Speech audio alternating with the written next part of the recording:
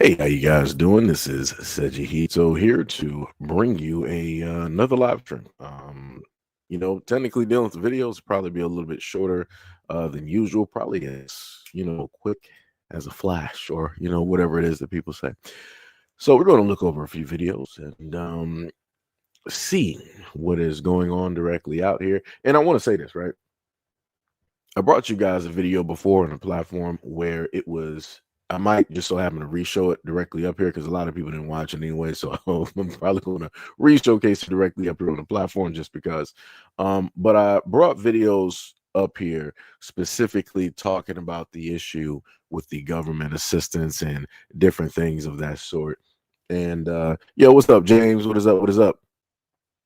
And I had some comments. I had varying comments, directly up there and everything of the sort. And I want to just specifically specify, I'm probably going to re-specify this once I bring that video back up, that in no way, shape, or form was I, as a content creator, trying to wish this directly on people. That's not what I said. I specifically stated to people that you have people that are generationally raising families. I'm talking about generation after generation after generation. I'm talking about, people just being upon there, just raising kids, raising families, having that safety net, and they're able bodied. The rest of the world, the rest of everybody else in America, they don't got that safety net, right? They don't got that safety net where it's like, okay, well, I don't got to do nothing for 30 years. Let me just, sit here and do whatever it is that I want to do and all this other type of stuff, right? Like I said, that was the main aspect of that I was talking about. People specifically using it as a crutch instead of going out there and doing what needs to be done, or messing up and going through trial and error in order to find success like everybody else has to do, right? That's mainly what I was referring to. But right now we're going to get directly into a video, and this is something that I've specifically talked about before when it dealt with um, white America and how it is that they themselves allow their drug dealers throughout their communities to take the lives and break apart their families and to, fill up a lot of morgues and grave sites. So let's take a look at what this woman got to say. The best way to get away with selling fentanyl is to be a conventionally attractive white woman from a middle or upper class family. At least that's what the formal records from the Charleston Police Department in South Carolina tell me. And because all cops are in fact bastards, and racism is inseparable from the criminal justice system at this point, the opioid epidemic is never going to go away because racism makes people incompetent. Let me show y'all something. This guy, Montez Forrest, was the suspected supplier in my brother's death. While this person, Alyssa Canfield, is the person who actually sold fentanyl to my autistic little brother. And despite the fact that the city of Charleston police were able to subpoena Alyssa's Snapchat records, that showed that she was not only dealing fentanyl, but also prostituting herself in order to buy drugs. Crazy. And despite the fact that Alyssa admitted that she sold the fentanyl, and formal records state, yes, this was her, Alyssa got off scot-free. Because Alyssa sold out her supplier and acted as a confidential informant. And so, instead of arresting the actual person who sold my autistic little brother fentanyl, they arrested some black guy who my brother had never even met. And they let Alyssa, who is an actual menace to society, off scot-free, which the Charleston police seem to have a pattern of doing, with Alyssa specifically. You see, while both Montez, the man arrested, and Alyssa are the same age, and have both had many, many interactions with the police, their stories are incredibly different. If you look at Montez's criminal records, every single interaction with the cops since he turned 18 either ended with having to get arrested or at the very least having to go to court, while Alyssa never even went to court for 2 hit and runs she committed. She didn't go to court for helping a minor run away. She wasn't seen as a suspect where a shady motel she was hanging out at was shot up for drug-related reasons. And when a cop stopped to help her and found weed in her car, she wasn't even given a ticket. It was taken and the cop said that he didn't want to pursue charges. A chance that Montez was never afforded.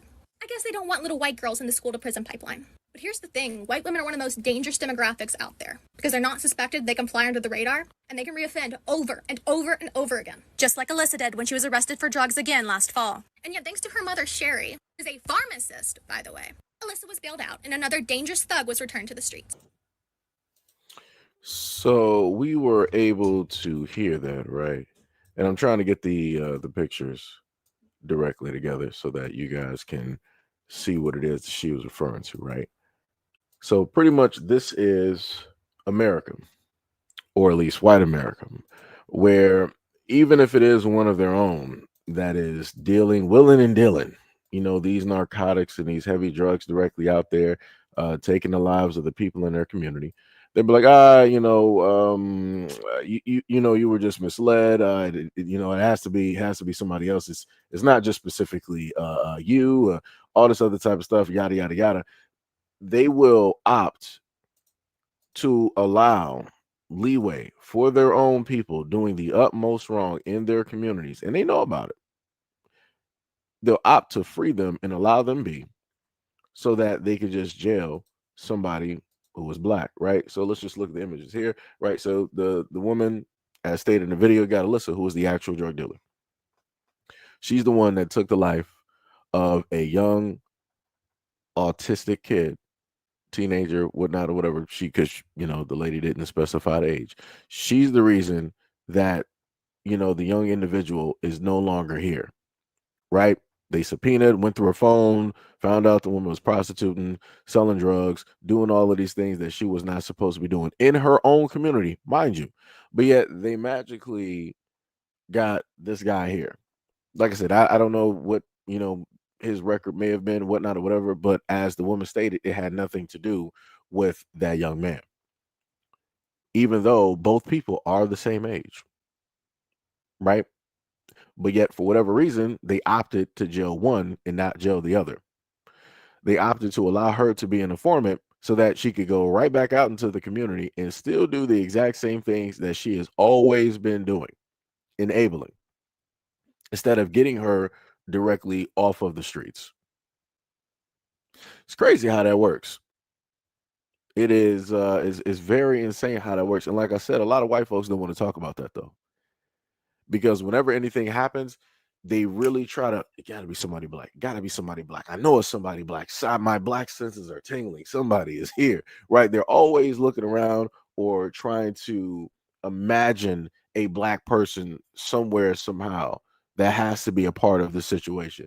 They can never see or look at themselves as the villains in any of these situations. Again, this is why Alyssa was freed. That's why she more than likely is still freed at this moment in time, and why that black guy down there is still locked up.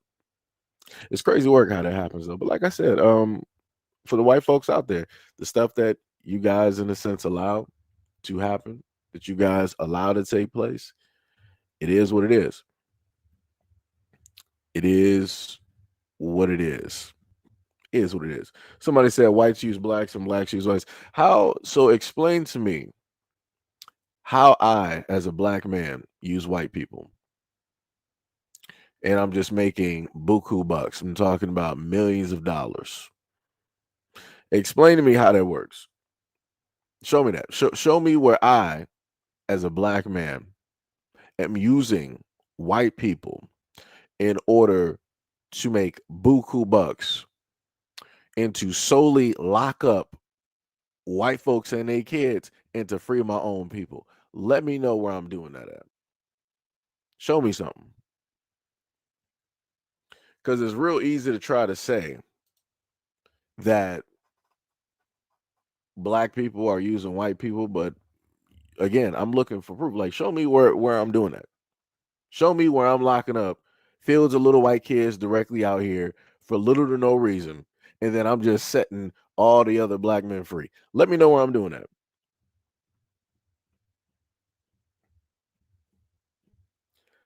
No. You can't sit up here. So at one angle, you want to sit up there and say you can't group every black or white person in a group nowadays, though everybody is different. But you just said whites use blacks and blacks use whites. You just generalized. You just grouped. So how are you going to turn around when I specifically ask you a question so that I can receive an answer, which I know you can't give me?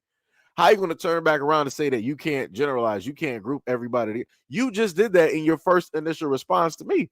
That don't make no sense. Brother, come on, man.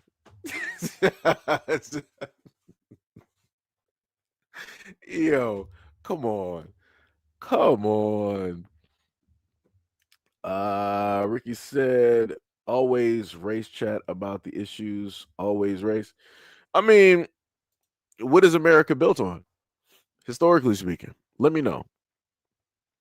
And the craziest part is that I always find it very interesting. 9 times out of 10, when I hear somebody having a problem with, me talking about race, 9 times out of 10 is somebody that's non-black. It's very few rare instances where the person individually is actually Black American, right? So I can already count that down and guess who it is that you are, right, with this comment. The other thing that I want to specifically mention is the fact that the video played, the white woman spoke on the fact on how the white community is being affected by their own white people selling drugs, but then somehow, some way, people are like, it has to be a Black man that did it, right? And somehow, some way, they can always find a Black man to arrest. But when it is the white counterpart, which is this Alyssa woman directly up here that took the life of a young white person in the community by selling drugs that are illegal, that should not be there, y'all never want to hold them accountable. And that's the main point. Like I said, I literally showcase a lot of this stuff. Number one, of course, I'm going to defend Black Americans because I am Black American and I know the history of American and what takes place. But number two, for a lot of y'all white folks out here, y'all just choose to be ignorant. There's nothing else. There's no other way that I can sit up there and put it. There's no other way that I can sit up there and place it. Y'all choose to deliberately be ignorant of the things that go on in your own community because the face looks just like you. Y'all got a lot of drug dealers directly out there in y'all communities. Y'all just keep it hush hush. Y'all just don't want to bring it up. We were like, we're not going to sit up there and make us, look bad. We're just going to, deal with it quietly, however it is that we deal with it, if we deal with it. But if we are going to make it a fuss, we're going to make sure that the poster child for it is Black. We're going to make sure that the poster child for it is somebody else who is not of our community, so we can dictate and say who the actual real enemy is. And to me, that's crazy.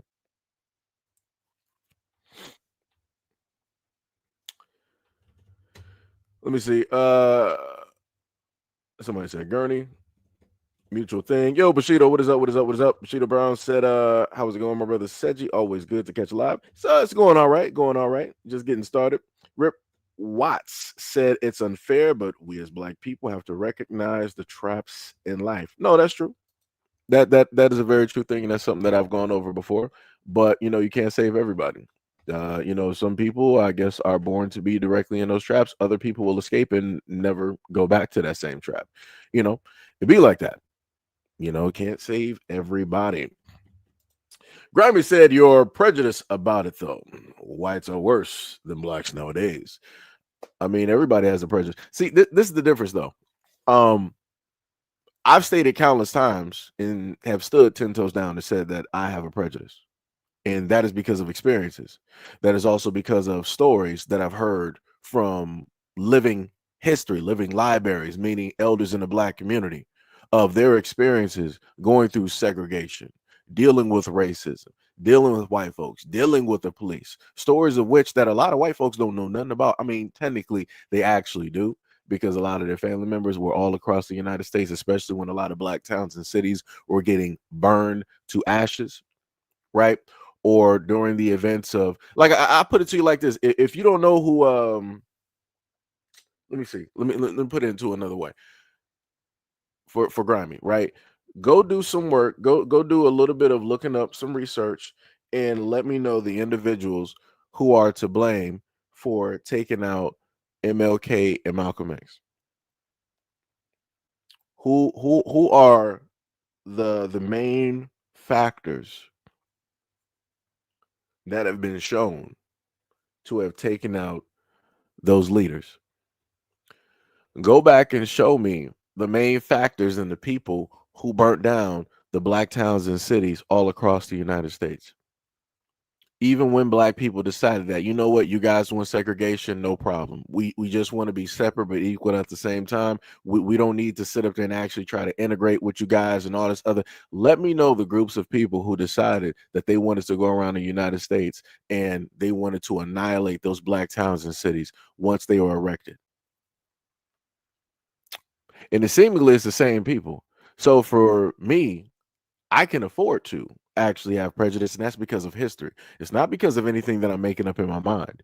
A lot of information that I have is also by way of the United States government, because these things are documented. So it's like, I don't know what else to sit up there and tell people. But the thing I will sit up there and tell you, Grammy, is that even with the prejudice that I have, I still give out warnings to other people that whatever it is that you just so happen to see historically that have happened to Black Americans in the United States is going to happen to everybody else. So I can be as prejudiced as all get out, but I can still sit up there and give a helpful, nice warning to a lot of people. The fact of the matter is that a lot of white people don't want to listen. They don't want to pay attention because they like to think that they're better and that their own government and police and military would never do anything horrible to affect them. But oh, people are so sorely mistaken, and a lot of white folks are going to have to learn the hard way. But it's going to be like that. It's going to be like that. It's going to be a lot of losses in the white community by way of their own government, by way of their own police, by way of their own military. And there's not going to be gangles of Black men that people are going to be able to, it was their fault. It was their fault that the government and the military set up there and attacked our communities. They had it confused, like Christopher Columbus looking for India. They didn't know where they were. It was the drugs that the Blacks. You can't. It's no way that you're going to be able to rewrite the story in order to make Black men the villains.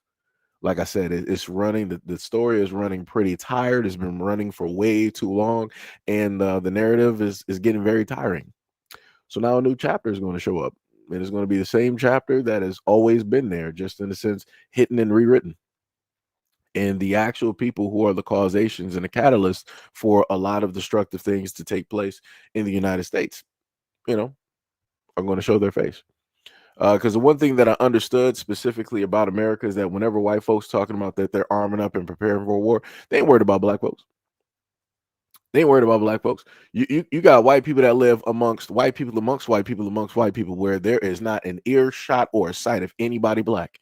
And you mean to tell me that you're arming up in all of those white communities because you think that somebody Black is going to show up? Gangles of Black men, 100 billion strong Black men are going to show up to rob you of all of your items, to take over your land and your house? No. White people are arming up themselves to fight against themselves. Whenever a civil war breaks out in the United States, you're going to see white factions take place. You're going to see states try to separate themselves from one another. Didn't we already recently, at one moment in time, you had like Texas trying to do that? At one moment, California, like that's what's going to happen. That has nothing to do with Black folks. It's going to be white folks doing that. It's going to be white folks that's going to be suffering the utmost, losses directly out here. It's white folks out here that got the utmost armaments and weapons, directly out here on the face of the United States. It ain't Black folks. It ain't Black folks. It ain't never been us. So, like I said, I look at everything how it naturally is. Everybody else wants to live in a type of fantasy. And, in order to have that fantasy, you have to either be in a dream or a daydream. And that's what a lot of white folks are in at this current moment in time. They're not really in a quote unquote reality, so to speak of. But soon enough, they will be. That's the best way I can put it. It's the best way I can put it. Somebody said the almighty Caucasian has to call the military in YNs. So superior. I mean, guess you're talking about Chicago. I guess I got a video technically on that. I will react to that in a minute. That's about 2 videos down before I get to it. Somebody said, why must Black race pay for what one person did? He's being prosecuted. Why target the Black race? Pink said, hey, what is up, Pink? What is up? What is up? Much love, respect, and appreciation. Oh, we got Gail in the building. What is up, Gail? Another person says single moms creating serial killers. I'm not sure what single moms that you're specifically talking about at the moment in time. I can try to guess, but only you know the actual answer. But again, I don't know what's like. This is when I ask for people to be specific, because normally if people want to talk about crime, they're specifically Black people. When anybody want to talk about murders, Black people. People want to talk about drugs, Black people. Now, when you list everything positive, it's everybody else that's doing the positive stuff. So people can be specific, but then in other moments, people choose not to be specific. I like for people to actually be direct. What single moms are you talking about? That's all I'm trying to figure out.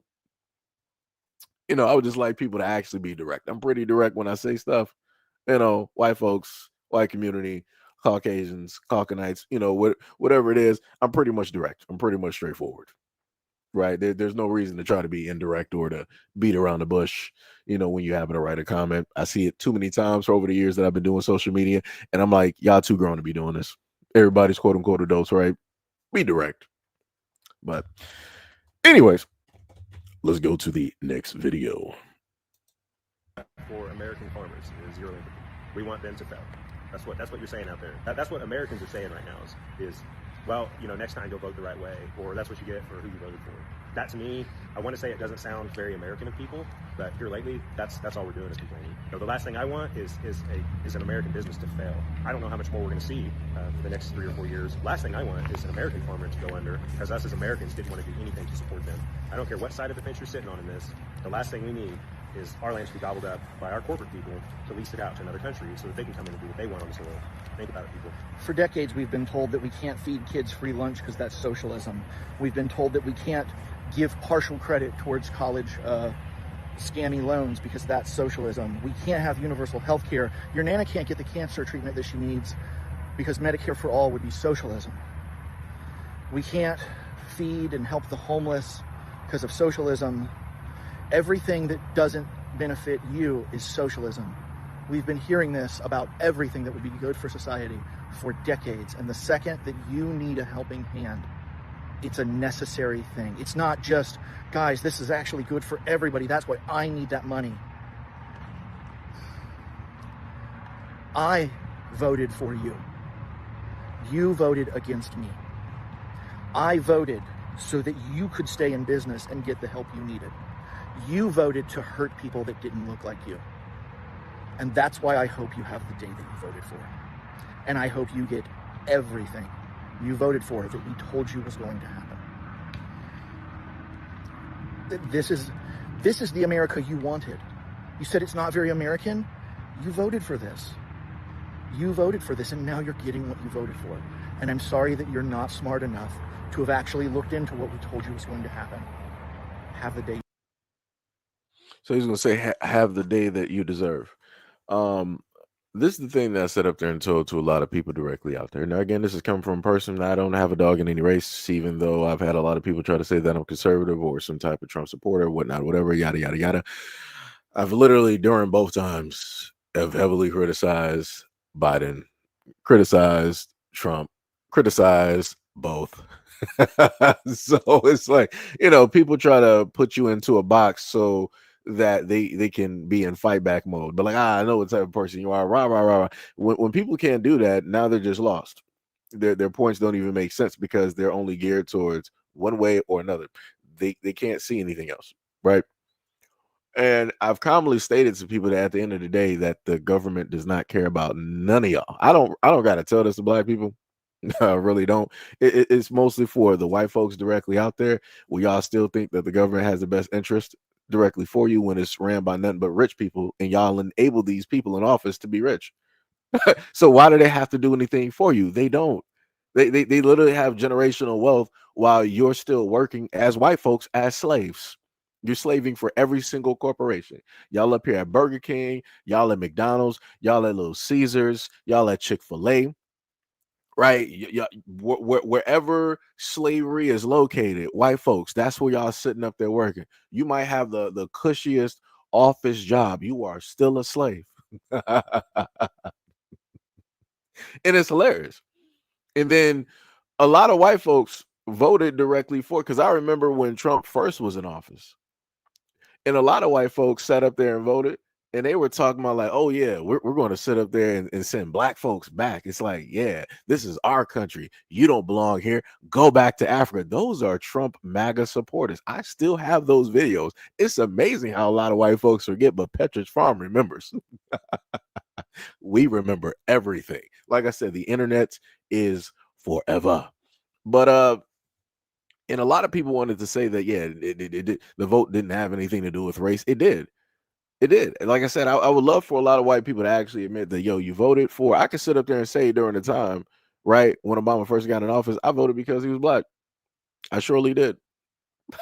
I surely did. Because I'm like, I've never seen anything like this before, and I'm probably never going to see anything like this before or even be a part of something like this. So I'm going to sit up there and vote. Like I said, I can be honest, and then I can also admit that, all right, ain't nothing actually come directly from that vote. You got me that first time, won't get me the second time, right? But like I said, I can admit faults and I can admit the things that I did. White folks can't seem to do that. They'll beat around the bush. They'll decide to sit up there and say that, oh, I'm not voting for Trump because he's white. He acts, he looks, he talks like me. He says all the things that I've always wanted to say, but I'm too cowardly and scared to sit up there and say. And he's basically the voice of me, but I can't even be the voice of myself. White folks are not going to sit up there and say that. They're not going to say that they're voting for somebody because they want the country to look back towards the 1950s and the 60s when white people were, in a sense, held on a pedestal and everybody looked up towards them or were fearful. That's realistically what a lot of white folks want. I get it. I understand it, right? You had a certain type of je ne sais quoi, right? Mon chéri. You had a type of glow, right? La toilette, right? You had that type of thing in a sense going on to cover up the smell and the stink. I get it, right? Because of all of the evil that you were committing and doing. I got you, right? And I understand how invigorating, right, it must have been to have communities or groupings of people fearful of you, right? You would sit up there and roll through in those sheets, and you would be, having all of your little items dangling out the side of the car, off of the mirrors and whatnot, burning crosses. Yeah, you was able to instill a lot of fear. You didn't really have to sit up there and do much. You automatically had people looking down at the ground whenever you talk to them. Yeah, that must have been very invigorating. Too bad we're not in those times anymore. You had a good run. You had a very good run. You had a great run. You had an awesome. Let me clap up for you. You had you had an awesome run when y'all were sitting up there doing that. And you also made sure, and I want to make sure to sit up there and state this for anybody white listener or anybody else. White folks made sure that whenever they did all of these crimes and whatnot, they made sure to put God first. I guess people forgot about that. Whenever any of these crimes were committed, they made sure to put God first. God did. Shout out to DJ Khaled. White people made sure to do that because I got pictures of white folks in all of their hooded glory directly in the churches, putting God first. Ain't that something? Ain't that something? That was not that long ago. Like I said, my grandmother passed when she was like 83, 84. She done seen y'all. She was from down south. She done seen y'all. I promise you. So it's crazy to me that when a lot of people want to say that a lot of this stuff was so long ago, no, it wasn't. This was just one grandparent. Y'all like to play games. This is only one grandparent. And we got tons of grandparents who have lived the exact same lifespan as my grandmother or exceeded that lifespan. You got some black grandparents out here that's 90, 100. So how do you sit up there and try to tell black Americans, all of that stuff that y'all talking about so long ago, nobody alive today can even, no, actually there are. You just not trying to look for them. You trying to do everything possible to make sure that those people no longer exist in order to further shut down the argument so that people can no longer bring this up. Like I said, I see what people are doing. I see what people are doing. But it's like a lot of other people don't pay attention to how they're trying to do this landscape and get rid of certain things, certain necessities that are supposed to be there. Every elder in the community is a library.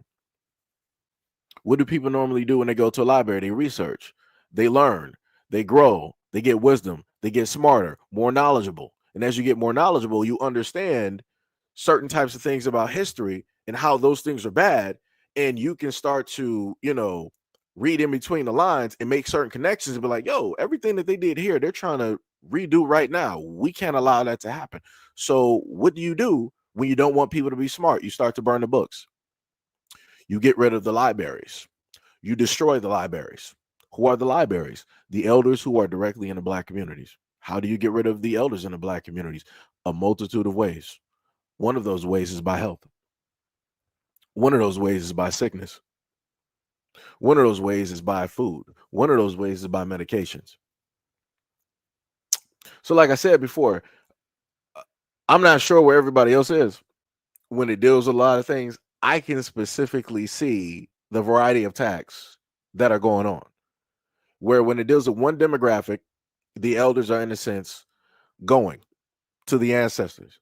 But when it deals with a whole nother demographic, they're making sure that those elders stay alive for as long as possible.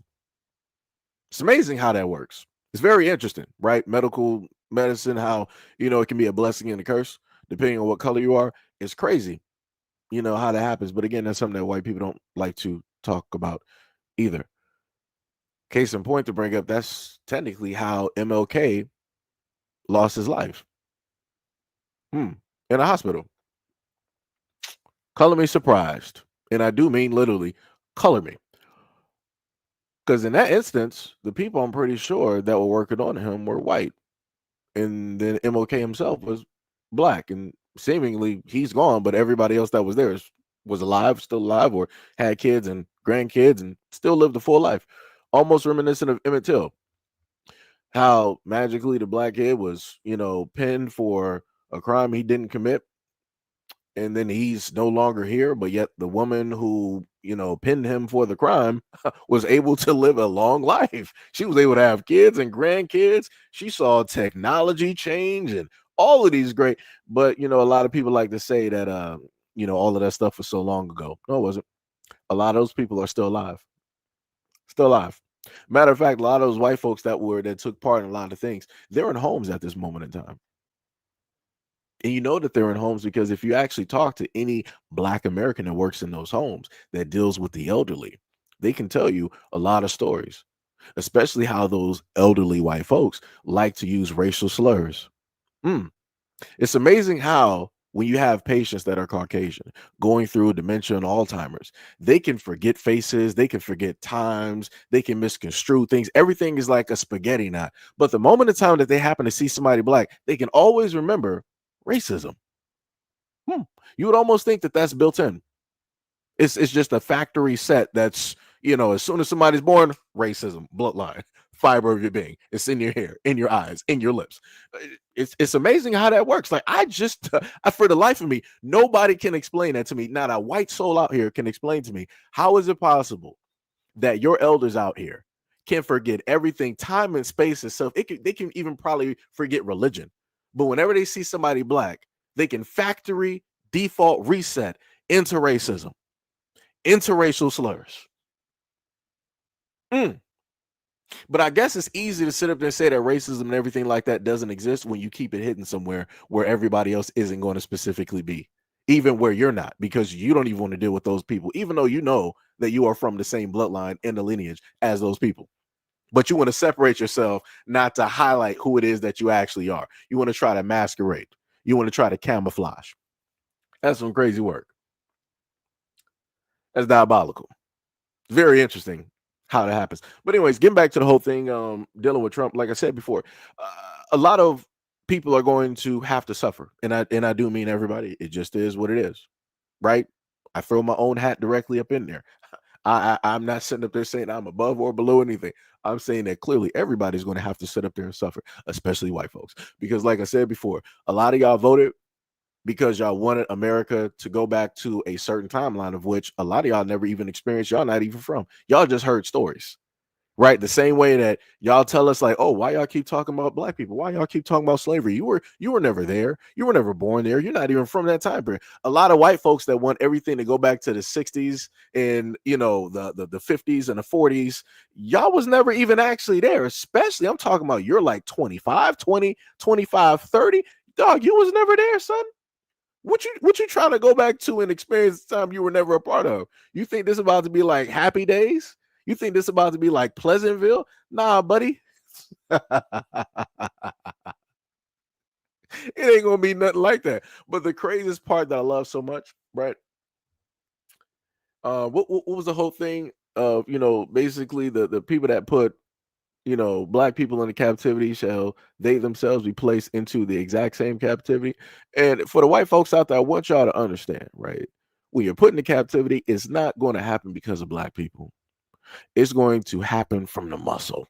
It's going to happen directly from you, your military, your police, and your government are going to put you away because you're not doing the things that you're supposed to be doing, right?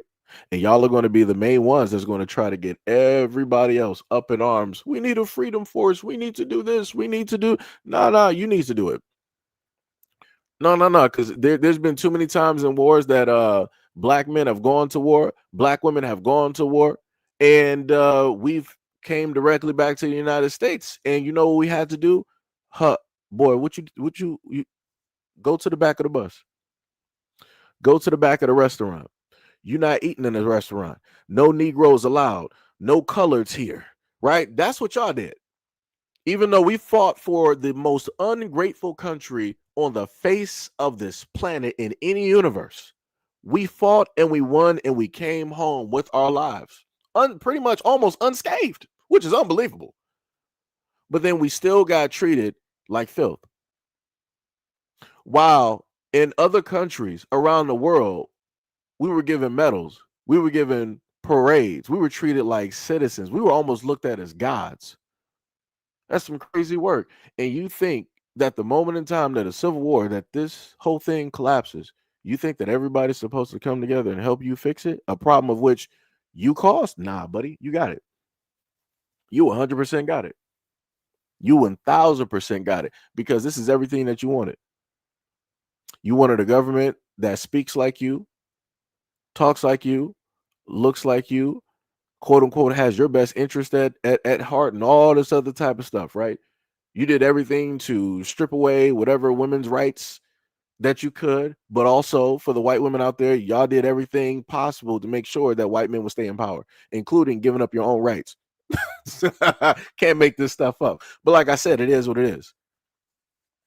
Because the grip of that power, whatever crown, whatever scepter that y'all holding, that bad boy has been slipping for a long time. You no longer have an iron and a steel grip. That boy is looking weak. I'm talking about 95-year-old weak.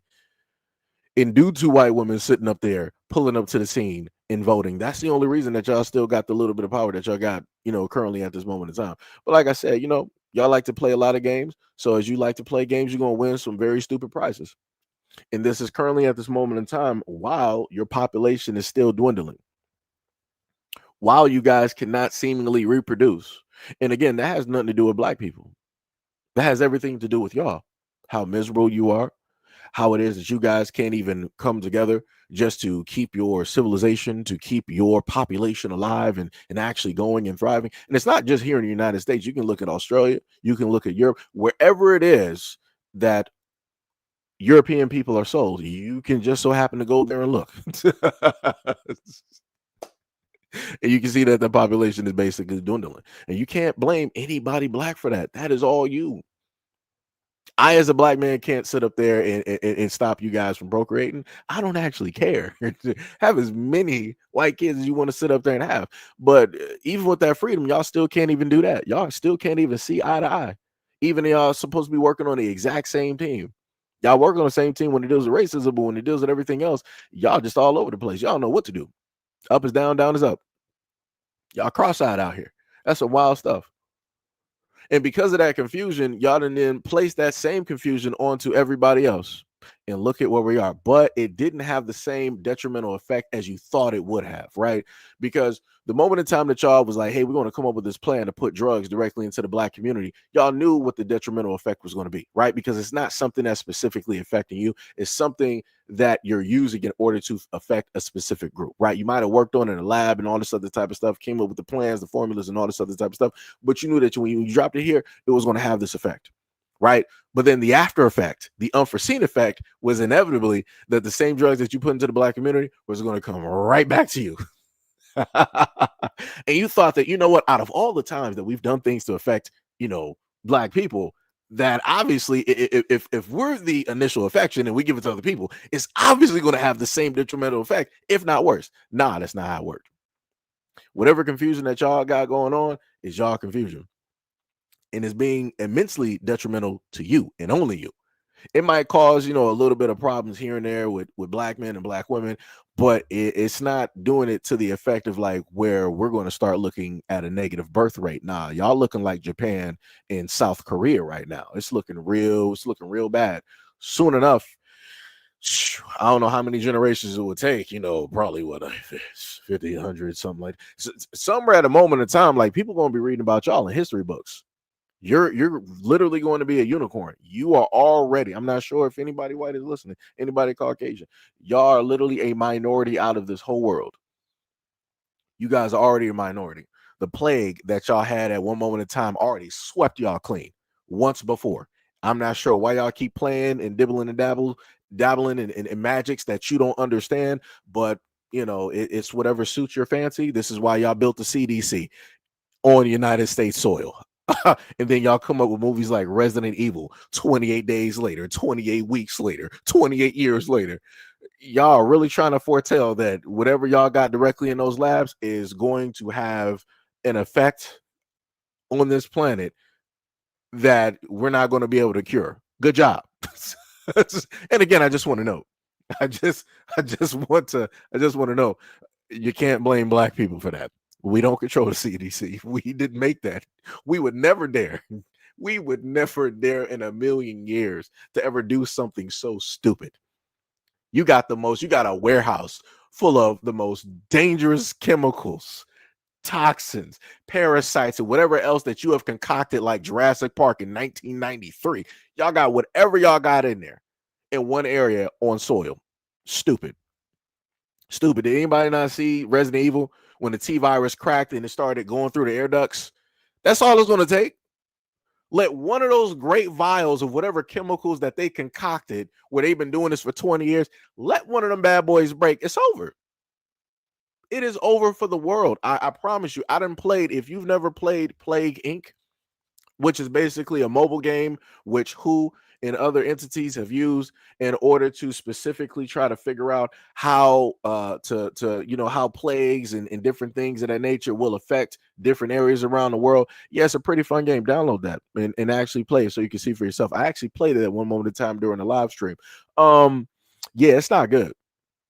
It's not good. I can give you about 3 areas that can get hit very quickly because of different climates and because of cultures, of how quickly different fungal infections, different types of bacteria and illnesses can basically take hold real quick. Like I said before, people don't even understand. A lot of things are put directly in front of you, and people just don't pay attention. And I'm just highly baffled. And again, I'm looking directly to you, white people. I'm looking to y'all. Y'all got all of this information, all of this entertainment, and y'all don't even take it a little bit serious.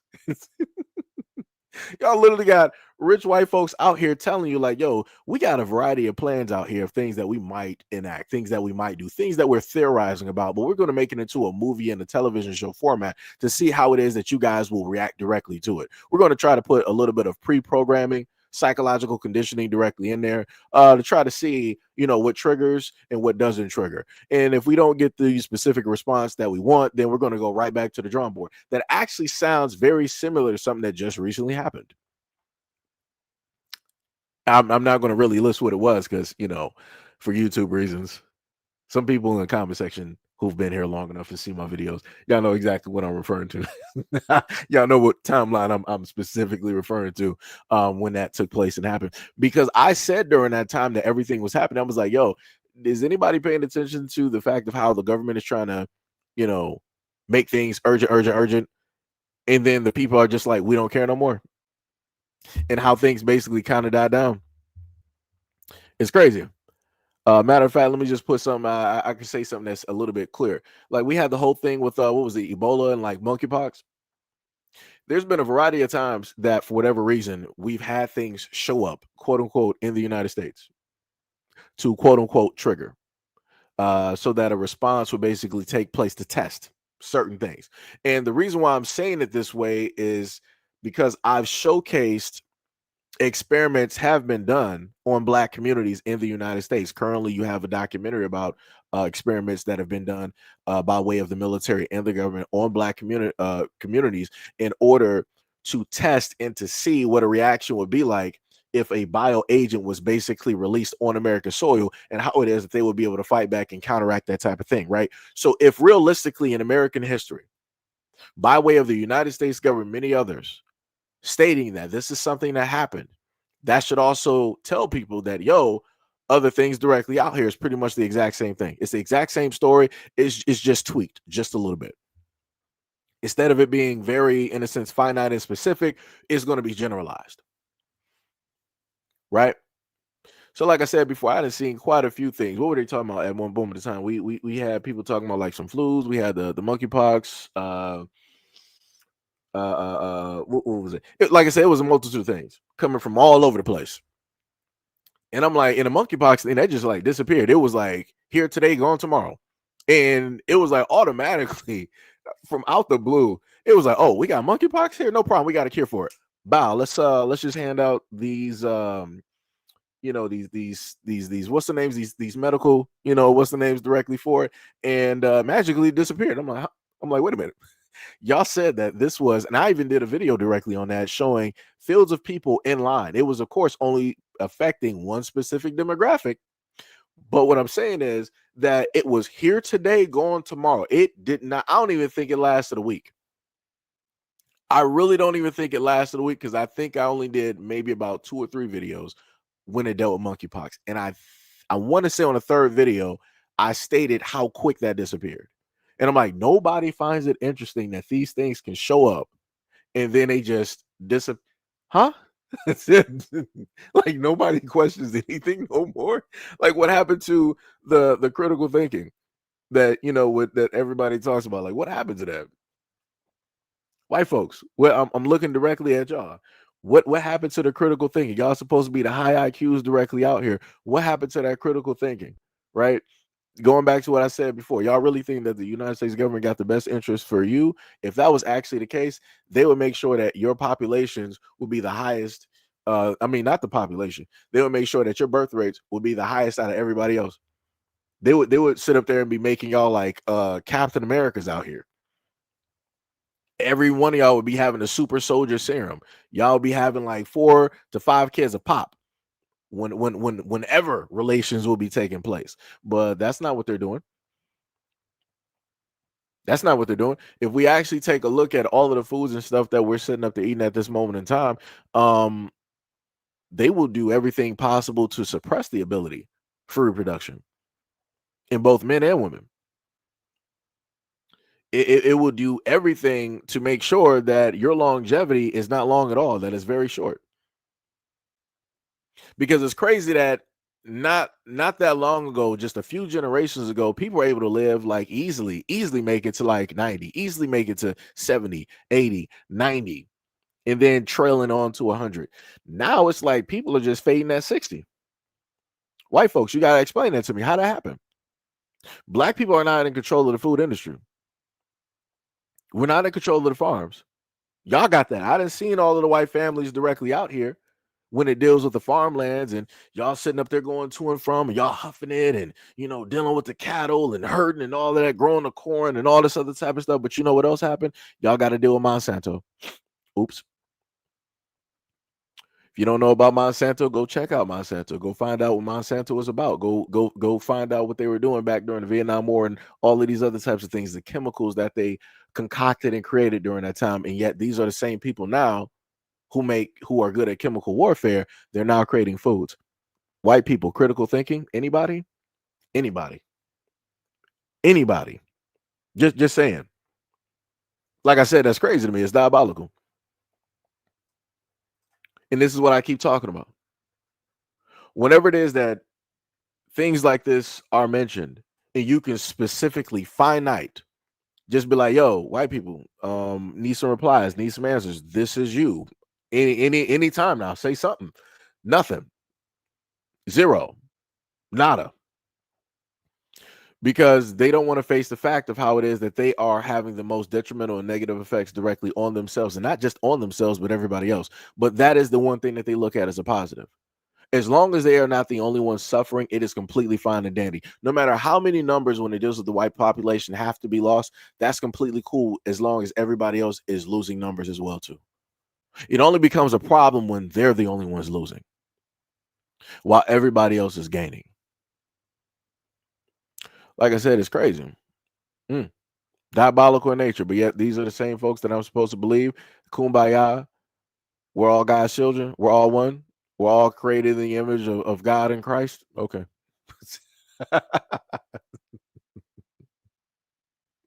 No matter where it is that I look, I can always point to a type of evil that have taken place on American soil and how that same evil have always used Christianity. It's always had a cross somewhere, somewhere, somehow, always at a cross, right? Always got to make sure to put God first, right? Whenever y'all wanted to sit up there and talk about segregation, and y'all wanted to talk about racism and let black people, you don't belong in this neighborhood, y'all wanted to burn the cross, y'all made sure to put God first. Y'all made sure to put God first and put the fear of God in black people. Y'all made sure to deliver that message. That's crazy. It's very interesting how a group of people can turn a message of love and a symbol of love into a symbol of hate and fear. It almost sounds reminiscent. It sounds very familiar of a certain group. I don't know. I can't really put my finger on it, but I'm pretty sure somebody else knows what I'm talking about. But anyways, that's enough of me going yammering. We got videos to look at, so let's just go to the next video. Okay, I need you to listen to me very closely here because what I'm about to tell you is pretty disturbing. There's a disease that's spreading across the United States that most people have never heard of, but they should. It's called Chagas disease. And the CDC now confirms it is an endemic here in the United States. That means it's not just imported from other countries anymore. It's established here on US soil. It's part of our environment now. Chagas is caused by a parasite carried by the so-called kissing bug. These insect bites leave waste near a wound, and when you scratch that bite, the parasite can enter your body and your bloodstream. And here's the dangerous part. You might not feel sick at first, but years later, Chagas can attack your heart or your digestive system. It's known as a silent killer because most people don't even know that they even have it. I can have it, and who knows? We don't know. How big is the problem? Infected bugs have been found in 32 states. Human cases have already been confirmed in states like Texas and California. And yet, fewer than 2% of infected people in the US even know that they are even carrying it. The CDC is warning that we need more testing, more awareness, and better treatment access. The good news is, if it's caught early enough, Chagas can be treated. But the first step is knowing it's here. So, an endemic among us and no longer something we can ignore. This is an endemic, and many states are infected, and many people are being affected by this. So I'm putting out this video to make awareness of what's happening. Leave a comment down below what you all think. Man, I can't go through a whole nother COVID situation. This is crazy. Right. So you heard somebody in the medical field basically talking about a potentiality of something that can have, in a sense, everlasting effects, right? Because you can be bit one time, but I guess the parasite or whatnot can pretty much be dormant for decades, years, whatnot, or whatever. And then it could just decide, like, okay, I'm just going to start to wreak havoc directly on you and you're out of here. Right. So like I said before, it'd be like that. It'd be like that. I guess we'll see what the reaction with the climate will be if the news decides that they want to report this over a 24-hour span. If they want to try to hype this up, they want to get some talking heads directly on CNN, MSNBC, Fox, and all these other types of places to really hype it up and really push it home, right? Because that's normally what the media does. They don't do anything to calm down people, to really educate people. It's always hysterics. It's always to raise a person's blood pressure. It's always to get people in a heightened sense of fear, to always have that adrenaline rushing, right? And people know that the moment of time that adrenaline is rushing, it feels great. It feels good. You're on cloud nine. You feel like Superman. You feel like Hercules. But once that adrenaline is gone, your body is tired. You're technically in a weakened state. You're technically in a more vulnerable state. You're technically more susceptible. So like I said, this is why I try to tell people before that you got to be very cautious of a lot of the things that are, directly out here. The variety of different forms of media. Like I said, the moment in time where you start seeing mainstream media repeatedly talk about something, they're trying to get a rise directly out of people. They're trying to get reactions out of people. This is when they start putting their famous talking heads directly out there to really start pushing home the point. And when that doesn't work, they'll go to their other resort. It's like, oh, let's start getting your favorite celebrities to talk about these issues, right? Because they understand that the climate that we're in now, that people don't watch the news like they used to watch. A lot of more people are online versus basic cable or just basic television in general. So a lot of people get their information from more online than versus going on the news. It's mostly the older generation that still is watching broadcast. Everybody else that's newer is online. Even, quite a few of the older generation, they're on the internet as well too. So again, they got to go for the next go around, which is getting the celebrities involved. I showcased this by way of I forgot what was that woman's name that was down there in Georgia. Whatever her name was, she had Meg the Stallion and she had Meg the Stallion, Lotto, and a few other, Stacey Abrams.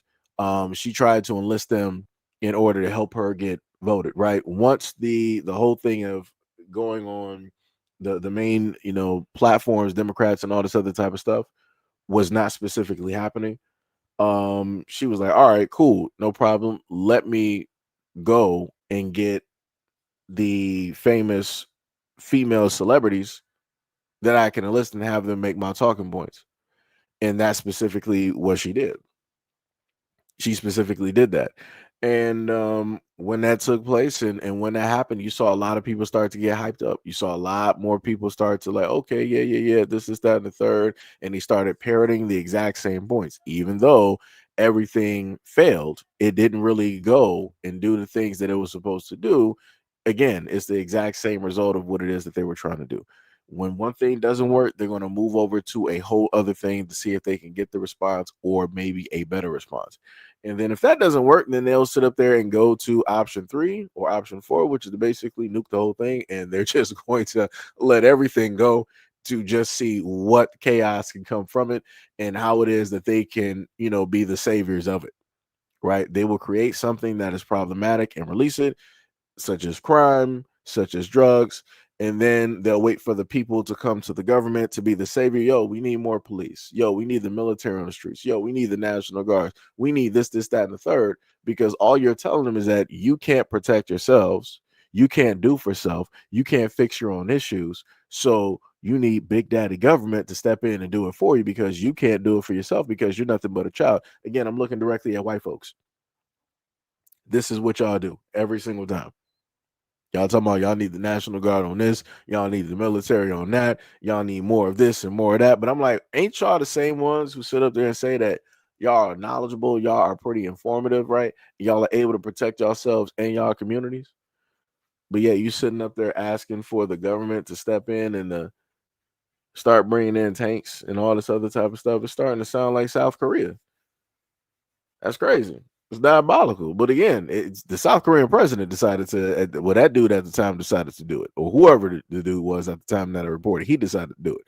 This moment, you got the people asking the government to do it. It is such a foolish errand to ever ask the government with open arms to do anything for you. You are all fools, and you are going to learn from that very foolish mistake. But like I said, when a lot of people think that the people that look like them are that have the best interest for them and that they can do no wrong, it be like that. So like I said, for white folks out there, y'all gonna be suffering a lot all over the place. It don't matter if it's medically, if it don't matter if it's food, don't matter if it's education, it don't matter if it's protection, when it deals with your community or with the country as a whole. It's gonna be a lot of suffering going on, and it's gonna be at your hands and your feet. And you ain't gonna have not a black male soul to sit up there and blame on this. This is why I keep bringing up that, what is it, 33 or 37 trillion dollar debt that we got? Yeah, that's y'all. Hold that. Hold that. You don't let the government sit up there and spend whatever monies that they wanted to spend, on top of the fact of the government doing whatever they want to do with American taxpayer dollars. But then when you need help, white folks, when you need help, you got to beg and plead with the government. But y'all out here losing houses, losing cars. Now your marriage is in a disarray because you, as the man in the house, cannot do things because hey, you might have got laid off of your job and it didn't have nothing to do with you. And now you need the government to help you. And the government's like, nah, Josh, you got this. Handle this yourself. If you get a divorce, it be like that. Figure it out. But we'll be here to make sure that Sharon will put you on child support. We'll make sure to set up and get a cut of that check though. But buddy, you better figure it out. Woo! Let me tell you, y'all gonna have to, man. Y'all gonna have to figure that out. Let me tell you something. Y'all gonna have to figure it out. But anyways, let's go to the next classic video, and this one is dealing with Chicago. Talking about something Chicago about to find out why it's called the Department of War. You about to find out why it's called the RAC. Goofy ass. We ain't scared of. Shut yours up! You killed me with that dumbass. I got a 100-round drum switch. Pussy slap the out you. Nobody else. You put your ass in handcuffs. Just slap the out your again.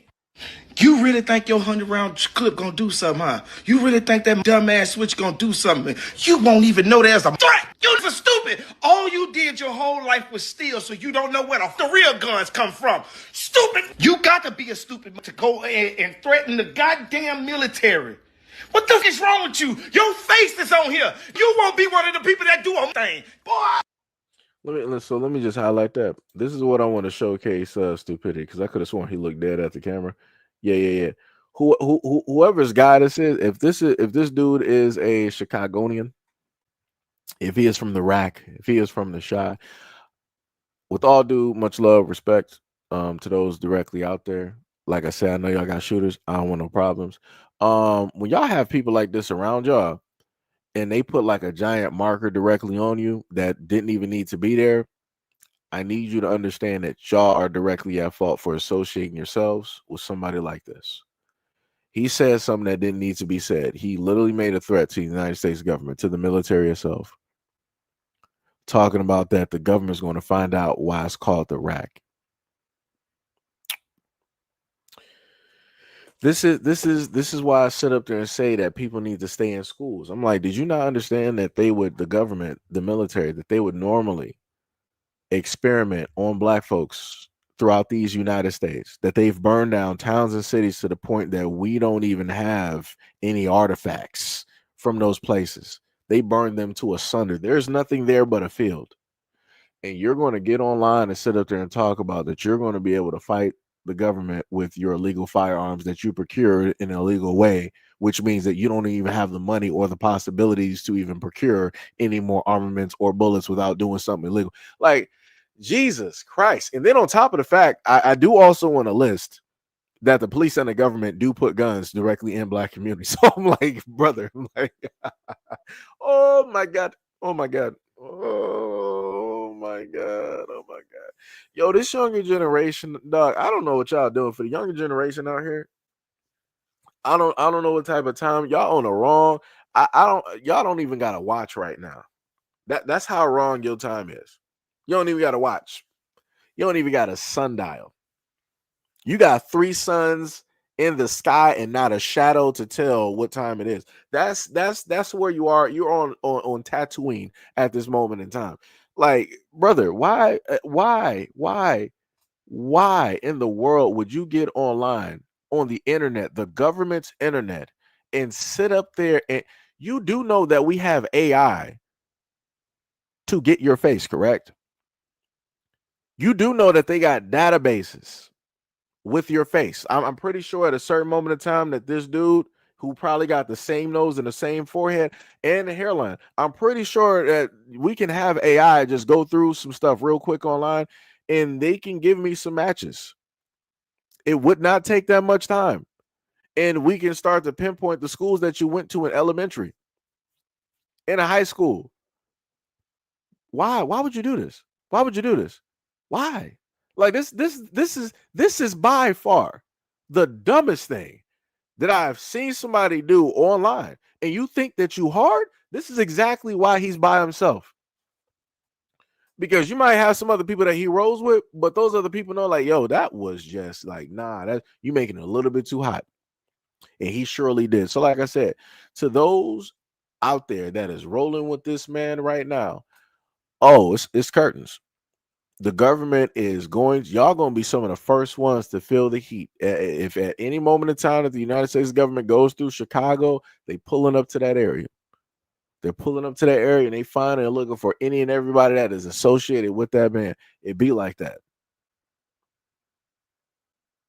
It be like that. It's almost in the same vein that people normally say that the son has to pay for the father's sins.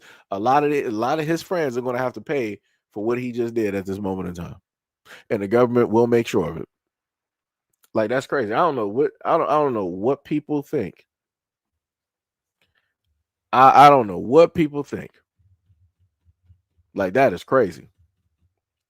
That is diabolical.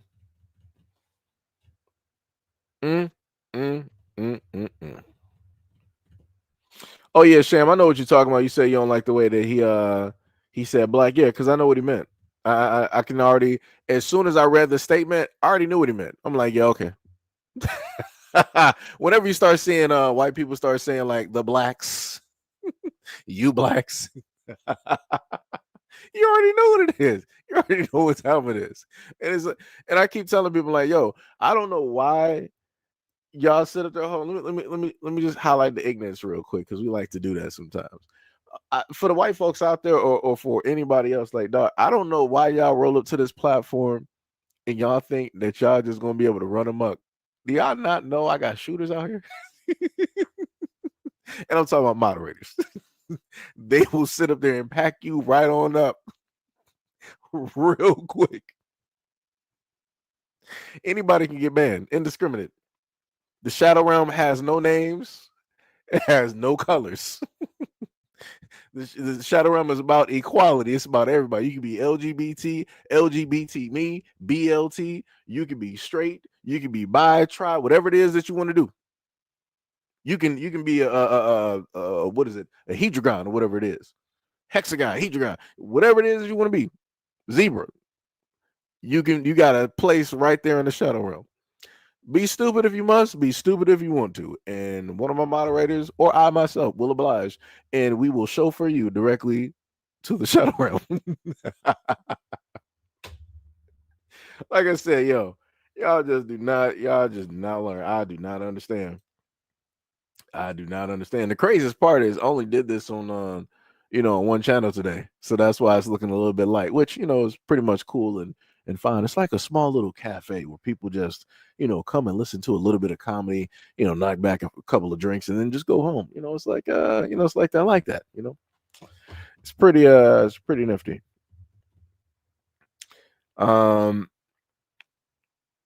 What else we got directly in here? Somebody said you blacks are racist. Well, it'd be like that. It'd be like that. The beautiful part is I want to highlight and dedicate you going to the Shadow Realm by highlighting your comment so that people can actually see who it is that you are and who it is that you voted for and who it is that is the picture that you love so much, your daddy. And you're now to the realms. It'd be like that though. It'd be 100% like that. D Money said, hopefully he comes back. Sham said the weirdest part is that I've banned him before and he keeps adding a D to his name and then coming back. LOL. It'd be like that. Like I said, people got 9,999 different Google accounts directly on here that they want to troll by. This is how you know that people just don't have a life, like, at all. Like, they sit directly at home and this is just what they decide to do. Instead of like, they could be doing like Forex. They could be, learning about stocks and bonds, actually making money. Nah, they don't want to do none of that. They just want to do this. And that leads me to think that, again, a lot of the people that are able to sit home and just be racist, I know you got to be on Section 8. I know you have to be on some type of government assistance because this is the only way that you can have that much time. All of y'all that pull up here ain't rich. Y'all don't got Daddy Warbucks type money, Mr. Monopoly type money. Yeah, ain't sitting back on an estate. And anybody that's rich and sitting on an estate would never even be here. So like I said before, that only leads me to one other thing. You're on government assistance.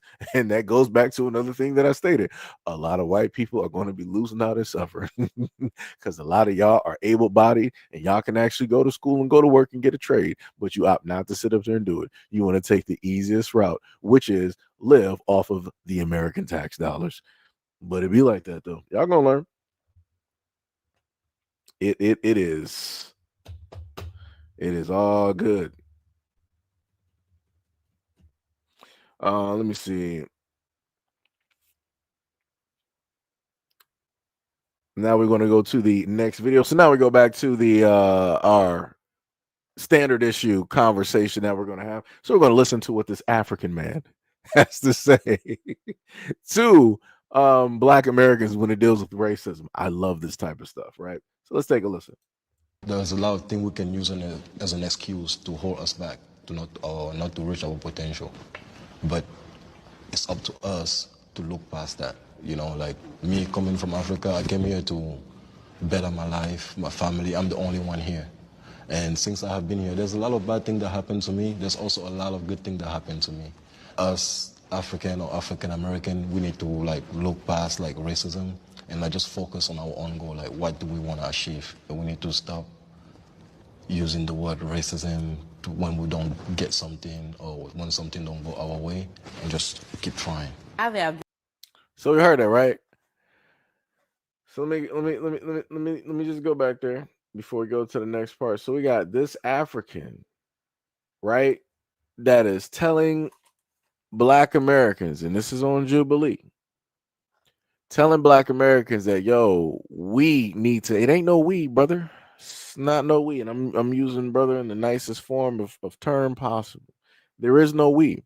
You are African. I am Black American. It is two different things going on here, two different lineages, two different types of history. Because none of the Africans have the history that any of my grandparents have in this country. Not at all. So to sit up there and try to generalize it and say that we need to stop using the term racism, mind your business. Mind your business. This is why we keep sitting up there saying, for anybody else that is not Black American, kindly just shut up. Especially if you're trying to sit up there and tell us to not focus on the things that have always been present and always going on in this country. Nah, brother, go back home. Go back home. Go right. I don't know where he came from. He needs to go back. He needs to go right back. You don't have a say-so in this you shouldn't even be in this conversation. That's like me speaking on his people in his country, speaking on the politics over there, telling them what it is that they need to sit up there and do. Nah, bro. Realistically, it ain't my business. Technically. But if you get disrespectful, then I'm going to sit up there and make it my business. Right? Like I said, just because you came here, that's all you need to do. Just respect the fact that you have the ability to come here. No, Black Americans are not asking Africans at all for their input. It'd have been different if we asked y'all for y'all input. We are not asking you for your input. We're not asking you to say nothing. Mind your business. Mind your African business while you're here in America. Just do that. It's very much that simple. We don't need your input. You can't tell us nothing. You can't teach us nothing. Because if you could, you would have been lifted up and raised your own people. Matter of fact, you wouldn't even be here because you would be able to raise up and lift up your own people and have them actually move forward versus staying in the exact same stagnant situations that they're in currently. So how are you going to sit up there as an African, a runner and a fleer coming over to America, trying to help and tell Black Americans what it is that they need to do, but yet you ran and you fled from your country for a better life? Huh? How'd that work? What? Where you coming from? What? That's beyond a hop, skip, and a jump. Like that's some teleportation, jutsu. That's some space and time Renegon type stuff. I don't know what's going on here. Like I said, man, these Africans, I don't know what type of time that y'all on. I don't even know if y'all got clocks. But y'all need something, because y'all need to figure out when to speak and when not to speak. And every single time that y'all in the United States and the topic is around Black Americans, always know not to speak. It ain't no reason for you to speak. It ain't no reason for you to speak. And then you got the nerve to sit up there and say that, oh, I've been in America and, some good things have happened to me and then some bad things. I don't care what happened to you. I don't even care who did it. It don't have nothing to do with Black Americans and the history that we got in this country and our battles with the United States government and whoever else. It don't got nothing to do with that. So put whatever you got going on to the side, where you exactly need to be, to the side, because you are an outsider. You were not born and raised here. Even if you were born and raised here, your parents and your grandparents are fleers. like I said, we got two different types. Like, let me go back to the one video that I gave to y'all before, where it was a let me see if I can find that video real quick. Hold on, because we ain't about to do this. Because this is something that I realistically actually want to happen in the United States, and it was a woman that I gave you guys a video on. Let me see if I got her in the back. And she specifically stated that what needs to happen. Let me see. That's 9084. Okay, I got that. 9084. Let me look at that real quick. 9084. So it should be that one. Make sure. Oh, nope. That's 907. 9084. There we go. This one. They acted like they grandparents. Right now, it'll be real easy to see Black American culture. If everybody went in their house, grabbed the pictures of their grandparents, and acted how their grandparents did in that picture, it'll be real easy to see Black American culture. There will not be no discussion on what is Black American culture. They don't have. If everybody, it'll be real easy to see. Not one group of people gonna walk around looking the same, and it's gonna be a bunch of other people. I'm just saying. I'm just saying.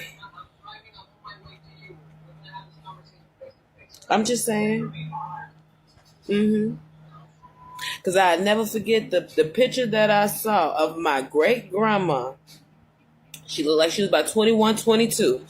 Was on a boat, on a cruise. Now this is the lady that don't cuss, ain't never said the R in my name a day in my life. She called me Cody. I mean, sweet old lady, you know, she called us heathens all the time. In this picture, she had black lip liner on, gold rings and everything. And I was so blown at the look of the picture, I say, oh, you know, when did this person exist? She said, oh, baby, that's back when I used to cuss. So I'm just saying, for all the people that make Black American culture a topic of discussion of what is it, do they have a culture, and all these other type of things, imagine a world where everybody acted like their grandparents. You went in that house, however your grandparents act, that's how you go out into the world and act. We need to have one day where everybody do this. Where everybody collectively across America walk out the house in the entire day. Act like their grandparent did at that age.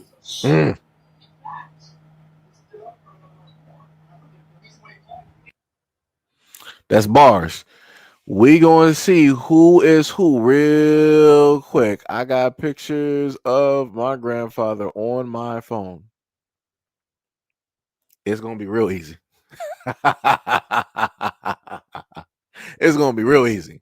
It's going to be so easy. Like I said, I would love to sit up there and see all of these African cosplayers who want to sit up there. Oh, they're just American. All right, no problem. Let's see. I want you to be your grandparents back when they were in their 20s. Let's see what's happening. Let's see if they're American or not. Let's see what y'all was really doing, where you was really at. Because I can sit up there and show you what my grandfather was sitting up here doing. And that was during the era like the Black Panthers and them. Whoo, boy, it's easy. Easy work. Easy. I can go out there and buy something real quick. Oh boy. Oh boy. I might not be able to walk out with a firearm though, but it'll be real easy to sit up there and do that real quick. Ah, man, I don't got my fro no more though, but yeah, still, you know, it's some easy work out here. But like I said, for these Africans and whatnot, yeah, they can't do that. They can't do that. Many, like I said, a lot of people ain't gonna be able to do this. Not gonna be able to do this. And this is when I simply say for a lot of people, like, yo, just be honest on who it is that you are. You don't got to sit up there and fake the funk. You don't got to sit up there and make it seem like you are a part of us. It is completely cool if you are not. It ain't nothing wrong with that. It just becomes a problem when people want to hide a masquerade, and then they want to start critiquing and they want to start really bashing Black Americans as if they are Black Americans. I'm like, you ain't even like what's happening? What are we doing? How do we get here? Because I would never sit up there and bash somebody else's people like that. Like I said, anytime I told people before, anytime I give a response as a Black American, it's because of the things that people have said specifically online. There's a lot of groups out here I wouldn't even have known even existed or places around the world if people didn't open their mouths and start talking sideways about Black Americans. Like I said, because of y'all mouths out here, y'all people's mouths, y'all done automatically made me aware that you exist, and now you are on my radar, and now I'm looking for you every single time. I'm looking for you every single time because I know that if you said something once, you said it a second time, you're going to say it 3, 4, 5, 8 to the 10th power. You're going to say it 100 more times because you just want to do it. That's what you about. You ain't about nothing else. You ain't about fixing your own people, saving your own people. You ain't about pushing your own people forward. You ain't about educating them. You ain't about sitting up there trying to uplift them, pedestalize them. You ain't about none of that. You're about self. And that's what I see from a lot of these Africans directly out here. Only for self. Some of the most selfish individuals I've ever seen in my life. Because I'm like, with all of the PhDs that they say that they got, with all of the masters and all this other type of stuff, I'm like, y'all places back home should be booming. Every place around there should be like Wakanda or something, or a Wakanda scenario, but yet it's not, because people talk about how prideful they are, but they showing you in reality with actions how much they really don't care. But I guess people don't like to pay attention. It's crazy. It is crazy. Sham was like, they can't even make Kool-Aid. Yo, and that is simple. Kool-Aid is simple. It is not that difficult. It is not that difficult. It is not that difficult. Like I said, a lot of Africans, a matter of fact, I put it to you like this: a lot of Africans don't even know what brown Kool-Aid is. Those in the Black community, we know what brown Kool-Aid is. We know the mixtures. We know how to go to and from and all this other type of stuff. Like I said, we walked around. Like I said, growing up, I remember having the clear sandwich bag, and you sitting up there paying somebody like a few cents or whatever just to get a little bit of the strawberry and the strawberry Kool-Aid. You mix it up with strawberry sugar, put it in the bag, and that was basically your candy. Stuff like that. And growing up, let me tell you, that was one of the rarest packs of Kool-Aid, because that was always gone.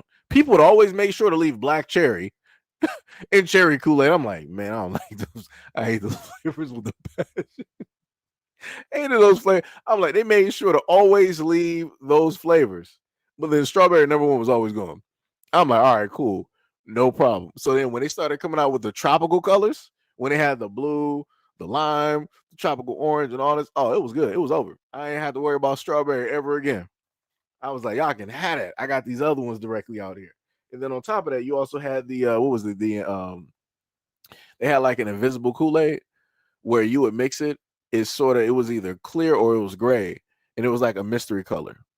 But it still sort of kind of like tasted tropical or whatnot. Like I said, dope stuff. Like I said, they don't know nothing about that. Like very simple childhood things growing up in Black America, they wouldn't know nothing about. Like I said, it's certain things like we can hold up an image or a picture, and you can ask a Black American, like, what do you hear? They don't know nothing because they didn't grow up in a Black American household. Like I said, there's so many different things that we can sit up there and do that is culturally just there. And it's like a lot of other people don't even especially Africans over there in Africa, they don't know. They don't know nothing about nothing. And they be like, yo, Black Americans, y'all don't got no culture. I can hold up a picture and I'm like, tell me what you hear. They'll be like, what do you mean? What do Black Americans? Is this a trick? What do you mean? What do I hear? You can't hear nothing from a picture. This is that and the third and da da da da. This is just stupid and dumb. This just further proves you have no culture. Right? They would start doing all of that. But it's like when you ask a Black American the exact same thing, what do you hear from this picture? They can sit up there and tell you. They can tell you smells. They can tell you sounds. They can tell you memories. They can tell you the day. Like I said before, when we happen to talk about culture, there are it's a rabbit hole that is almost endless on the amount of information and stuff, the amount of details that we can give. Africans and many others cannot do that. Like I said, they don't know. And it's cool that they don't know. Like I said, like if we start having these conversations online, then you're going to start having a lot of them start faking. It's like, oh yeah. I can hear this and that. No, you can't. No, you can't. No, you can't. Like we can tell you days and times who was at the front door, dealing with that with the picture of like that sound and all this. Like, man, nah, get away. Just know you're not a part of everything. It's okay. It is okay. It is okay. It is okay. Shan was like, I used to sell those little sugar Kool-Aid packets in school. Bars. You said black cherry was nasty. It still is. It still is. I hate that with a passion. You said it was iceberry, if I remember that one.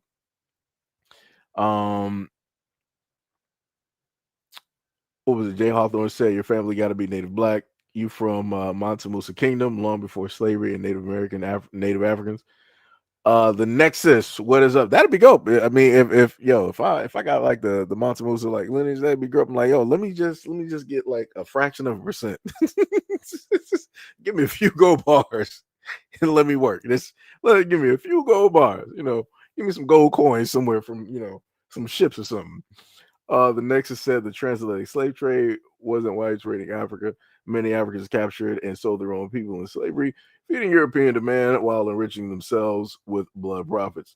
Let me just highlight you real quick. So I'm just trying to figure out what are you actually saying? Because you're not saying anything. Like the thing that kills me so much is a lot of people always like, well, Africans were sitting up there. That's a no duh. Like y'all keep bringing it up as if we're not taught this, as if we didn't know this or understood. Like y'all not saying nothing. I'm like, I don't even know who you are, but I'm like, every single time I've primarily gotten comments like this from white folks and many other people that's non-black. And I'm like, dog, y'all not saying nothing. It was just like the African girl that I set up there and showed y'all, where she was trying to be like, oh, you guys say that you have culture, you guys have Timberland, and you guys have Jordan. Both of those are white companies, and white men created those and designed those, and you say that is your culture. They're designed by white men, and they're made in China, and then they're brought to you, and you say that is your culture. It's like, dog, come on. You're doing too much. You're doing too much. Matter of fact, hold on. Let me sit up there and showcase that video. Where's she at? Let me see which part of the video is that? Let me show you. Did I even actually do an edit to that one? As a matter of fact, I probably didn't actually. I might not have had to. Okay, so let me just actually get that for y'all. Because I'm like, dog, this is just, like I said, for Africans out there, like, yo, the stuff that y'all be trying to say about Black Americans is purely wild. It's like y'all be saying stuff that don't need to be said. Y'all just be talking for purely no reason. When nobody asked for your opinion, your feelings on any type of topic or any type of conversation, like, it's wild out here. Let me see if I can find this this young woman, this young African woman who wanted to try to disrespect Black Americans out here. Why is it so difficult to now find this video? Let me tell you something. Hold on, let me go back up. Let me take down today's. Let me go. Oh, okay. Let me try to go to yesterday real quick. Because I want to say it should be yesterday. I placed her directly in a video. Let me just see. Okay, no, that's not it. So now I might have to go to earlier that week. Because it was crazy how she wanted to sit up there and say that Black American culture is basically just a big butt and heels or something. Like, however it is that she tried to place that, it just didn't make no type of sense. I'm like, bro, the amount of, I'm not even sure if I can even call a lot of this stuff even ignorance anymore. It's just very much confusing. Very much confusing. Let me see. That's that lady that's Creole, right? Let me see.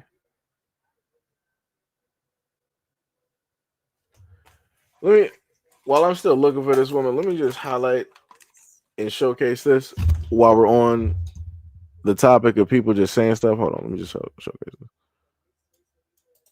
Let me just showcase this real quick. I really appreciate that y'all are enjoying my videos and resonating with my deep love for Stained. But please stop assuming my race in the comments, because it's a little frustrating for me. Because I'm not a black woman. I'm a mixed race Louisiana Creole. I'm mixed with Native American, French, Spanish, and West and Central African. And I consider myself to be of European descent. Just because I am not phenotypically white does not mean I am ethnically black.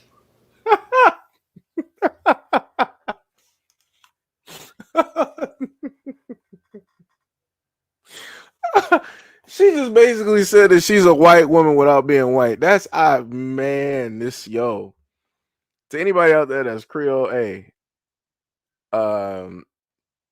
much love to you. But this confusion, right, dog? I don't know what to do with this. Let me tell you. If Lost had a face in a picture, dear Lord, she would be number one. I ain't never in my life. Oh my God. She said she is.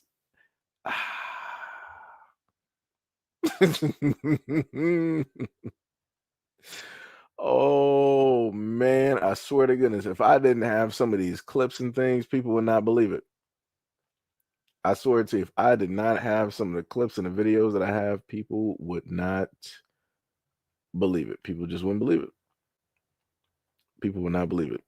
Actually, you know what the funny part is with me having to go back and look through a lot of videos, I realized there's a lot of stuff up here that I have not. There's a lot of clips and videos up here I don't think I actually showed to a lot of you guys, as a matter of fact.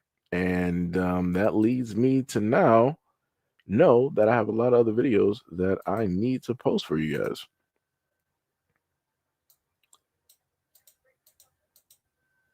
Let me see. Okay, that's dealing with the food and Trump. Why is it so difficult to find this one woman? Like, this is crazy. I think, hold on.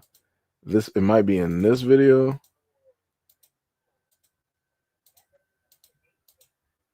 Let me see. Did I put her first?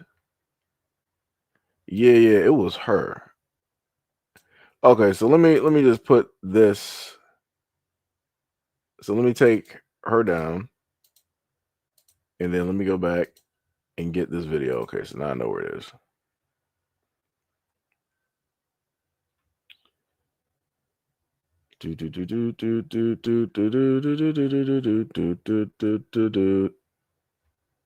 Okay, it's that one there. It's that one. Okay, gotcha. Let me just speed this up just a little bit. Is this one right here? For whatever reason, I can't just automatically. Oh, it was. That's why I didn't see it. Now it makes sense. Now it makes sense why I didn't see it. I might have put that in a pair too. Anyways, we'll just play that real quick. The YNs over in South Africa wearing So Timberlands were made by a white man named Nathan Swartz, if you didn't know. And Jordans were designed by Peter Moore, who's also a white man. Let me show you what your culture is.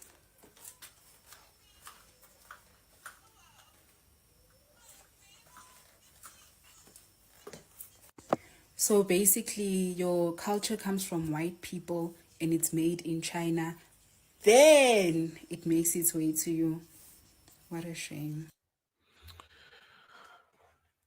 So this one decided, like I said before, for the Africans out here, dog, I don't know why y'all just decide to do this. And it's not like y'all put the best of the best directly up there to try to throw shots. I don't know how this works. I don't know what cabal y'all got directly out there. I don't know what round table y'all got happening. But this is crazy. She's gonna come up here and try to say that black culture is just, I guess, BBLs or something like that. I'm like, I don't even, I'm not sure how you encase all black American culture is just that. Like, that's just the craziest thing to me.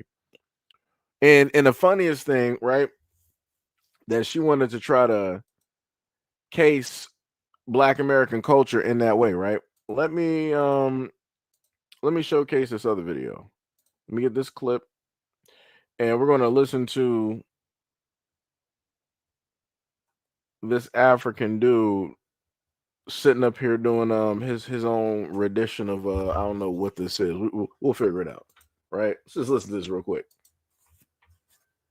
Shorty, let me buy you coffee so you can feel good and you start with your day.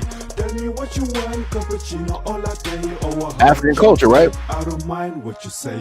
Let me take you Starbucks, cause only $5. Let me take you Starbucks, cause only $5. Let me take you Starbucks, cause only $5. Let me take you Starbucks, cause only $5. Wake up, wake up, wake up, wake up, shorty, I'm on my way. I got the 2 coffees, one for you and next day. It's good to see me like that, cause I had the Starbucks. I didn't pay too much, it cost only $5. That coffee with the sugar, you know I like that. All I'm missing now is good girl with a big heart.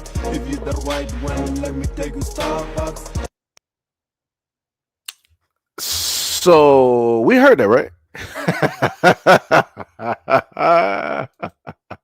So we saw this African male on a beach wearing all white with a book bag on. Now, if I remember correctly, if I happen to think about, let's say, Black American music, usually when it deals with R&B, stuff of that nature, when it's type of love song and you got a black dude trying to talk to a girl, trying to swoon and court her, dude got on all white, trying to look nice, shirt is like, partially open, or if he's trying to apologize in the rain, probably wearing all white, rain is just falling down on him because he messed up, he messed up and he's trying to get his girl back. That's Black American culture. This is a part of Black American music. I cannot give you a point in time of which that Black Americans like, yo, all the African stuff, we want to sit up there and take that and start using that in basic. Nah.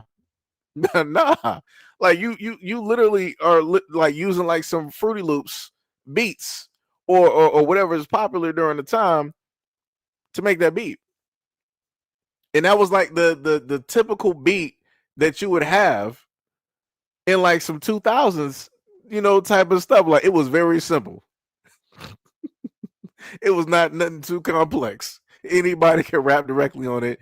Anybody from your grandmother, right, to your little sister, your father, whoever it is, right? It don't matter who it is, right? Little Timmy on a short bus. Anybody can sit up there and rap directly on that beat. But yet you had an African woman up here trying to mock Black Americans and say that we don't have a culture, but yet y'all over there trying to rap and do songs. Huh? This don't sound African to me. I can understand it because he's speaking English. Why is this African speaking English? Why is he not singing in his own speech in whatever his cultural language is? Huh?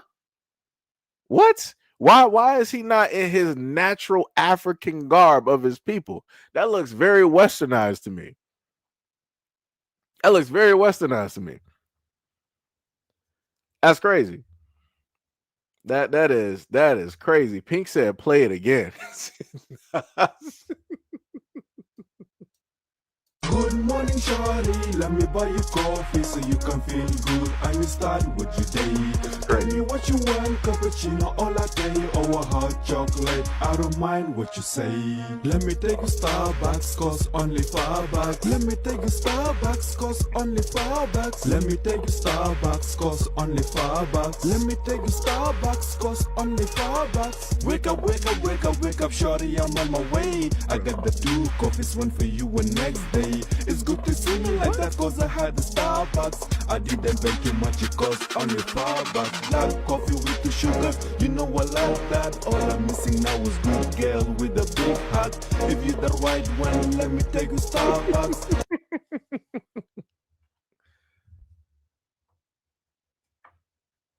Let me see you at those crossroads. It's lonely. Let me tell you. That's some hey, don't hey, do not, hey, this is not my fault. Pink told me to play it again. That is not my fault. She had a request. I obliged. I'm like, I got you. No problem. Let me replay this again. I'm going to turn this into like a meme on the channel. Let me tell you. Every single time somebody's like, yo, Black Americans, y'all don't have no culture. Let me play one of your greatest African hits. I got you. No problem. Oh, bro, let me play one of your greatest African hits. Well, let me do that. I got you. Starbucks. It's only $5. Wow. Wow. Wow. Wow. Wow. Wow. Wow. Wow. Wow. Wow. That is. Yo, let me tell you, when I first set up and saw that, I couldn't even believe my eyes. I could not believe. I'm like, dog, are you not wearing gym shoes on the beach? I'm like, dog, that don't make no. You just trying to get those all messed up. Like you just do not care about nothing. Like that is wild to me. But you know, it'd be like that though. That is crazy to me. Um, Matter of fact, I say those videos. I say those other videos for another compilation up there. I'm trying to just go through real quick. I think I did have another one that I wanted to put directly up. Oh, I did want to show this up. I'm not sure if I even showed y'all this video. Let me showcase this. News. So, right. So let me just highlight this real quick, right? So just moving over to another topic. This lady here is supposed to I guess be like a relationship coach, and she's supposed to tell people what's good for them and all this other type of stuff, right? And all to find out that it was like she was fraudulent. She's a side chick to a dude that's married. So let's just hear what this dude got to say about this, right? This here is Sadia Khan, a self-proclaimed psychologist and relationship coach. If you don't remember her, let me refresh your memory. Check out this clip. But you'll be so surprised that men are far more loyal to good sex than good women. Far more loyal. And that's why they get cheated on so much, and why they accept cheating so much. Because if they get good sex, they'll go back to it. She has over 1.8 million followers on social media, and she's charging between $8,000 and $12,000 for coaching sessions or 3-month programs like High Value Man and Masculinity Mastering. Her mantra: be a high value woman or man, reject cheap attention, master self-discipline, and build lasting relationships. She claims a BSc in psychology from the University of Manchester, a master's in education and developmental psychology from Regent's University, and diplomas in psychotherapy, CBT, and inner child healing. Sounds legit, right? But hold that thought. Posts on social media say that her degrees are fake, alleging she's only got a teaching certificate, no clinical training, and isn't registered with any credible psychological body like the British Psychological Society. Critics say she's been dodging verification for years, with one Reddit user who did extensive research claiming she was even fired from a London high school for faking her teaching credentials. Now, in the last few days, the plot thickens. Leaked screenshots and audio clips hit the internet, exposing Sadia as the side chick to a man already engaged. In text allegedly from January 2025, she writes to him, "Babe, when can I have with you? You're so long. I need a substitute." Another text says, "Girls can choose any man, period. We have a side man on this chick. Never told you I'm such a no-stress side chick." Then an audio from the fiance, confronted by the fiance. Sadia snaps, "I'll suck his if you have an attitude, and I can do it on your wedding day and your birthday after." These words are all over social media, destroyed her image as a person of moral relationships. Her own advice: the main thing to be a high-value woman is to reject attention, and self-awareness is key. Now seems like BS to me. Posts on social media are calling her a con artist, Khan, and a fraud. Her response: instead of remorse, she's doubled down, sending voice messages to critics threatening to post their addresses online and disabling comments on her latest YouTube video accounts on social media. So what do you think? Is her career over, or will this blow over? Leave it in the comments. Woo, that is crazy. So the the fiance of the fiance saw the text messages, responded, and this woman right here doubled directly down and be like, yo, I got your guy and I can do whatever I want to. It could be your birthday or your wedding day. You take the pick.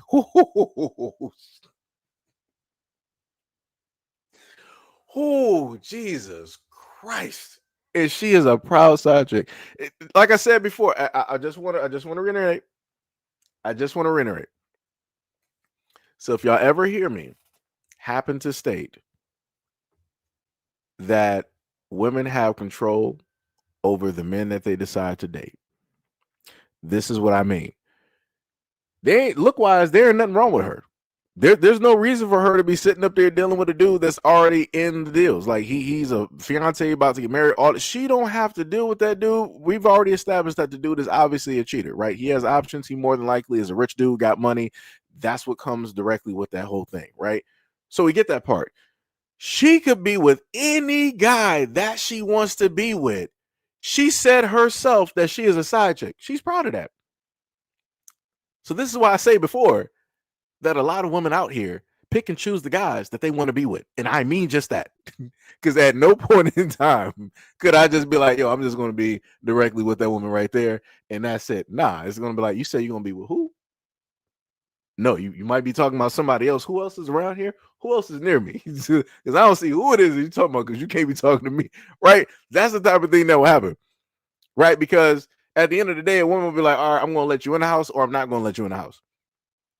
As a guy, you don't really have control over that. You can try to put whatever you want to put up in front to make everything seem as nice and as beautiful and as great.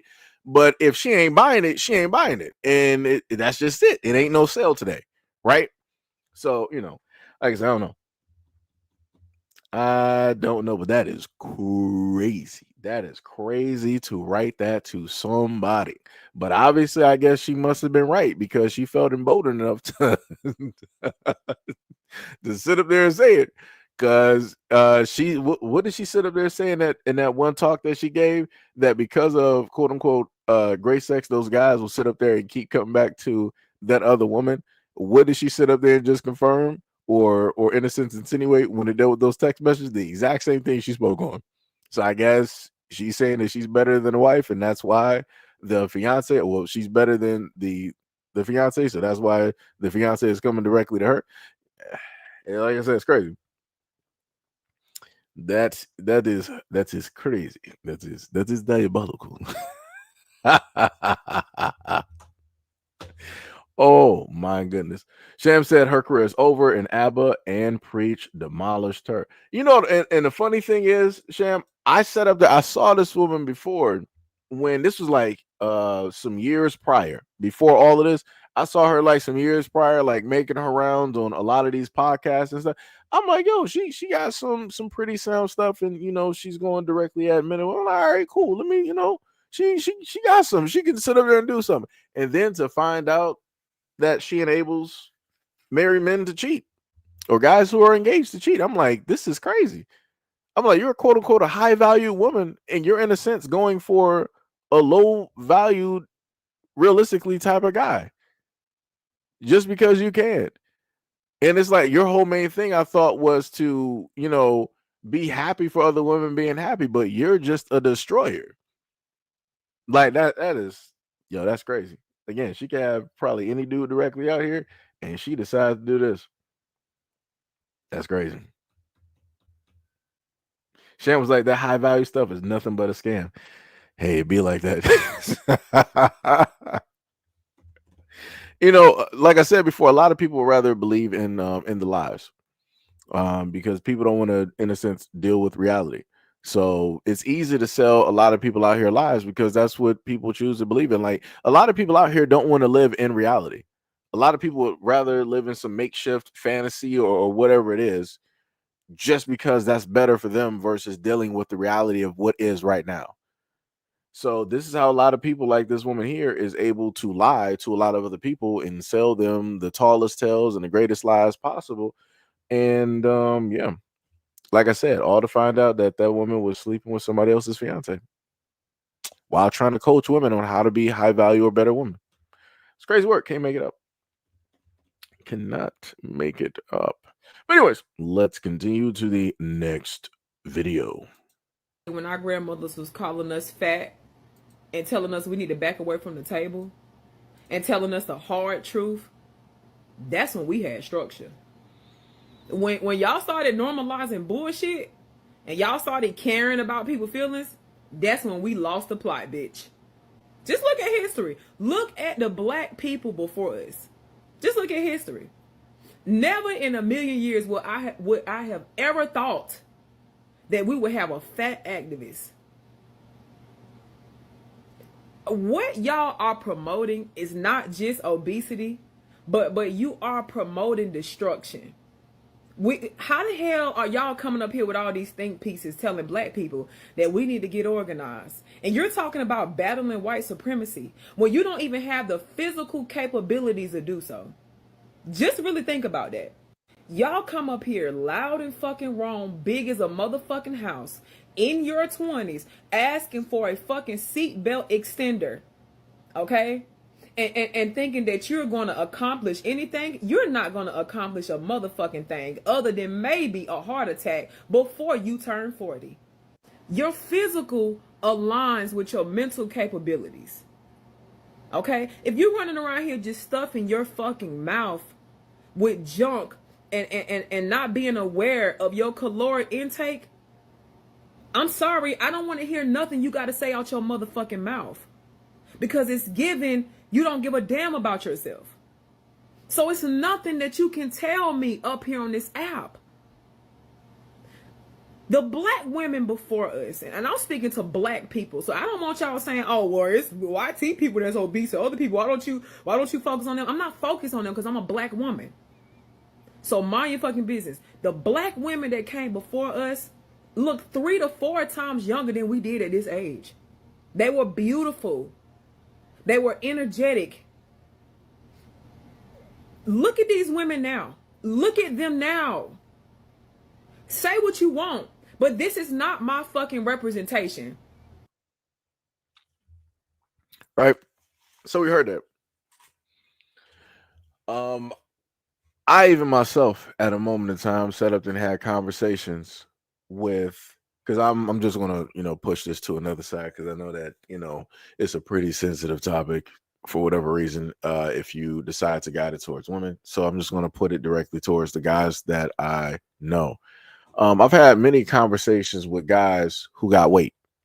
And like I said, for guys, we can have honest conversations with each other and joke around and all the other type of stuff, and nobody's going to just like break down crying or whatnot. And I'm like, dog, you got to sit up there and like do something. It's like, dude, we sitting up there and getting older. You can't have this weight, directly on you and all this other type of stuff. You got to start, like working out. Like we talk about the actual like meat of the situation. We ain't trying to skirt around it. There's no type of like making excuses, all this other type of.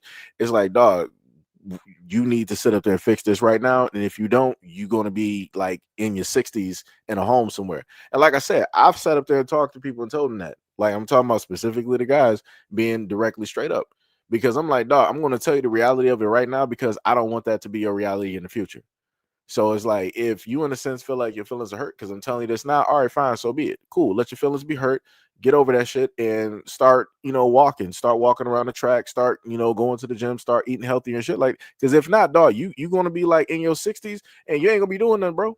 You're not gonna be doing nothing.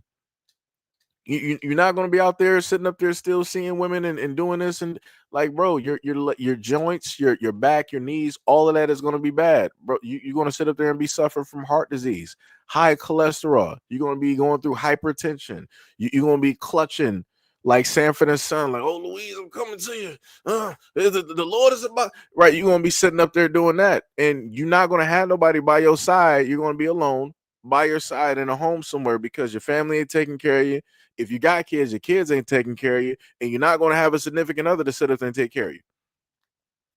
And like I said, this is how I sat up there and talked to a lot of my friends that I know that got weight directly on them, because I want the best directly for them. But like I said before, when it deals with like women, I can't sit up there and have that conversation like that. You can't be a black man and sit up there and have that same type of conversation. Like I said, everything that I'm saying to my guys, I'm saying that because I love them. I'm saying it because I don't want them to be in their 60s and their 70s and they're basically bedridden. I don't want nothing negative to sit up there and take place and happen to them, right? But like I said, some messages will fall on deaf ears. Some people will sit up there and move directly with it. But what I do know that is finite though is that if you are a black man, and you want to have that exact same conversation that you have with your guys, you want to have that conversation with black women, it's impossible. You're not doing that. You're not doing it. It's not happening. Mm-mm. It's not happening. Too many emotions and everything like that will sit up there and get involved. You'll be crucified, demonized and all this. Like I said, this is why I put videos like this up. So that if anybody got something negative to say, you can sit up there and say it directly to the person who said it. Because it wasn't me. Right? This is why I gave two examples. She gave an example where she wanted to specifically, as a black woman, she's talking about black women, I as a black man, and directing and talking about giving examples of how I spoke directly to black men.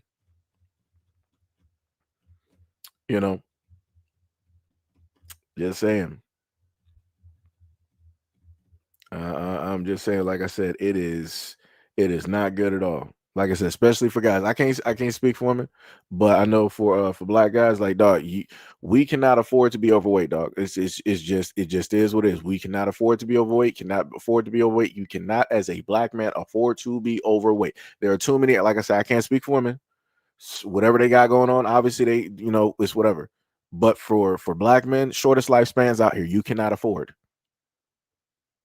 You cannot afford to be overweight. You got to do everything possible to give yourself longevity, to give yourself a longer lifespan.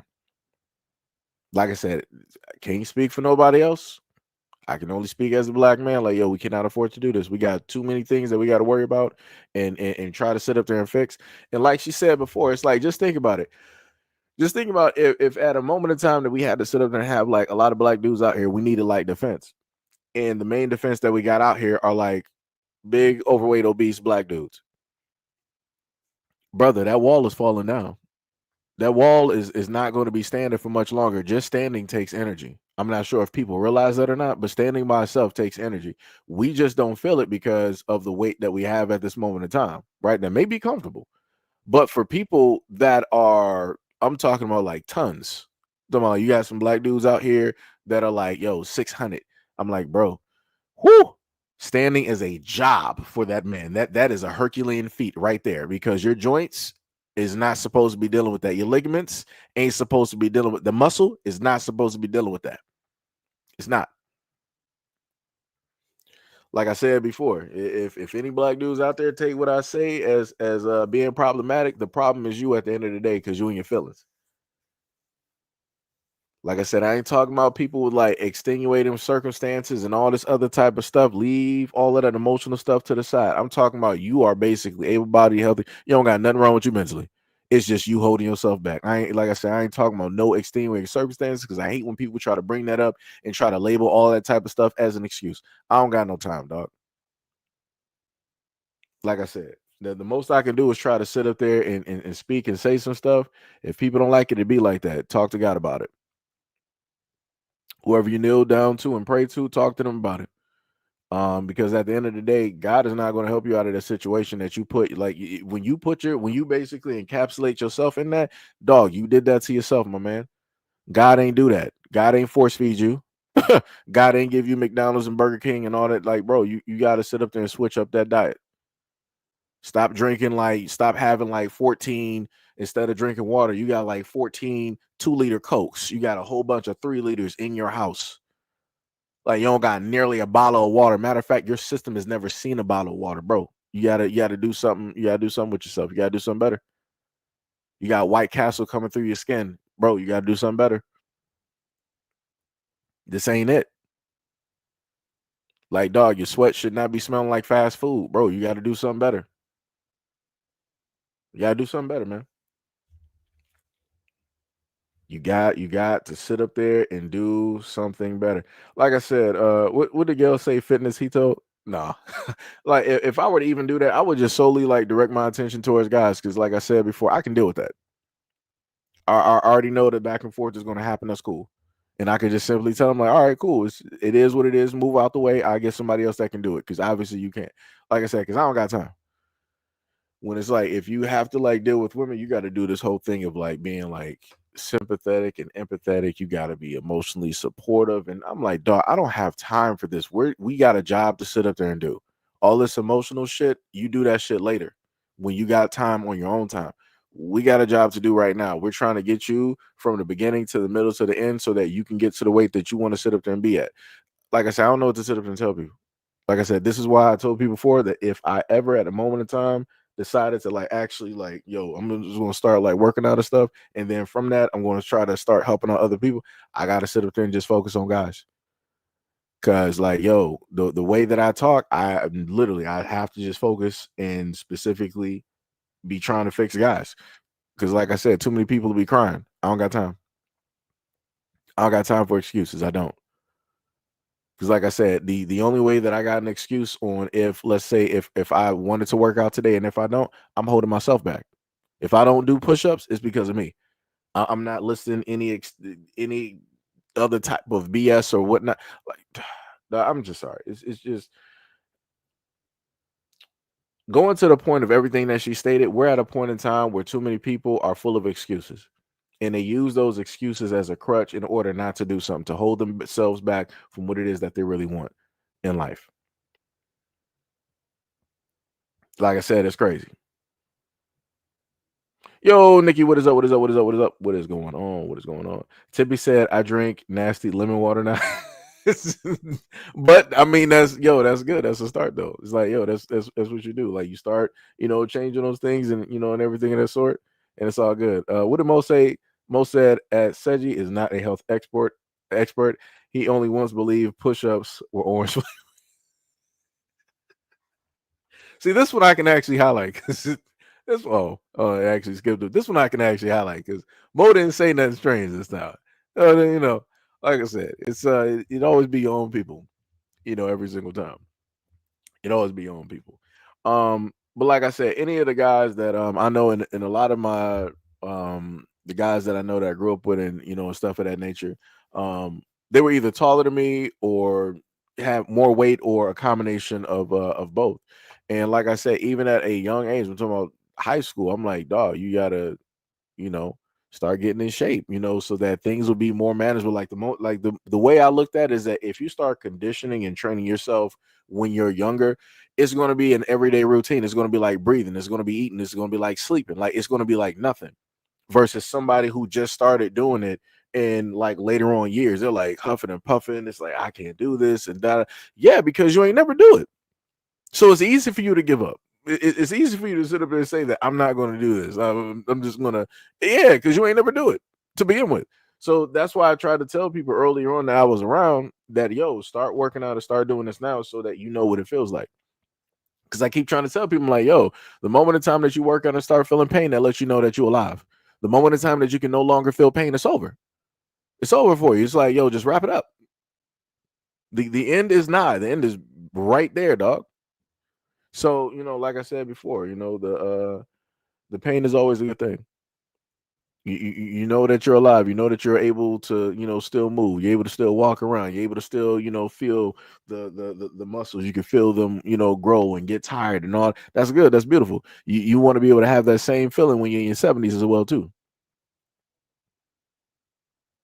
Because I will be damned if y'all sit up there and catch me in the future when I'm like 70 or whatever it is, and I'm just like overweight and I'm just like not doing that. And I'm like, nah, y'all got every right at that moment in time to sit up there and clown me. You got every right. And I tell you this, I won't even get mad. Because like I said before, like I'm not about that life. I am not about to sit up there and allow myself to waste away, looking at the 50s, 60s, and 70s. And it's like I'm not moving around. I'm not going to and from. I'm not trying to better my health and whatnot or whatever. Y'all got every right to sit up there and clown me. Like I said, I don't know what the landscape of social media is going to be like during those times. But like I said, I'll probably still be doing videos. Y'all got every right to sit up there and clown me. Just go back to this video, mark this video for some years in the future, right? Because no, we're not doing that. We are not doing that. I'm not about that life. I'm not about that life. And at no point in time would I ever sit up there and try to put the blame on me being a certain type of way on other type of stuff. I'm not doing that. Like, dog, anything, like I done showed y'all all the time the stuff that I ate. Well, when I've done live streams, we done went over the stuff that I ate. I told y'all the stuff that that I eat. So I'm in control of that. I, as the person, I sit up there and order food. You know, you got the junk food or you got the pre-processed foods. Like I said, as I'm speaking, I know exactly what it is. So I know what the culprits are. I know what the problem is. So if I know what the problem is, I know how to alleviate that problem. And that's stop buying, stop eating. Right. But a lot of other people would just blame the problem just to blame the problem, but not want to sit up there and blame themselves for the reason that they even got the problem in the first place. Like that, like I said, that shit to me is crazy. That shit to me is crazy. And like I said before, to be a man out here and to be like overweight, it's like, bro, you have no, again, miss me with the extenuating circumstances. We ain't talking about that. We're talking about the able-bodied dudes that just sat there and it's like, yo, I'm about to get Burger King. I'm about to do Little Caesars. I'm about to never even try to cook. I'm not even gonna watch Food Network and even try to even make a pot of rice or anything like that. I'm like, for the able-bodied, mentally sane black men out here, you don't got no excuse, dog. You don't got no excuse. You got all the money in the world to sit up there and spend $100,000 on eating out and everything of that sort, but you don't got 5 minutes to learn how to cook fish and rice with some asparagus or something. Like, no, dog, miss me with that. You fat because you want to be fat. You are now unattractive because you want to be unattractive. Like that is my guy. That is directly on you. You can't pull the same thing that women can sit up there and say, but like, oh, you got to accept me as I am. Brother, no. No, you need to sit up there and pick yourself up and fix yourself up at the end of the day. You make the common decision every single day, how it is that you're going to look, how it is that you're going to be every single time that you wake up. Every single time that you decide to have a thought as a man, like, yo, what am I going to do today? How am I going to be? How am I going to feel? What is my outlook going to be? If you sit up there and it's like food, fat, sit down, never work up, never challenge, never change, never learn, then dog, you're going to die that way. That's it. It's that simple. You as a man are going to sit up there and die by the exact same things that you put in place directly in your body because you refuse to sit up there and change. Like I said, dog, shit, like stuff is just it's so nerve wracking, man. It's no like I said before, I can't talk like this directly to women. It is just impossible. It's very so few rare women that you can have a direct conversation with and just say how things need to be said. Because 99.9% of the time, if I said these exact same things to a woman, oh yeah, it'll be over. I would get crucified on social media, dog. It would be curtains. Women from all over the planet would come seeking me out just to sit up here and say something. It's like, how dare you? I'm like, bro. So, like I said, this is why I would solely just focus directly in on guys. D Money says you also after every meal to maintain his figure. That's crazy. That is diabolical. Diabolical nature. Nikki said, I walk around 12,000 steps a day, 3 days of weight training. Ooh, I don't even know what 13, what we say 12 to 13,000. I don't even know what those steps even look like. Let me tell you something. And I kid you not, like one of these days y'all gonna sit up there and see me on camera. I'm gonna have like the whole, I'm gonna have my gaming beard and all that. I'm gonna have my neck beard, as the people like to sit up there and say. Like I said, for me, I don't care.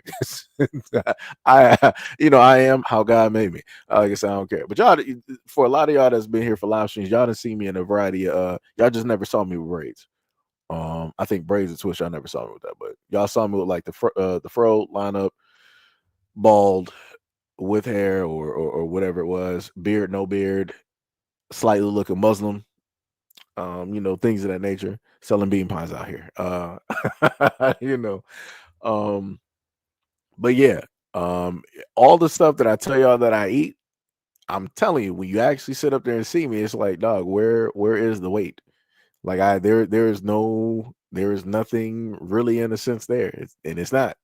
And also to note, I just recently got back up to like 163, but it took me about a week or two of eating fast food.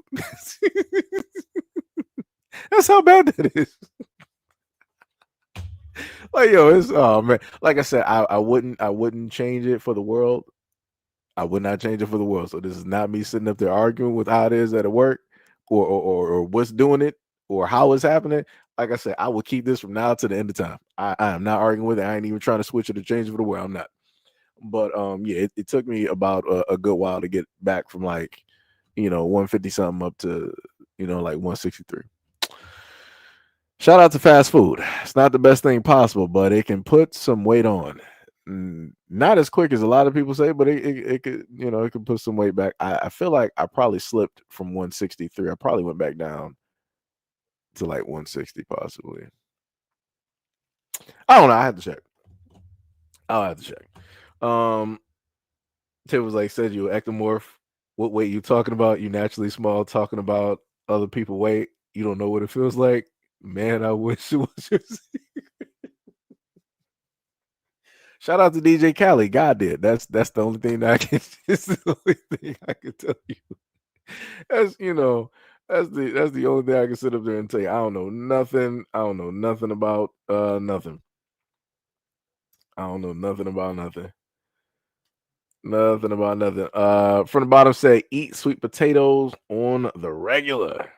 Sham said, I swim in the morning 3 times a week and strength training 2 times a week. Yeah, Sham is strong. Sham be acting. I'm telling you, the moment of time, if I do a live stream and I have Sham up here and y'all hear her voice, you're not going to think that Sham is as strong as she is. That woman is strong though. She be acting like her wrists are broken, but that woman is strong. I kid you not.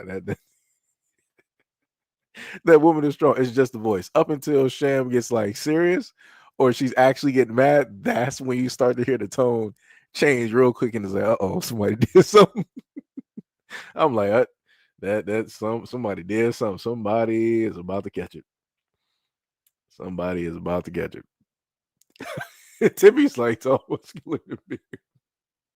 Tippy, I ain't even tall. Tippy, the funny part is Tippy talking about tall. Tippy is actually taller than me. Tippy is taller than me. I normally just like to tell people that I'm 5'4" because it don't matter. If a guy's in a 5 foot range, they're considered to be short anyway. So I'm like, I'm just gonna 5'4".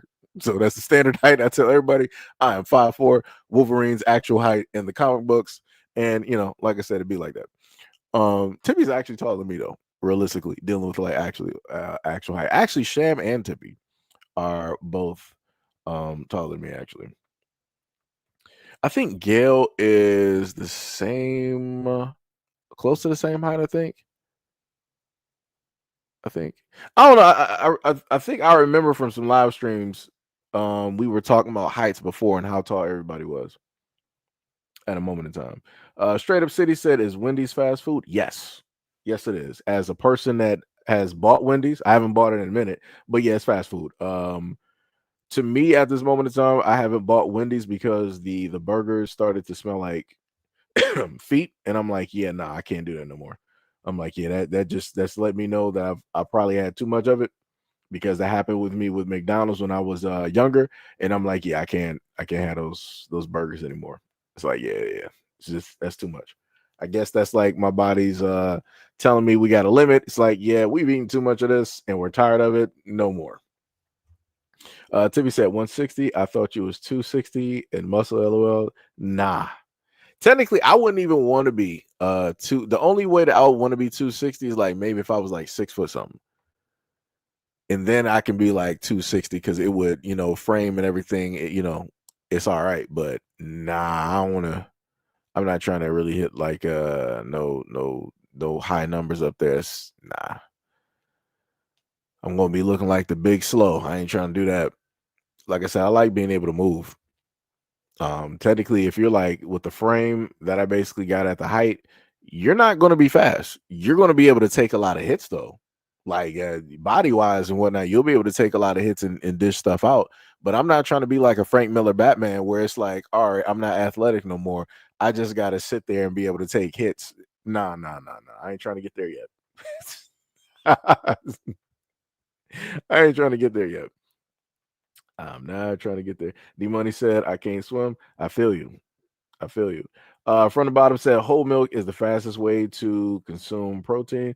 You know, the funny thing is, I used to drink whole milk when I used to, have cereal a lot when I was younger. I was not gaining weight off of that. Let me just be real with you. And I'm talking about I had cereal daily. I'm talking about I had the Fruity Pebbles, I had the Fruit Loops, I had the Apple Jacks, I had the Honey Smacks, I had all of that.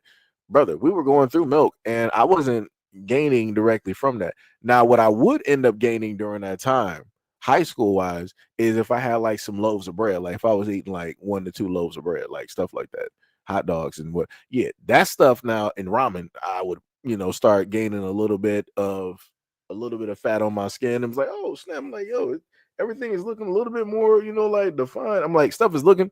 So let me explain it like this: if you're thin and you do a few push-ups, you're going to automatically see results.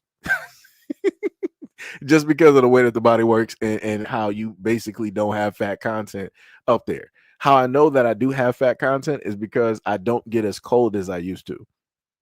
So, I know that I have a type of fat content there, versus previous. But before having the little bit of fat content that I have up here, me doing push-ups or whatnot, whatever, all I would have to do is flex, and you're seeing muscle automatically there. Now it's a little bit different because if I flex, it's like you can see it, but it's like I would have to work out more to make it more defined so that it would show up through the fat that is there, right? So, Tiffy says she's an Amazon. Snoo, this woman here. Yo said, what's wrong with the woman in the top right corner? He says she looks good to me. D Money said, oh, this man D Money. Nikki said 5'1". Wait, you're 5'1"? It's amazing how a lot of y'all are so short. I think I made fun of oh my god. I can't even Miss Anderson. She ain't been here in a minute. That's one of our other moderators up here. I know she's short, and I made fun of her a lot because she is really, really short. Hilarious stuff. I think her and Tonda are the shortest ones directly up here. I just say that they're pretty much like the height of a light switch. Because of how short they are. Like I said, it's hilarious. That's so cute. Look at that. You're 5'1". 5'1". Look at that. It's awesome. I'm probably gonna get grilled. Oh man. Tibby said I've been working out for months. That's dope, Tibby. Keep up the work. That is dope. Keep working out. Keep working out. Oh my god, Tibby, like I'm 5'2". So, Tippy, the thing I said to tell you is you gotta, keep working out, even if you feel that you don't see results. Things are working. You just have to keep working. Like you might have to switch up some things, switch up, some different types of foods, so that you can shed more and different things of that nature. So, like I said, just keep working. Like the hardest part is just starting. That's the hardest part for realistically anything is the start. Right, the second hardest part is to keep going. The third part is to stay consistent, and the fourth part is to actually see your way through and actually finish. Right, I mean, I'm pretty sure that there's more steps I could have added into that, but I just wanted to leave it at 4. But like I said, it's all doable. It is all doable. You just gotta make sure, check in on your mental every single day, and stay positive, have a positive outlook. You got to be positive when you go to sleep. You got to be positive when you get up. That's what you got to do.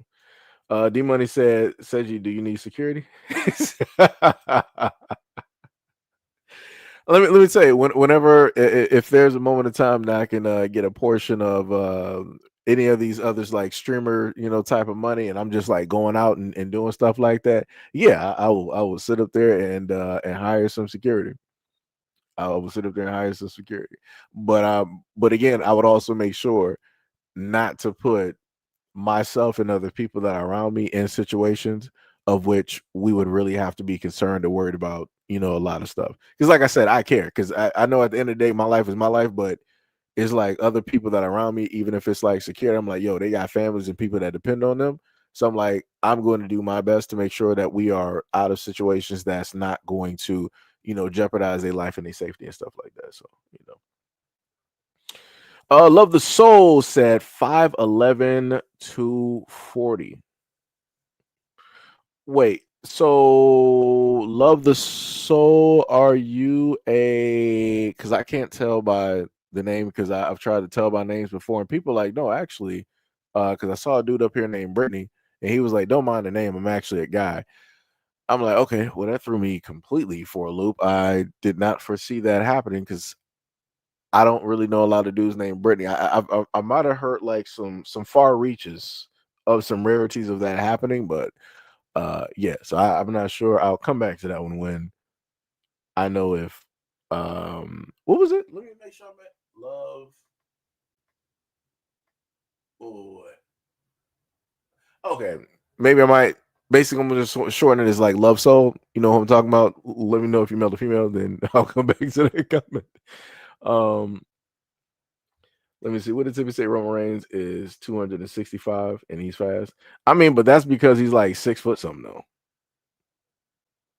Like two, yeah, yeah. If I was like 260 at like 5'4", like nah, it's over. It's curtains. You might as well. I might as well like wrap it up. I'm talking to y'all from like a home somewhere. I'm automatically on like some Medicaid, Medicare type stuff. I directly have AARP directly on speed dial. Like it is curtains. It is curtains. Yo, Judah, what is up? What is up? What is up? What is up? What is going on? What is going on? Nikki Pooh said yes. Tippy said, I wish I was 5'1". Nikki said, yeah. Nigga was like, yeah, I like it down here being short. Shep said, LOL. I'm not MMA fighting, wrestling, or boxing, no guy. I'm tall, yes, and I work out, but that is for my health. I'm still a lady. See, like I said, Sham is like, I got all this stuff, but my wrists are broken. Don't get it twisted though. Sham is strong though. If she had to sit up there and go out and turn into like She-Hulk just for the one time, oh Lord, I fear for that person. Let me tell you. Let me tell you. I know quite a few tall girls that are fairly strong. Fairly strong. Was the money said Tippy should get reverse knee surgery? The money said I'm 5'11" and 205. All my life I had to fight. This man right here.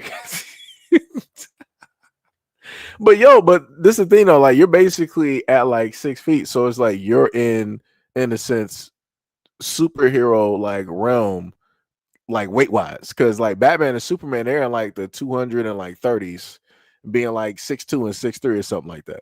So you're basically in superhero realm, when it deals with that. So I mean that's a positive thing though. You solid. To be said, oh, you in MMA, never mind. I'm a girl, no bros over here. Sir, you can show me some moves, 6-pack. LOL.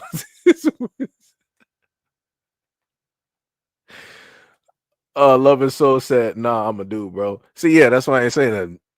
Because normally when I sit up there and read comments, I'm like, okay, I'm looking at the name. Somebody said the weight, okay. And then you're like, you a dude? I'm like, all right. that's all I got for you. That's all I got.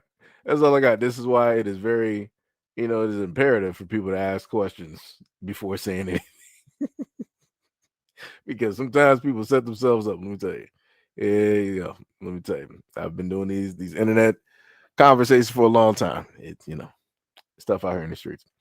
Tippy said reverse knee surgery, LOL. What was it from the bottom? Said 5'10" at 155, satisfied, but could keep toning and for sure. And I am a girl. Okay. Yeah, 150. I mean, but see, this is the okay. So now I can sit up there. Okay, so from the bottom, because this is a girl, a woman. 155 on a woman is different from 155 on a guy. It is completely different. Like I remember for the first time I sat up there and saw this was back. Was I running track during that time? I think I want to say I should have been running track. What year of high school was that? What was that girl named? Mercedes? There was one person that I knew that was roughly around the same weight that I was. Like we were both in like the 130, 135 range. And it's like seeing a girl that's at like 135 and you're at that exact same weight, it is different. Dear God, it is a whole it is a whole different thing. Like I said, God knows exactly what he's doing when he puts weight directly on women. That's the best thing. That's the best way I can sit up there and even state, and that's going from memory of that time period. Like I said, it's vastly different. When you see a dude that's at the same weight as like if you got a dude that's 2 something and then a woman that's 2 something, again, it's vastly different things. And again, you got a lot of women that's 2 something and they not exactly looking like 2 something because the weight is distributed differently in different areas. So, I don't know. I'm just saying. Tippy said, I can lift the couch. Tippy, I know. This is why I sat up there and put you in the areas of like Amazon and Wonder Woman. Because I know that you got strength. I know Tippy got strength. Tippy said, how when some people get a little sick, they get smaller, but not me. How is that possible? I barely. D Money said, gotta drop your pronouns around here. Yeah, that's bars. Just gotta make sure. From the bottom said, totally different. Yes, girl versus guy weight. That is facts. Sham said, yeah, he wanted me to put on some more muscle, but I was like, nah, I'm good. I got small ankles and feet. I don't want to be too heavy on them. Oh, yeah, I get that. And then Love Soul sitting up there laughing. Yeah, yo, I'm telling you, these internet streets is tough out here. You'll sit up there and see a comment, you'll read, you'll look at names. It's like, all right, I already got this like put together. So let me just sit up there. You already got a whole thing what you're about to say. And then you're like, nah. Let me make sure. Let me not set myself up. Let me not do it. It'd be like that though. Tippy said, what happened to MMA fighter Nexus? I don't know. I have not a clue. This man Nexus said, yeah, I can show you a few moves for sure. From the bottom said, me too. With the small ankles, LOL. I'm top heavy. If you know, you know. As Sham. Love His Soul said, change my profile picture because it's football season. I got you. I think I see like the green up there. I got you. I see you out here in these streets. Tippy said, respectfully, not beefing with an MMA fighter. I'd rather be friends with. Sham said, I don't know, Tippy. I don't like muscles on guys. I like guys kind of scrawny or a bit with love handles. Wait, hold on. What is up with the body shaming of guys who are thin? See, this is where we start to have problems. You do you understand the difficulties that I faced back at 130 and 135? Because I even had girls at the same weight that was like, nah, you too small for me. What? I'm like, we have the same weight, man. What are you talking about? If we step on a scale, we are there. Nobody's going over or below. We are there. How am I too? We can both run. We can both jump fences. What we talking about? I'm like, we can both sit up there and it's crazy out here. The body shaming when it deals with guys who are thin is diabolical out here. Let me tell you.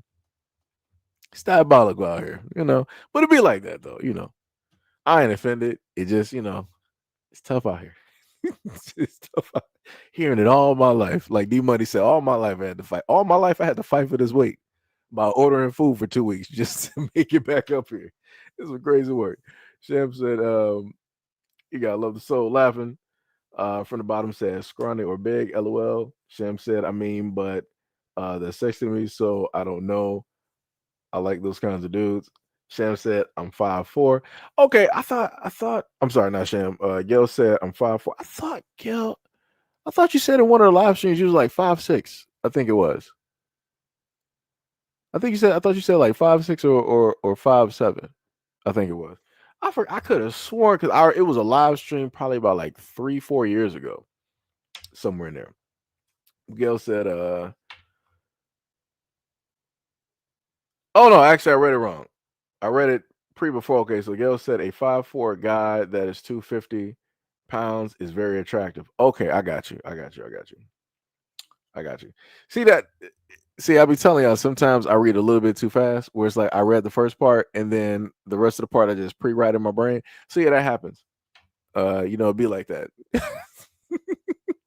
So let me highlight the comment that Gail was basically saying. And then you saw how I was basically fighting with a screen in front of me. I'm basically fighting with the information that I have to rewrite and get my point across. I tell you, I'd be like that. It'd be like that. I was incorrect. Gail was only just talking about what it is that she is attracted to. Gotcha. Tippy says, scrawny LOL. Dang, sounds bad. Wow, y'all trying to call people scarecrows out here. Diabolical.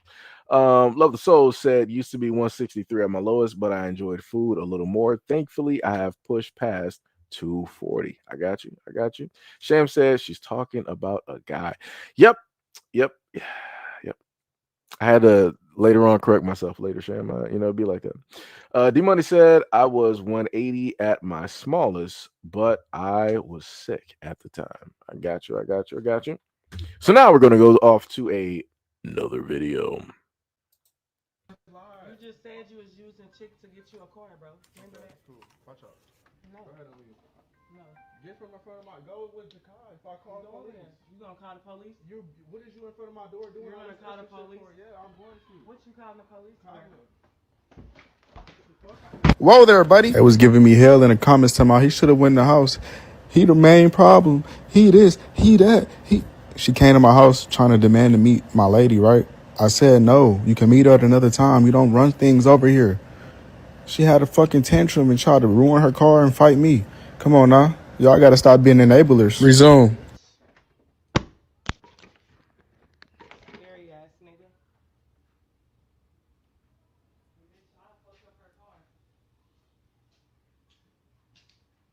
You better call the police, bitch. That's what you better do. What you say?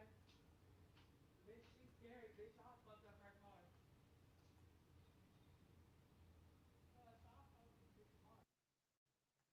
So we saw that though, right? We saw that. So let me just play that as we keep talking. So the main thing that I want to showcase here is the same thing that I've said before with other people, that you got a lot of people out here that choose to be with the wrong people, that choose to procreate with the wrong people. Obviously, this brother chose the wrong type of woman to procreate directly with, right? But they got a child directly together. As he noted directly in the video below, is that the mother there, she left the child directly in the car because she wanted to come into the home and see who it is that he is currently with. For whatever reason, it don't even make sense. He basically made a fine line. He was like, yo, you ain't coming in here. There's no reason that you need to meet anybody. And even if you do, you can meet them at a different time. It's like, I don't even know why even hear what it is that you're doing. This is what it looks like when you got somebody who can't let things go. She will also be the exact same one to put him through hell and high water when it deals with wanting to have a relationship with that child, wanting to say negative things to that child about the father over the fact that she's mad that the guy does not want to no longer be with her. You saw how she originally came to the door, how she tried to push her way into his own home, tried to force her way in there, a home of which that is not hers. She ain't paying no bills or nothing like that, right? And then on top of that, started beating on the door, started trying to take the camera directly off of the door, aka vandalism, and came back and forth to the door multiple times. And then threatening to basically beat up the woman that he's currently with and to also mess up her car. That's some crazy work. Dog, you got a whole kid that you left unattended in the car. You are the mother in the situation. The father is obviously going home.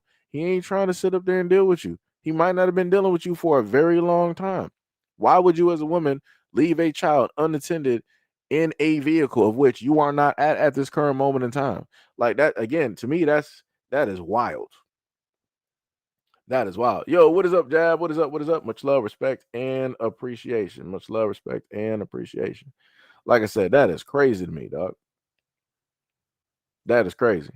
And yeah, like Sham said, she clearly be swinging on that man. Yeah, she would be the type to start haul off swinging directly on the dude. She is that type. The same way that she came pulling up to that door and beating on that door. Yeah, she'll be the main one to fly off the handle emotionally and start trying to slap, start trying to point, put fingers in the face, mush a dude's face. Yeah, I can promise you. I've seen it too many times. She is that type. but yet you would have people online sitting up there trying to defend her and say that he's the problem. He ain't the problem. He literally moved from the situation. The only thing that he did was push her because she's directly in the corner of the door. Look at that. In the corner of the door, he's trying to position himself so that she doesn't come in, and she still tried to force her way in. And then she got mad that he pushed her directly away, and she tried to use her body and her weight to force the door open. Yeah, no. That is crazy. That's crazy. Tippy says some skinny muscular dudes are strong. I don't know about in Seji's case. Nexus said he has a 6 man up short. That's diabolical work. Oh, that's crazy. I mean, yeah. We're gonna go with that. Yeah, I ain't strong at all. Yeah. I don't got no type of strength. I don't got no weight directly on my frame or my body. I am like Jack Skellington directly out here. I'm just a slim guy. That's all I am. Matter of fact, it might be a new thing for me. Slim guy. I think has a nice ring to it. I think I can do that. Jack Skellington for Halloween. I think I can do that. I think I might be able to pull it. I think I might be able to do it. Love the Soul said, help police. That is bars. Nikki said she needs to go heal somewhere. That's facts. Jab said, toxic AF, having flashbacks. Ooh. Tippy said, equal rights, equal fights. D Money said, crazy flashbacks. Mo said, can somebody give Tippy W some of this man, I can't even. This is why I don't sit up there and be reading.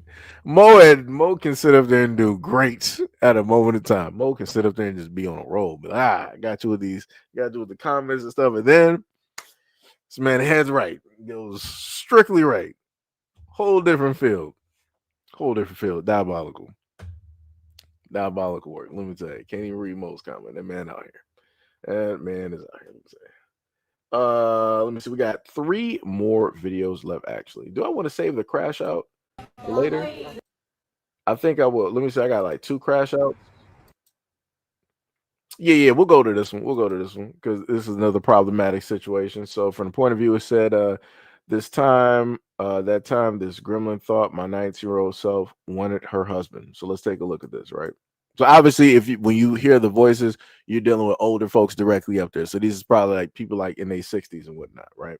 So let's take a listen. No, I don't.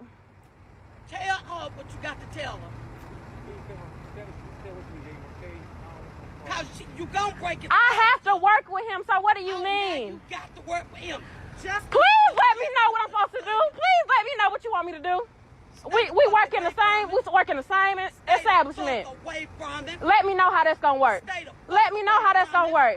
I don't want your man. Carlos, tell her what you got. If you think I want your man, that's a problem in your marriage. That's something wrong with your marriage. No, ain't nothing wrong with my marriage. Okay, then you shouldn't be worried about a 19-year-old wanting your man, because, baby, I don't want him. You the ones to break up a happy home, motherfucker. I don't want him. I don't mess with married men. You a motherfucking lie. Baby girl, I don't want your man. If you got it down pat, you shouldn't be worried about it. No, that ain't got nothing to do with it. Okay. Yo, it's crazy to see, and this woman is probably old enough to be this young girl's grandmother, and she's sitting up there arguing with her, talking about, don't be going after my husband, and you the type to sit up there and break up a happy home. The only way that the happy home can get broken up is if that dude decided that he was interested or was trying to do whatnot or whatever. That's the way. It ain't really the 19-year-old, because you take the 19-year-old out of the equation. If the dude is still doing what it is that he always wants to do, he's still going to do just that. It don't got nothing to do with the 19-year-old, right? It's just opportunity situations. It's crazy to sit up there, and especially like, that it hit a nerve when the older woman's voice, it started to peak. Like, her voice is like naturally like a raspy, like deep type of thing, but then it started to peak when something hit a little bit too close to home. She was like, well, if you got that down pat, you shouldn't be worried about nothing, because I don't want who it is that you with. And she was like, it ain't even about that. I'm like, dog, woman, you too old to be doing this. You too old to be. Obviously, y'all done been through some stuff. Y'all done been together for some years and ups and downs and all the other type of good stuff. It's like, dog, you hollering at the wrong person. You yelling at the wrong person. I'm not even sure how this even got to the situation. I want to say it's the guy's fault. because he probably said something in an argument or a conversation when she made him angry just to make her angry. That's probably exactly what he did. And then he inadvertently ended up involving her because of whatever mind frame that he got. This is why his seat is all the way, halfway to the back. You don't really sit up there and see him. He's sitting up there talking as quiet as possible. Dog, put some bass in your voice. The two loudest people directly out there are women. I'm like, that don't make no sense. We can barely even sit up there and hear you or hear what's being made out by you. That's some crazy work. You are to blame for this situation. You could have controlled this whole situation by saying something very simple to just disperse the whole thing, but you're allowing these two to sit up there and argue. Brother, this ain't it. You too old for this, man. It'd have been different if this was like a dude that was like in his 20s. All right, I get it. That's that ego, type of thing, whatnot, or whatever. Now you feel like the man. I get it. Dog, you as a dude that's like in your 60s or whatever, you should be way past that. That's like way in the yesteryears. Like that's in some Technicolor. That's in some Partridge Family, black and white type days. That's back when the Jackson 5 was Jackson 5 before any type of nose surgery. Dog, get yourself under control, man. Do better. Do better. But those two are stuck with each other. I'm talking about those old folks in that car. They stuck with each other because ain't nobody trying to deal with them. And nor do they have the time on this planet to try to learn and get to know somebody else. Don't nobody got time for that. They ain't nobody trying to do that either. So, like I said, they just got to sit up there and figure that out. They gonna have to sit up there and figure that out. She decided to still be with that dude, knowing how it is that he moves. Hey, ma'am, that's on you. That ma'am, because I'm looking at who's driving and who is in the passenger seat. I'm just saying. I'm just saying he's getting picked up from the job. I'm just, whatever. Not saying everybody got to drive because I don't drive either. I like, public transportation, whatnot, whatever. But I'm just saying, optics is looking a little bit crazy, especially with everything going on. D Money said, "Why I got to be the man's fault?" Because he's sitting up there saying the only way that the wife can sit up there and argue with that 19-year-old girl is if the husband says something. That wife don't know nothing about nobody at that job unless the husband tells the wife about somebody at that job. That wife don't work there. That dude worked there. That's what I'm saying. It's his fault. That's why he's talking so low. That's why he ain't yelling and screaming and doing this and that and telling everybody to shut up like you would see in a lot of other instances. Like I say, he know he wrong.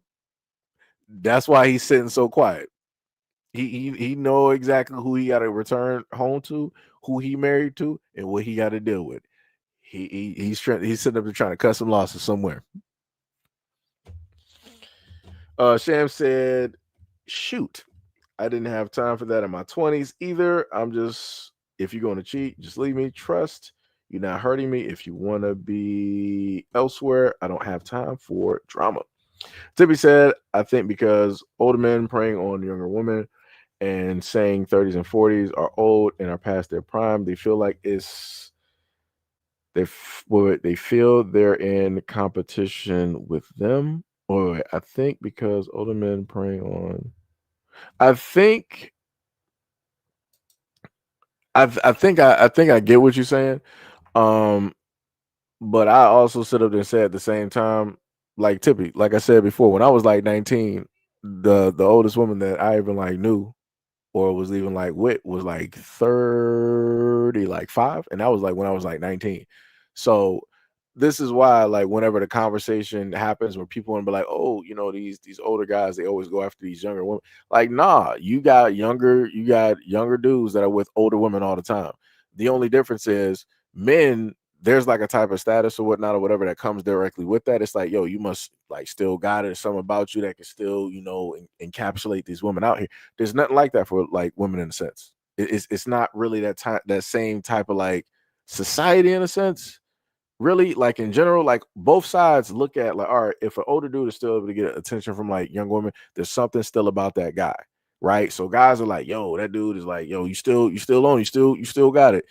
Other women are like, yo, I want to know what's attractive about this guy, where younger women are still attracted to this dude. When it deals with like women, it's not in a sense the exact same way. In a sense, it's like, yeah, you got younger dudes that look at older women and want to be with them and all this other, type of stuff, but it's not that type of like societal, thing there where women can, in a sense, like profit directly from that. The last time that we saw anything close to that was like Stella Got Her Groove Back. If anybody remembers that movie, that was like, in a sense, the closest thing. Um, Anything beyond that was like Drea Michelle, who was like 40 something with a guy that's her son's age, which is like the dude is like 21, 22. Right. So, like I said, I look at it, for me, I look at it differently. It's not like a one-sided type of thing, because I've been on the side of being a younger guy and being with older women. And I'm talking about younger as in like 19, 20, and the women are like in their 30s. So yeah, just saying, just like I said, just gotta put that directly out there. It's not a one-sided, type of thing, you know. Nikki said, I'm 45 and I still look and feel like I'm wait, what? Wait, hold on.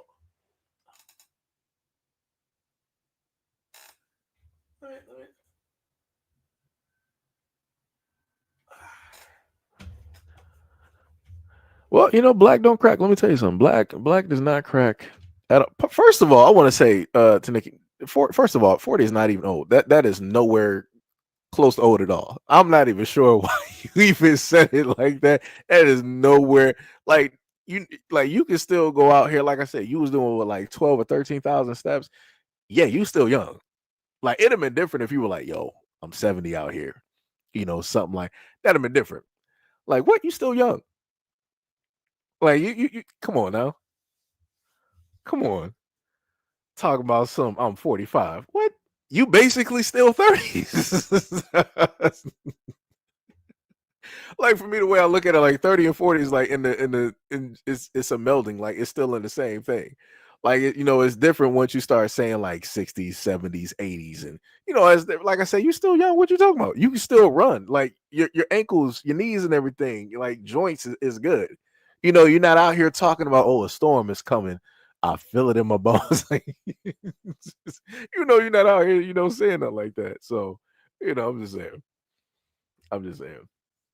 But also shout out to all the older women directly, out there. Much love, respect, and appreciation. Shout out to y'all.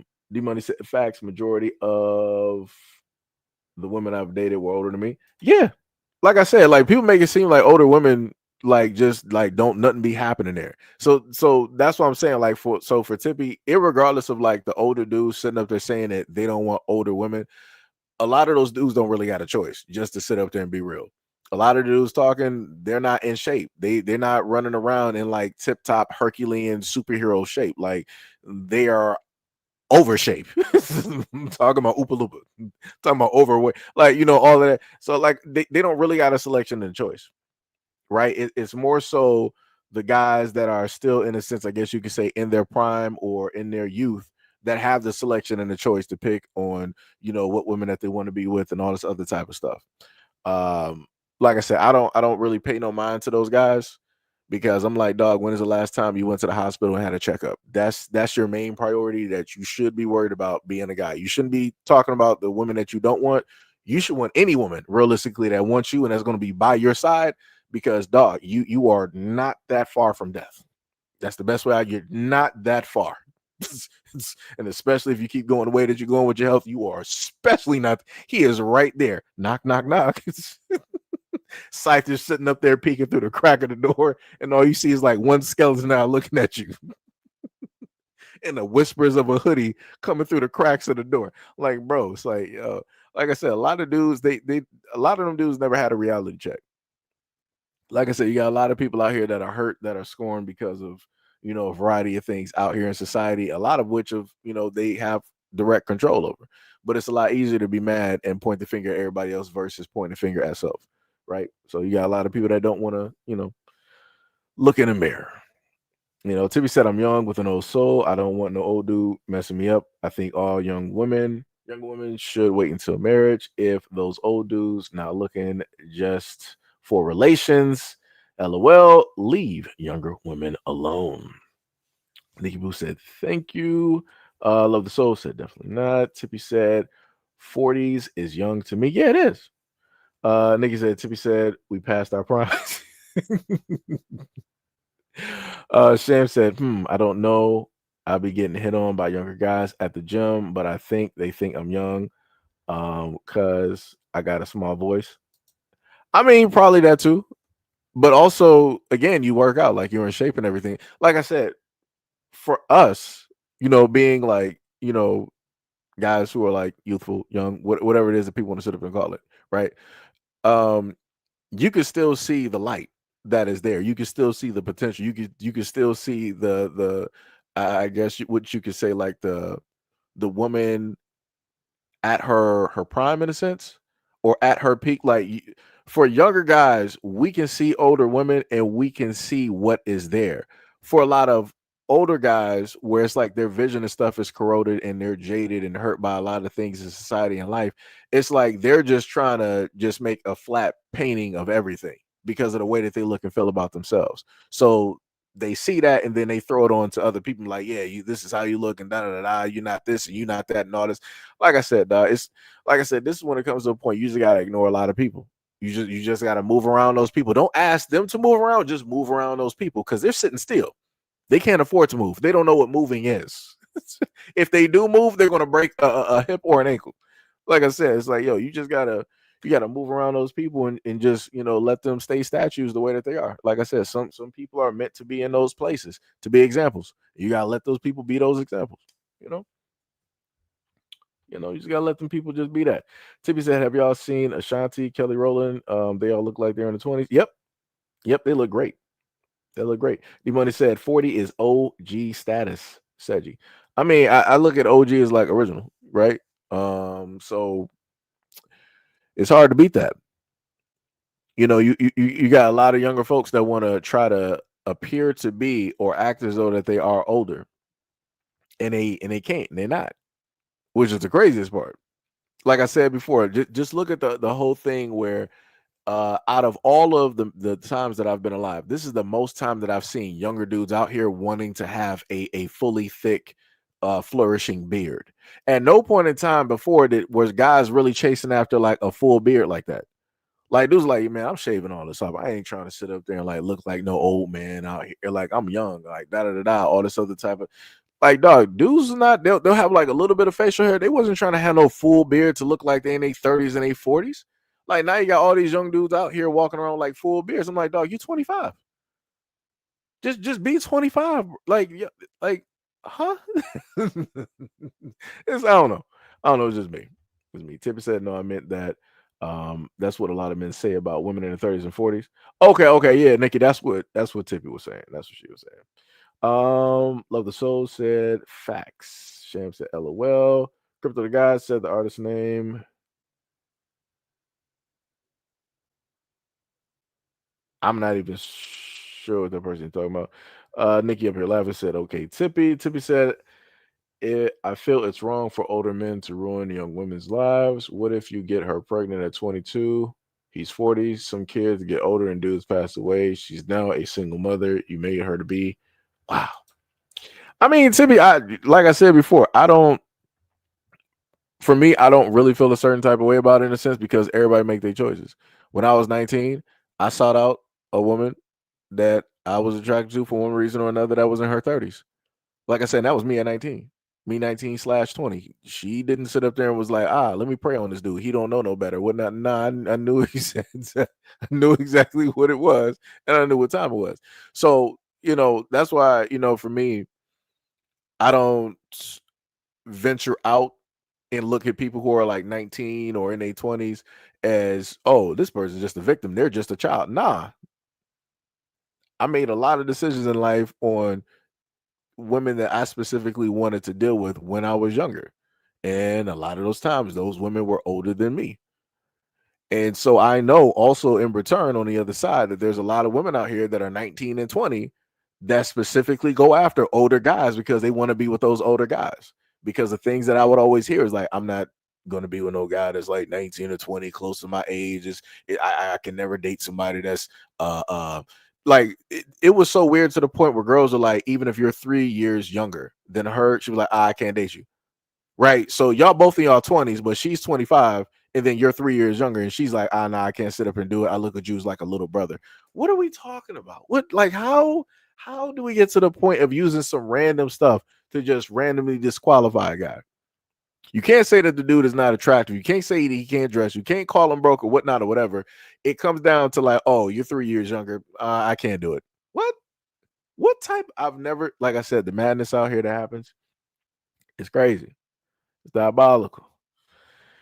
Let me see. Somebody said 22 is an adult. D-Money said beards are overrated. Yeah. Like I like being able to, to have a beard, but I don't really care. I would rather, I like 5 o'clock shadows better. I feel like 5 o'clock shadows are actually pretty dope. 5 o'clock shadows, Tibby said, I get it, but these older grandpas don't think about that. They just stuck on young women and I mean it's a mutual relationship, Tibby. That like I said, I'm going from everything that I've learned directly over time. A lot of the young girls that I was able to see and have conversations with over time, it was like there was some type of thing there where they might have really had some type of feelings for each other, but it was just for the things that people wanted out of the thing, out of the whole thing, right? So the guy may want somebody just to be there, just to feel loved or wanted or whatnot or whatever, and he wants to be able to actually just provide for somebody because he might be sitting on 500K or something, and he wants to be able to actually spend it on somebody because he can't take the money with him. So it's like, all right, this is somebody who's young. Let me sit up there and give her send her off on some trips. Let me buy her some nice stuff that other guys her age might not be able to afford her. Let me take her on trips and help her with a house, help her with her college and all this other type of stuff, right? So there's a multitude of things and not just sex directly in that. But then when you go directly to the side of like the woman, it's like it's an easier way to get what it is that they need. It's like if they need college, their parents might not be able to afford that for them. Them working whatever 9 to 5 job, it's not really working for them. It's too strenuous, and it's a lot of things that they ain't trying to deal with. So it's like if they gotta, sit up there and be nice to this guy, love on this dude, and tell him some nice stuff and whatnot, they're going to sit up there and do that. Like I said, it's the way that I look at it is a mutual understanding in between two parties who are in this type of deal because they're both benefiting from this situation one way or another. Like I said, the only person that's really going to benefit from the relationship being with an older guy is the girl every single time, because that older guy is out of the door, right? The older guy is directly out of the door. She's going to be the one that's going to be able to have that business still that the guy helped her create, that college education, paid off tuition, the cars and the houses that she wants. The guy helped her facilitate that. She's going to be, in a sense, the long-standing person past that relationship that has any real benefit. Any benefits that an older guy gets from a younger woman is so short-term, it realistically does not even matter. Because that dude is 60 and 70. He is one heart attack away from being directly in the grave carried by 6. So, like I said, for me, I look at it. I look at it a little bit differently for me. I look at it a little bit differently. Gail Jones said, when you deal with older men, get that money. Sham said, I don't be in people's business like that. I mean, an adult age doesn't define personality and compatibility. Kara said, if a 22-year-old woman and a 40-year-old dude love each other, it's their right. You can't force them to marry someone you choose. Tippy said, that's the only reason why a younger woman would get with an older man is the money. I mean, like I said, it's a beneficial thing. You got a lot of dudes out here that might not. You got a lot of older dudes out here that really don't actually have kids. I know it might be a little bit hard to believe for a lot of people out here, but you got older dudes out here that don't have no kids. They don't have a significant other, but they're sitting directly on money, and they just want to feel good for like the rest of their days that they got left here. So I'm like, I'm not going to sit up there and fault them for that. And if somebody out there is willing to sit up there and do it, then so be it. Because we know for a fact that if it's a 60-year-old dude that wants to sit up there and just like cash out on somebody, the women in their 60s are not going for that 60-year-old dude. Let's just call the facts the facts. They're not about to be dealing with that. A lot of women are like, yo, I'm still able-bodied. I can still go to and from. My knees still work, all this other type of stuff. I'm going to be looking towards guys who are in their 40s, and stuff like that.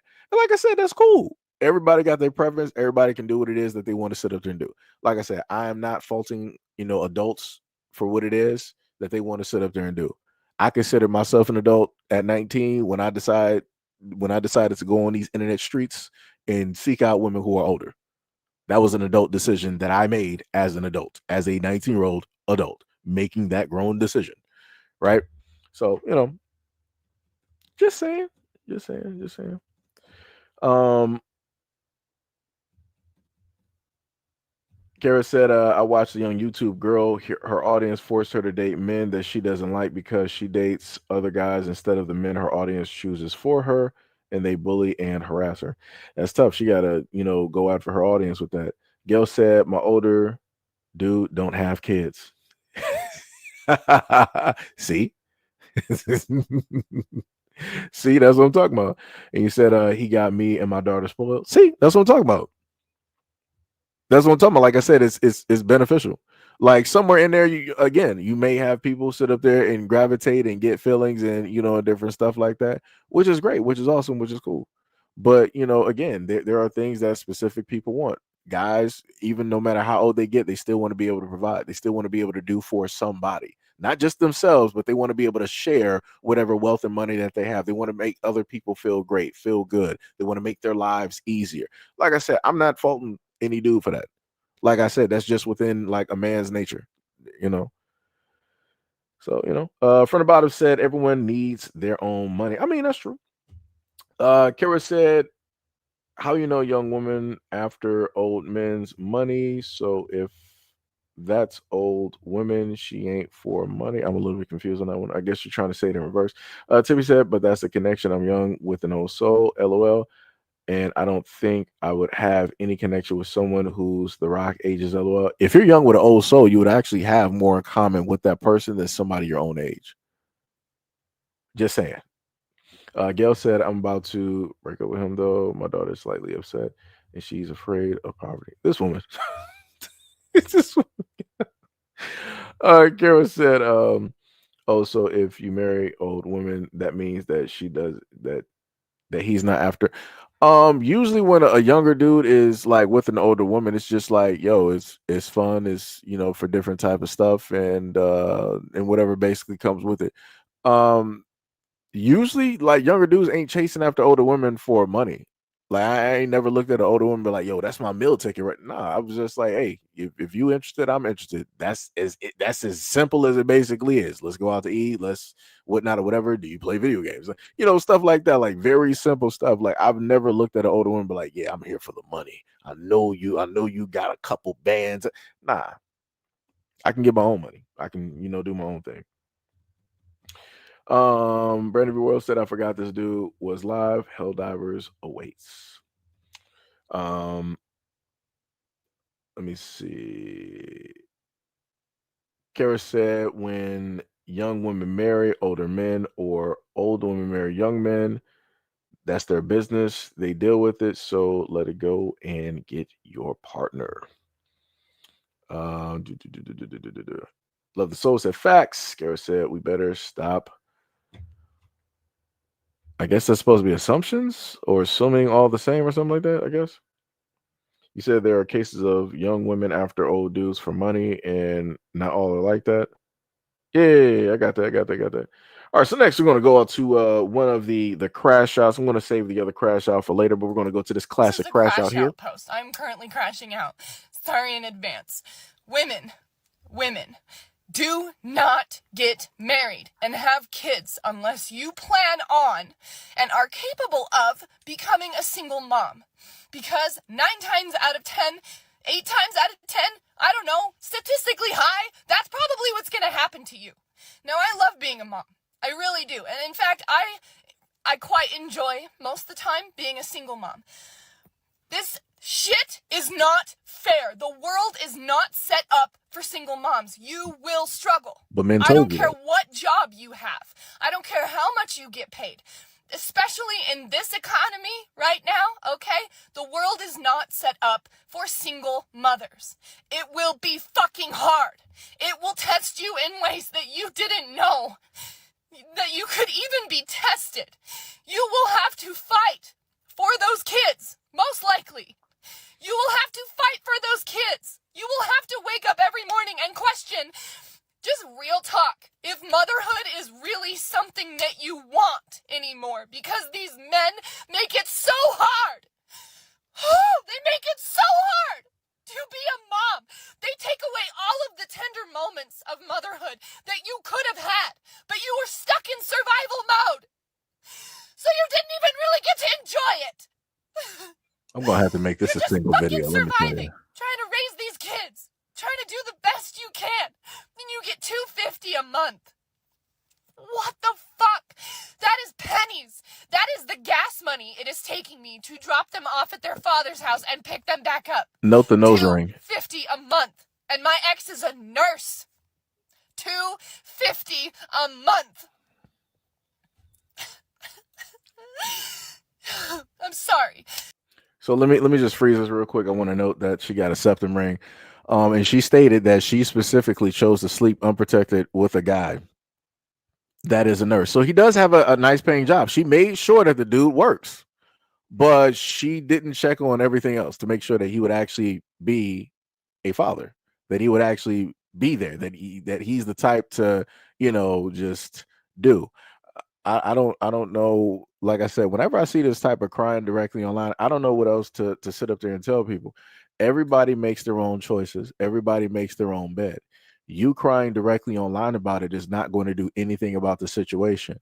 You need to put your big girl pants directly on and deal with the consequences. You selectively opened your legs and your ankles to this guy, allowing him to have unprotected relations with you.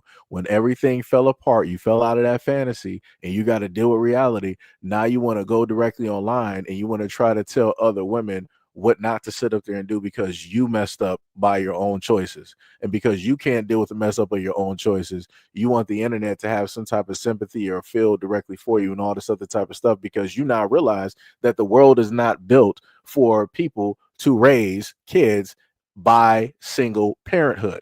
My mom told me this, and she's a single parent. Like, how dumb are you? Like, this is why I don't have sympathy directly for this. Like, all of this crying that people be doing I don't have my mom as a single parent told me she don't want me out here running around, creating broken homes and all this. You better not sit up there and get nobody pregnant because I'm not helping you take it. My mom gave me all of this, and I made sure to follow and abide by those rules, and I didn't sit up there and do it. So I don't know how her parents, she's white. I don't know where's your father? Where is your family? Because you don't got no excuse. I don't know how you messed up like this. You got all the examples before you decided to get pregnant, even made it this far. You got other women that you more than likely knew already had kids, and you still said that that's not going to be you, and you're smarter than the average bear. Huh? The park ranger caught you. Reality is right there with you, and you are now wanting to cry about the situation that you created where you're the center of that universe. Brother, I can't believe this. I can't believe this. Brother. Like I said, shout out to my mom. Shout out to my mom, single mother, raised me, and she told me that the life was hard. She told me that this is not the life. She would not want this life for me at all, and nor should I go create the same life for anybody else. Shout out to my mom, because obviously a lot of other people are not honest with their kids or have those conversations with those kids. This is how you got people out here that run amok and decide that they just want to, do this type of stuff online without actually acknowledging and taking responsibility for the things that they cause. Because let me sit up there and be crying online talking about being a single father. Do you think anybody's going to care? No, they're going to be like, yo, man up. You created this. This is your seed. You got her pregnant. Deal with it, because women deal with it every day. That's what people would tell me. So in return, having a mother that was a single parent that raised me, I'm going to sit up there and look at this the exact same way. I'm going to look at this. Like I said, shout out to my mom. Much love, respect, and shout out to my mom. But let's continue. Oh, I don't even know if I'm going to post this. These men will take everything from you. They will promise you so much. They will promise you so much. And it will feel great at first. It will feel peaceful at first. And for some fucking reason, when you have their child, they will abandon you. They will discard you. Even if they don't cheat, even if they don't do anything significant, they'll emotionally turn away from you to the point where you leave. I left. I can't be in that. It is not what we were promised. It is not what you think it is. I promise you. I promise you. And before you come on here and say, oh, well, my situation's not like that. Good for you, honey. You are in the 1% of women that are very lucky, because the rest of us don't have that. And the rest of us become single moms. And it sucks, because all I wanted was to be a mom. I love being a mom. But the best parts of my motherhood were taken from me. And in fact, the first time I got pregnant, the man said he couldn't have kids, and then fought me in court for 5 years. Fought me in court for 5 years to take away my son that he claimed in the beginning he wasn't even capable of producing, because he didn't want to wrap it up at first. Yeah. Yep. So hold on. So hold on. So you got a father that fought for his kid. So okay, originally he might have had some questions on, if it's his kid or not or whatnot or whatever, but then I guess he found out it was his kid, and then he wanted to, I guess, have the child. All right, cool, no problem. Because a lot of people out here sit up and say that fathers don't fight for their kids. So I'm a little bit confused, because isn't she the same one crying, saying how hard it is for her being a woman to raise kids? So if it's difficult for you, why not give it to the father if it's not difficult for him to do and he has the money? I'm not understanding. Isn't he basically alleviating that whole difficulty from you? Isn't he taking that responsibility off of your shoulders so your life is less difficult? I'm a little bit confused on how she's even angry about that. I'm confused. And again, there might be some other type of things in the water when it dealt with why it is that he thought that the kid wasn't his, that she may not be talking about. Because like I said, whenever these stories happen, people always paint themselves in the best stories, like, oh, woe is me, I was the perfect woman, I was the greatest wife, all this other type of stuff, right?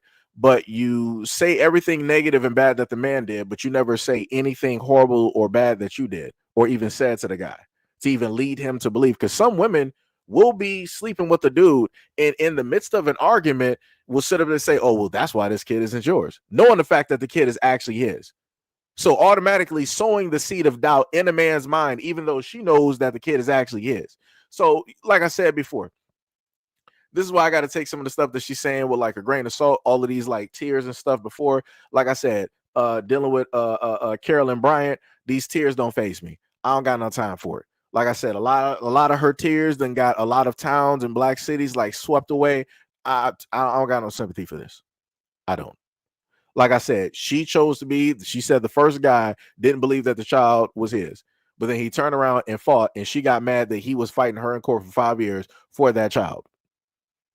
I ain't never heard such nonsense in my life. But yeah, you're online talking about you're struggling as a single parent. That's one less kid that you would have to worry about. So you got 2 kids by 2 guys. And ain't none of those relationships work out. And everybody else is the problem? Okay. I can't wait for this to be a third time. Let's keep going. I can't handle this. I can't handle men anymore. Y'all are liars. You lie to women. You promise us a lot. We are objects to you. We are things that you put on your shelf. I am a human being, and my life is forever changed. My life is forever changed. I will never be the same. My youth was stolen from me. I had to put my boots on the ground and become a single mom at 21 years old. I didn't get to live. I didn't get to live. I didn't. My life is not what I wanted it to be. Not even close. But I love being a mom. I'm holding space for 2 things at one time. Just don't date men. We are at a point in society where we are waking up to the reality of the patriarchy, which is a very real thing that I didn't used to believe in, and I fucking do now. To what men are really like. I will never see the change in men that I need to see to feel safe enough to ever date again in my entire life. It will take too long. The change that we need to see in men will take too long. It's 100, 200 years from now. So that's my life. So just don't date men. Just don't. Just focus on yourself. And don't have kids with the wrong person. And I don't know how to tell you what man is the right man, because I Obviously. thought they both were. I thought they both were the right man, and they were not. So she decided to believe in a fantasy and a lie that was given to her because that's what she wanted. Okay. And now all men are to blame. Okay. I pray to God that she is not raising a son, because dear Lord, it's over. It's over for that little boy. It is 100%. It is curtains. It is curtains. In her frame of mind, she cannot properly even try to raise a son a certain type of way. She couldn't. She just sat up there. Hey, don't sit up there and date men. Men ain't it. Go everywhere else. Men are the biggest problem, the biggest source. Look what men have done to me. Look what you did to yourself. This is why I told people before that when I talk about any relationships that I've been in, I put myself as patient zero. I put myself on ground zero. If I had negative interactions, negative, emotions, thrown at me or whatnot, I got to sit up there and be like, yo, it's my fault. Like, I allow those people directly in my life around my circle. I decided to entertain and do all of this other type of stuff. The last result for me is to sit up there and look at that person and put blame directly on them. I'm going to sit up there and look at myself first. I'm like, yo, this relationship that I sat up there and had like back when I was in like high school or back at whatever, I'm like, yo, that was on me, dog. I should have did better. I should have saw some signs and some red flags. I shouldn't have imperfections, and I shouldn't have been doing it, but I ignored those things. I decided to, allow those things. I allowed, multiple transgressions. I allow those. Like I said, that's me. That's my fault. I keep saying, like, it's wild to me how people out here can always find the energy and holler and yell and blame everybody else, but actually sit in the mirror and actually blame themselves for how it is that they're in. Everything that she is saying is an I problem, and there's an I solution. But she wants to sit up there and say they, them, he. Like, that's like, dog. Like, no, the men didn't sit up there and ruin your lives. You gave them the opportunity to be there. In order for them to have the opportunity, you would have had to allow them that. That is a you situation. That is an I situation. That realistically has nothing to do with those guys. They saw a moment and they were like, all right, I'm going for it because she's going to let me do it. I'm just going to sit up there and go for it. That's what they did. And you want to get mad at them because they showed you exactly who it is that they were. Like, brother, what are we doing? Like, what are we doing? Like, that is crazy to me. That is crazy to me, dog. That is crazy to me. That is 100%.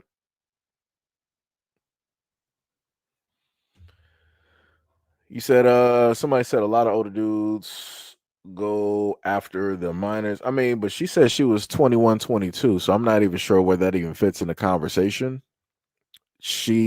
Everybody was an adult. She's 21, 22. I'm not even sure why we're even I'm not even sure what's even happening in the comment section. And you said, and a lot of their victims are very young. What are we even talking about? She specifically said she was 21, 22. Like, I'm a little bit confused.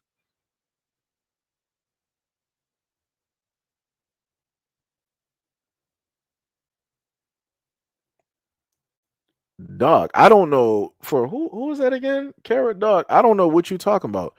You're like all over the place, like with that comment. This woman specifically said that she was 21 and 22 when she was engaging with these people, like basically in her 20s. I'm not sure where children even came up. Like, what are we even talking about? Talking about prosecuting people being grown. What are we even talking about right now? What are we even talking about right now? And then he was like, and then blame your daughter. Woo, diabolical. What are you even talking about? Yes, 21 through 23 is not a child. Like, what are we talking about?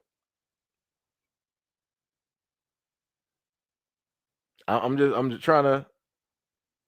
He said Tippy was talking about older men. Oh, let me see. Let me go back. Let me go back up. So then Tippy said, I've seen a lot of young women say that older dudes ruin their lives, and now single mothers, still young, and he got with somebody else. You said, whose fault is it? Tippy said, I still blame both men and women. And then that's when you started talking about dudes who go after minors.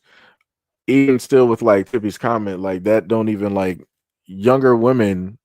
For me, when I'm sitting up there talking about women who are young, I'm talking about those who are like in like their 20s and shit. Like now, if I make a reference point, I'll go back to when I was like 19 and I'll list the things that I was able to view from point of view and the conversations that I specifically had from there, going from like 19 to 20 and stuff of that nature. But in general, I'm talking about like 20s.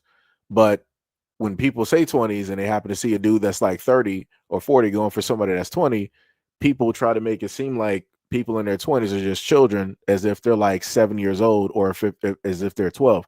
And I'm like, it's weird how people do that. It's like in one moment we want to say that people in their 20s should be responsible and act as adults because they are adults, but in a whole different instance, automatically people are like, no, no, no, they're not adults, they're children. Anybody in their 20s, it don't matter if it's 20, from 20 to like 29, they're children. They don't know anything about nothing. And if you're older, you shouldn't be, sitting up there trying to date them or even have a conversation. Those are 70-year-olds. They're not 20. Those are 70. And I'm like, dog, I don't know what y'all. I don't know what people doing. I don't know what people doing. I don't know. I don't know what people doing. Sham said, because she could run the streets and pay child support. She's not trying to do that. She wants to use those kids against the father and still party.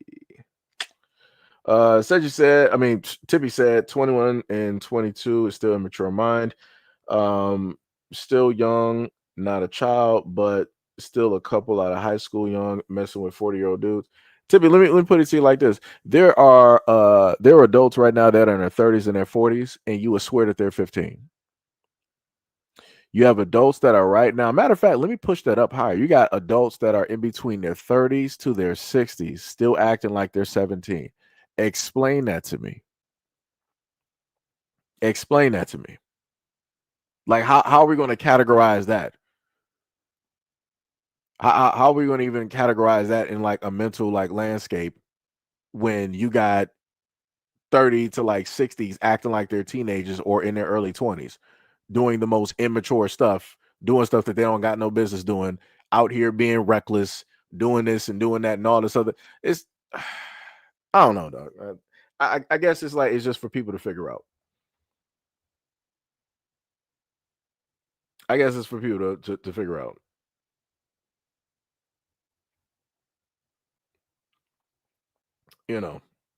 From the bottom said, I said that she looks young and should be making money, not multiple children, for example. Kara said 22 women and 40-year-old dude is an adult. Tippy said that's why dudes go after young women when they get with their age.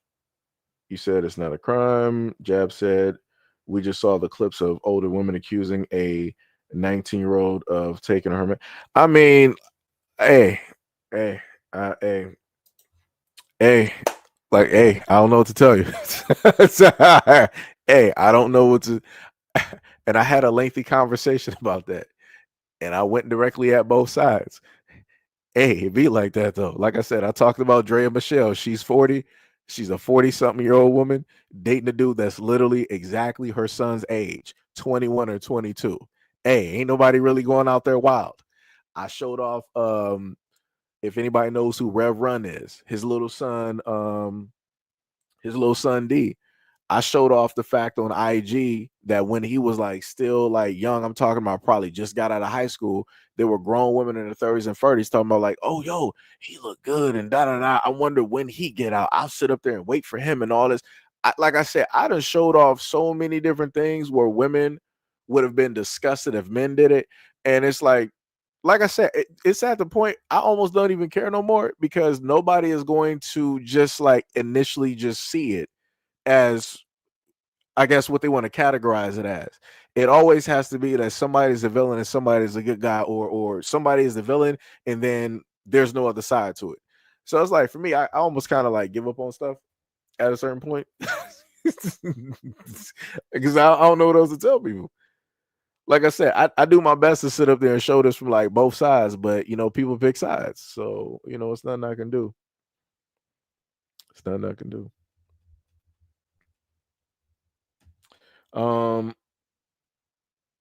Anyways, let's keep going. We got another crash out right here that I want to showcase and talk about.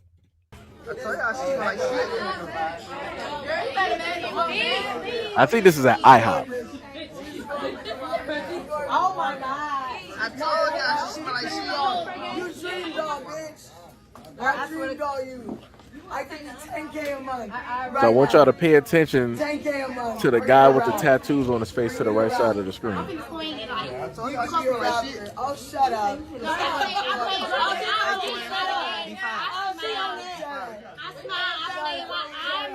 He's looking around. He's paying attention. Leave me alone. I make prayers. I'll get you a Spanish, you know. Get back. She need help. She need help. That's the only reason I don't pop up like that. She need help. Content. Don't pop her. Please don't pop her. Please don't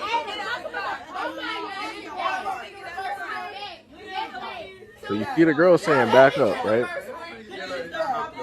You see her acting a little bit erratic, getting a little bit too close. I want to know. All right. So you saw.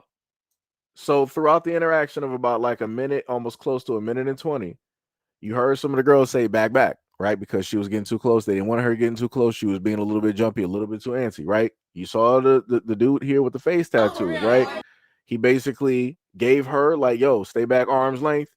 You're getting a little bit too close, right? And then what did she decide to do? Let me go back to the arm's length. So I want to make sure to point this out because I keep trying to tell people because a lot of people want to play these stupid games and try to say that no matter what a woman does, that you as a man don't be defending yourself against no woman. It don't matter how she get in your face, whatever it is that she do, and all this other type of stuff. You better not put no hands on a woman, right? So he gave her a warning. He's like, yo, arm's length. She moved his hand. Oh, give me 1 second.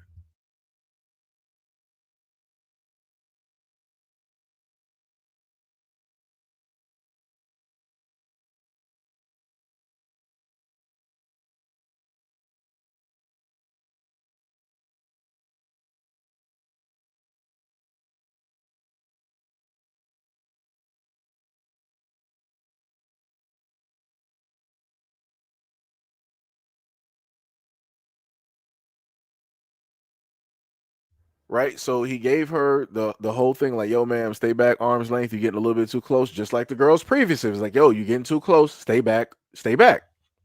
She decided to ignore that. She pushed his hand away. Got close. Look at that. Look at that. Now, I want everybody to realize, and I keep trying to tell women this, not at any moment in time as a woman do you ever do anything like this. You never decide to take yourself. The moment in time, I'm trying to just gear this towards women out here. The moment in time that you do this and you get in the man's face, you are automatically a man. I don't care what no disagreements with anybody has to sit up there and say. I don't care if you're a male or a female. You do not get into a person's face unless you want to fight. Don't do that. That's all. You threats, radars, everything is off. You don't get into another person's face like that. You don't know this dude. This dude got face tattoos. You don't know what he set up there and did out here. You don't know if he got bodies or whatever's going on. But like I said, she decided to ignore these things. And I also want to highlight this too. All of these women that are around could have helped this situation not be a situation if they would have sat up there and got her away. They could have snatched her up real quick, just got her to the side, got her out of the door. But everybody there allowed that woman to get directly in that man's face after he had already gave a warning like, yo, you're a little bit too close. Let's continue. So then he pushes her back, right? I want to know, he didn't swing on her. He didn't slap her. He didn't knock her to the floor. He didn't mop the floor directly with her because I'm pretty sure while she was close up talking, she was probably spitting on his face. That's why he turned his face and then he just pushed her directly to the side. Respectfully, right? She's still on 2 feet. She might have stumbled a little bit, but she's still on 2 feet and she ain't knocked down. She don't got no bumps or no bruises, right? But pay attention to how the women now react after the guy's initial reaction, right, to the situation.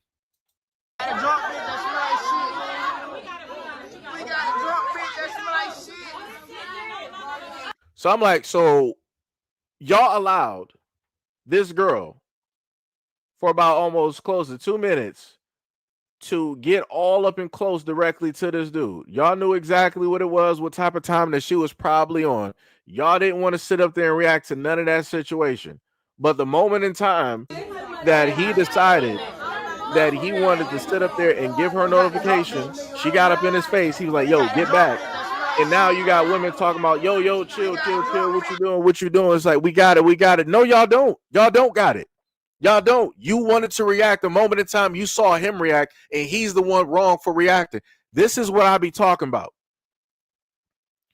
There'll be so many warning signs for these young women or women in general to not get into a dude's face. And people will push past all of those red flags to do what it is that they want to sit up there and do. Who's in the wrong now? The guy. The guy's in the wrong. And I'm like, you got to be kidding me. Now, man, let me just let this play, dog. This type of stuff just, man, dog.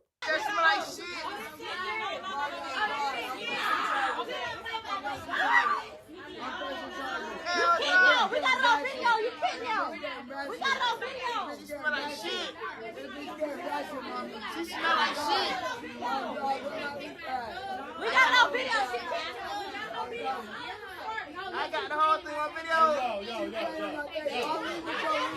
I'll leave with your lead. I don't want to lie to you. I promise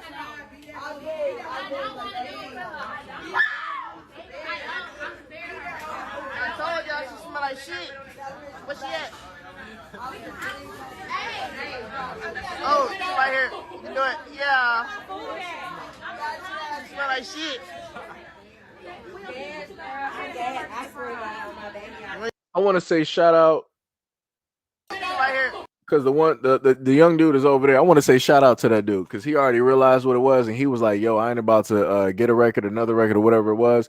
I'm not about to be facing no time for nobody." He got himself out of that situation. Shout out to him. Much love and shout out to him. But to all the rest of the people over there, that's majority women directly in there that was squawking and laughing and stuff. Y'all failed. That's the best way I can sit up there and put it. Like ain't no, and this is what I be talking about every single time where people want to sit up there and say that, yo, they don't have no protection for men and all this. There is no protection out here where women are getting into dudes' faces, and this further proves it. And that was a straight dude. The dude had tattoos and everything. Like, he was paying attention to her body language. He wasn't doing or saying much. You already know that if a time comes that he got to really like do something, hey, stuff is gonna get done. He was like, man, I ain't even about to sit up there and do it. But yet, still, even in that situation, there was no protection for him. Those girls made sure, but like, oh no, you're doing too much. They basically surrounded him to stop him from doing anything extra. They didn't sit up there and stop that girl from doing all the other type of stuff that she was doing, that she been doing. I'm like, dog, that's crazy to me. That's crazy to me.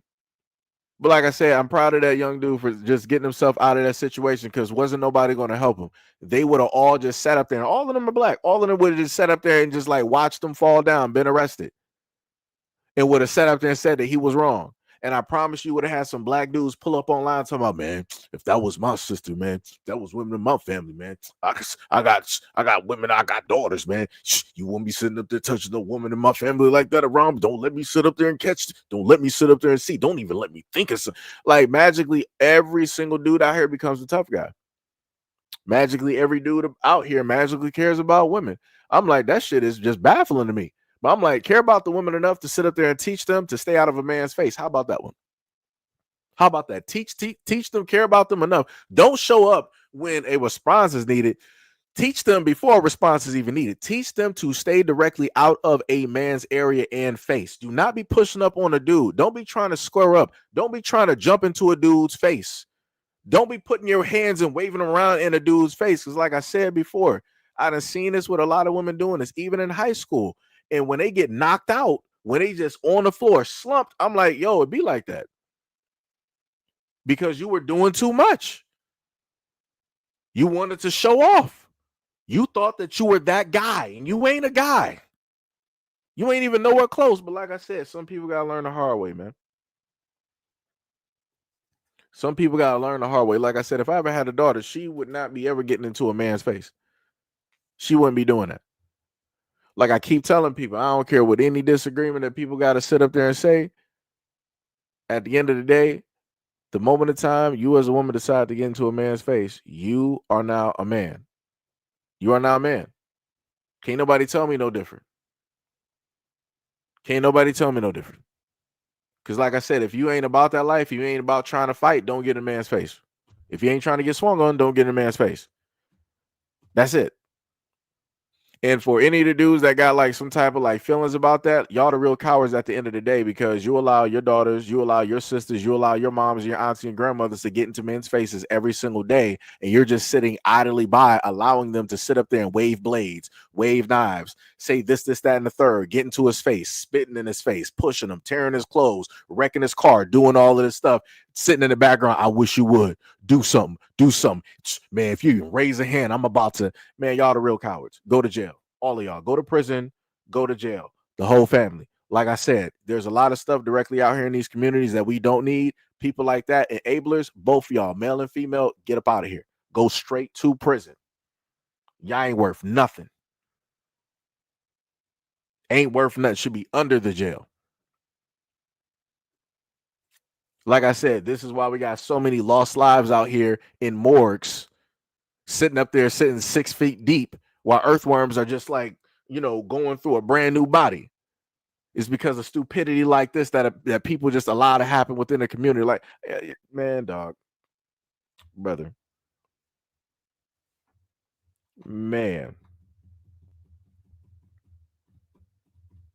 Kara said, just leave. I prefer it that way. LOL, peaceful way. No, the dude left. That's why I'm highlighting this one image. Because the dude who tried to give her the warning that she didn't get, and she still got into his face, that dude had to remove himself. He didn't have, like, this is why I keep trying to tell people, guys do not have protections out here when it deals with women doing stuff like this. Other women will literally sit back and enable and allow other women to sit up there and do stuff. Like I said, that's crazy to me. And this is why I'm showing this, because whenever I've talked about this stuff, people didn't believe me, or they didn't want to see what it was that I'm talking about. Now you can't unsee it. It's directly right there. You saw the actions of the woman. You saw the warning signs that were directly there. The third warning that she was going to get was that she was going to end up on the floor. I promise you. Because she was that type. I don't care if she's inebriated or whatever it is. Whatever excuses that people want to give is not excuse enough. You know what to do and what not to do. I done seen crazy people directly locked up in these other places. And crazy knows crazy, and crazy knows crazier. And crazy people know not to deal with crazier people. They start to act sane. They start to become the most sensible people known to man. So if crazy people that mentally got something going on where things can sit up there and register, I don't care what this woman is on or what she's going through. She knows wrong from right. It ain't no excuses that nobody can give me. I ain't trying to hear no chemical imbalances because she's a woman, postpartum. I ain't trying to hear no nonsense. I don't got time. Because people always bring up all these excuses on how it is that women can sit up there and just act a certain time. I'm not trying to hear none of that, dog. I ain't trying to hear none of that. None of that at all. And like I said, for both the men and women that enable that type of nonsense to be going on in the community, go straight to jail and prison, dog. Do not pass go. You skipping over all of that. You're on Park Avenue. You're skipping right over that, straight beeline to jail. You're not touching go worth nothing. You're not even touching beachfront. Like I said, dog, it is wild out here, man. Like stuff like that get me so mad because I'm like, the amount of restraint that it takes for a dude not to sit up there, and it takes immense restraint. Because if it was a guy doing that, he would have already laid him out. It would have already been a fight. It wouldn't have been no warning. It'd be like, oh, you moving a little bit too out. Bow. He would have just struck him. He would have already struck him.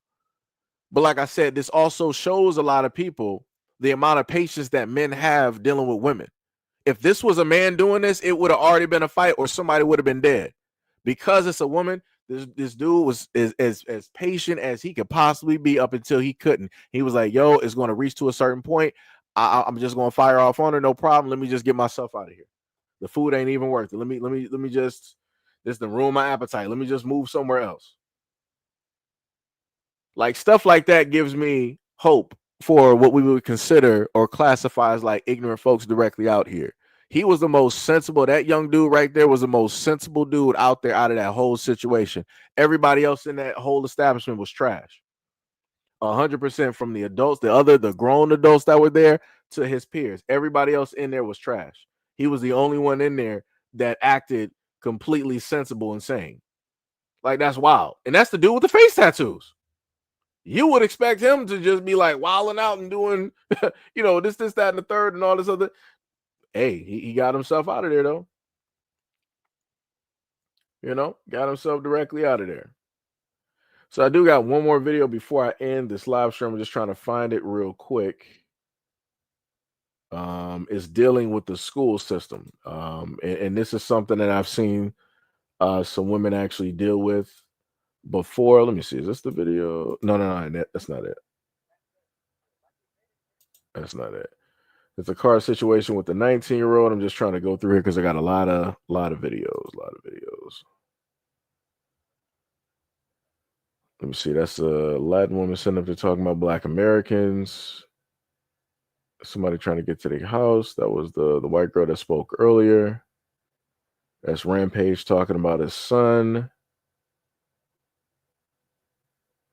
That's baby girl from the Bernie Mac show. Let me see. It's going to take me a minute because I got to roll through a little bit slow.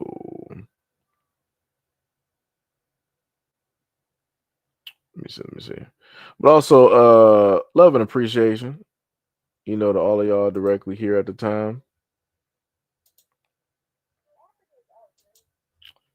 I might even, if I can't find this video real quick, I might just play that video of the woman that went to Africa. Because I cannot properly find the video at this moment. And I just had it earlier because I was going to try to put it up there for you guys. And now I can't seem to actually find it. That was the people dancing directly on the cruise. Let's see, that's the roller rink. This is crazy right now. I can't find this. People stealing baseballs from kids. To more Black Americans. That's the Asian lady. Is it in here? Let me see. Yeah, can't seemingly find it. All right, well, we're gonna skip that one and probably come back to that one. Oh, let me play that Tucker Carlson real quick. Let me let y'all hear what this dude had to sit up and say real quick. Let me show y'all this.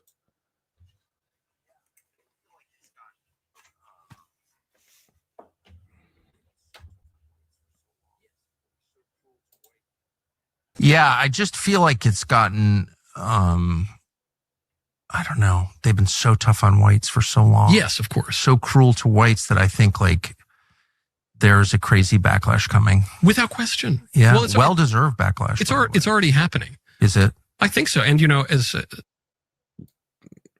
That's crazy.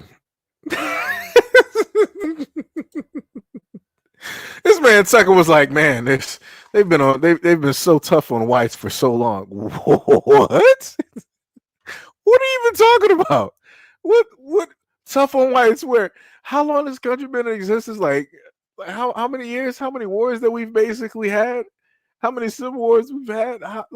What are you talking about? Who is they? Who is they that you're talking about? They've been so tough on whites for so long. Oh my gosh, I just don't know. Like there's a backlash coming, but it's not going to be like what they expect. And then other dude, it's a backlash coming, and it's already happening. Oh really? Oh my god.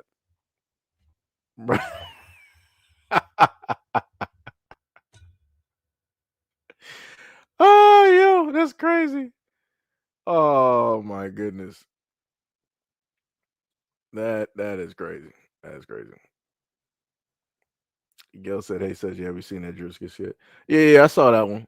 I know the one that you're talking about. Yeah, I was looking at that comment. I'm like, Gail got to be like some sarcasm, or somebody took Gail's phone because I'm like, that is not Gail. Let me tell you something. That is nowhere near close to anything possible. I don't know what that is there. That is highly questionable. Highly questionable. Also got some videos showcasing the fact of black people doing their jobs and getting followed and things of that nature. So we do got those videos coming up. I kid you not, I'm really trying to go back through and I'm trying to find the video of this whole instance taking place. Like, this is crazy. It's not there. It's not there. I think it was this one, right? That's why I couldn't find it. Okay, now I found it. So the young woman that you're going to see that's at the door, I'm guessing that she's a teacher or a substitute teacher or something of that nature. So we're going to sit up there and look at this right here real quick. What you talking about? Oh, right. You ain't doing shit, bitch. Goodbye. Do your job. Goodbye. I'm doing my job. Oh, right. Teaching these kids. What the fuck I thought. Goodbye. Fuck wrong with you, bitch. I will beat the shit out of you. Goodbye. What? Let me call you right back. Excuse me, I get my child first. What you want to do? Goodbye. What you want to do? Goodbye. Watch out. You get out of my face. Going back to jail. Get out of my face. Get out of my face. Come on, then hurry up. Come on. What you want to do?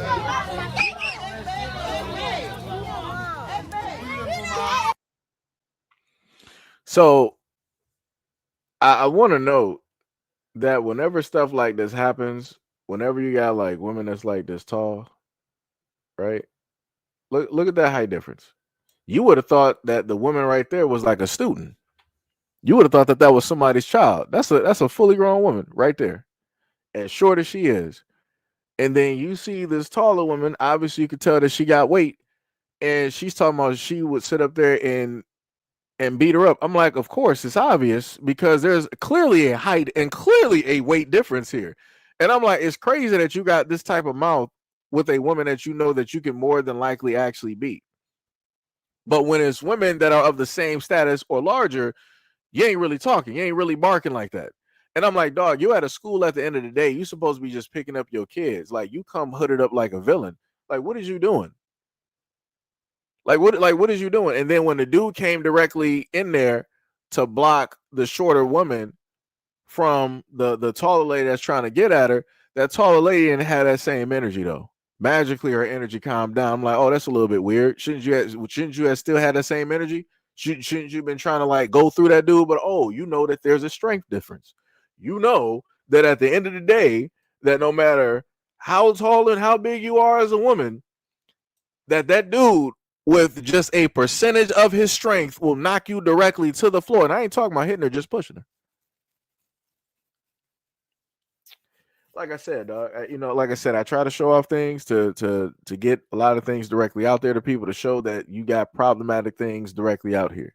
You got a woman talking to you for all intents and purposes. You got two black women here. There's obviously a disturbance in the force. But obviously, you got the Sith Lord out here wanting to go directly at somebody else for no reason instead of being solely focused on their kids. Even so much to the point where she's like, "Oh, I'm on the phone. No problem. Let me call you back." What do you think you're a guy now? What are you doing? That's something that guys do. What you hanging up the phone for? Like you really about to do something? If you were going to do something, you wouldn't have been talking. People would have been crashing through, screaming, and all this other type of. Like I said, she wasn't really about nothing. She really wasn't about nothing. Everything that she got is just intimidation.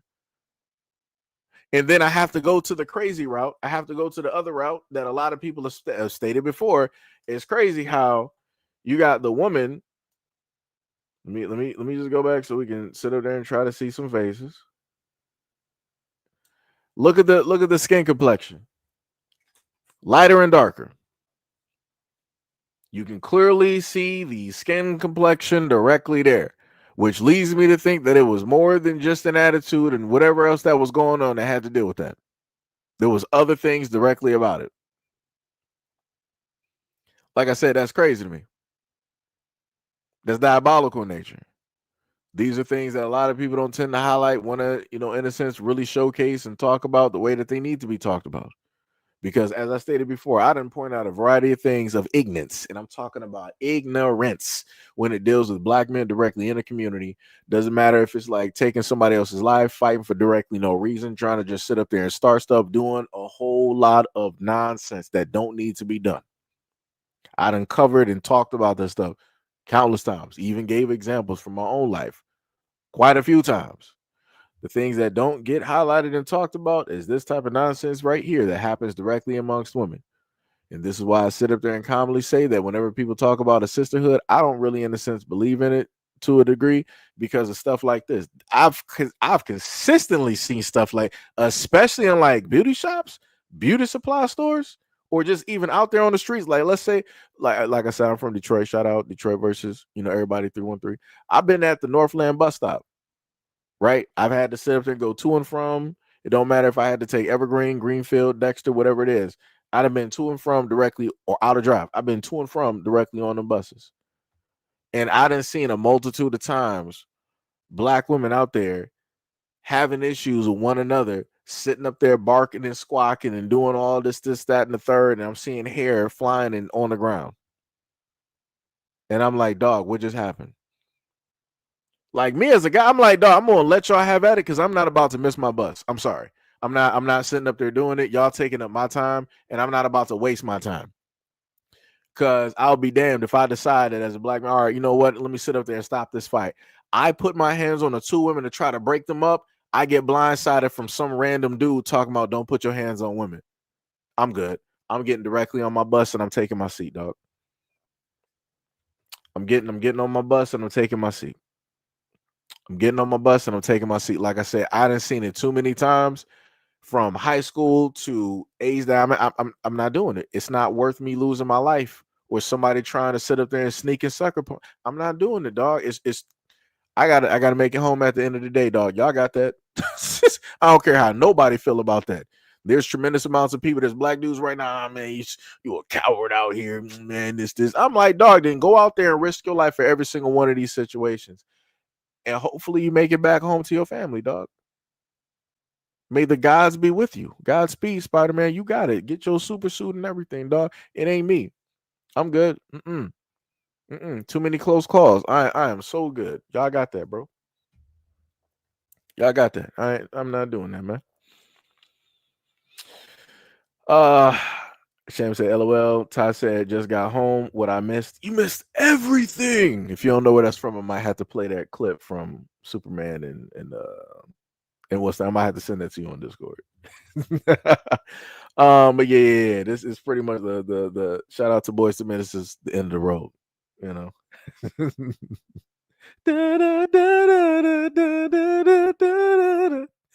Damn, I messed up on that part.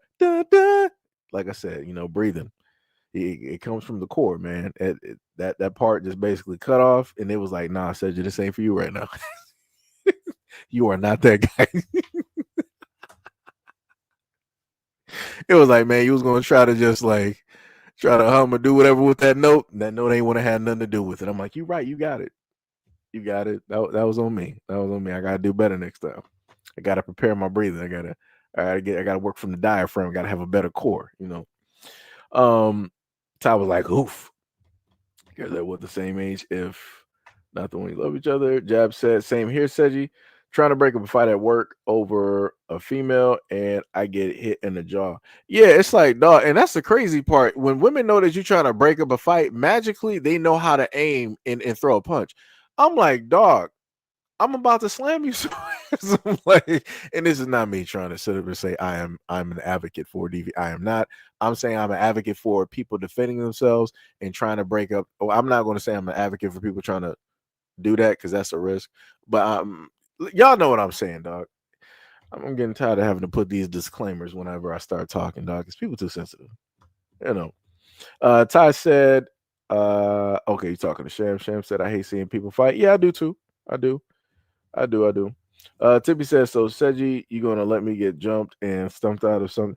Nah, Tippy, I wouldn't. That wouldn't be happening. That just would not be happening. Like this is. I don't care how wrong this sounds. Like if it's people that like I know and stuff like that, it's like, yo, I'm gonna just have to put on a wig and identify as a woman that day. I don't I don't care how wrong that sounds, but I'm just like, yo, I done told my mom or anybody else, I'm like, I'm not about to be allowing like no women to sit up there and jump one woman. It's not about to be no 2-on-1. It's not gonna be no 5-on-1. It's like we're all women today. Women power, shout out to equality. Hand me a wig or a wig cap, and we, it's just that's what's happening, dog. Like I don't know what to tell you. I don't care how nobody sound. I don't care how nobody I don't care how no dude feels. Like, yo, you wouldn't be fighting no man. All right, I still have on that wig, and we still gonna be throwing hands. I don't know what to tell you, bro. It's like, dog, I'm not gonna sit by and watch a woman that I care about get jumped. We ain't doing that. We all women today, dog. This is we're talking about Women's Day. This is what it is. Like I said, if you can't understand that, you must not care and love about the women that's directly around you or in your family. You just gonna watch them sit up there and get bro. Miss me with that. Mm-mm. Mm-mm. And especially let it be a point in time where I got like a wife, brother. Oh no, we're wearing all wigs. My fist got wigs. My beard got a wig. Yo, I'm telling you, like, dog, we ain't doing it, dog. I'm sorry. Y'all will see me with a mugshot that day, and I'll have to come back whenever I get released from jail to tell y'all the story. But it's like, yeah, we ain't doing that, dog. No, I didn't, because like I said, for me, within all seriousness, I didn't cover too many stories of watching women get jumped and they lose their lives. I'm like, no, I'm not. I'm like, dude, we're not doing that. You're not doing that to like my wife. You ain't sitting up there doing that to like a girlfriend. You ain't doing that to my daughter. You ain't doing that to my mother. We ain't doing that, dog. We are all women today. I believe in women's rights and I believe in equality, especially that day. You are going to see it. You're going to see it. Like I said, I don't know what else to tell people though.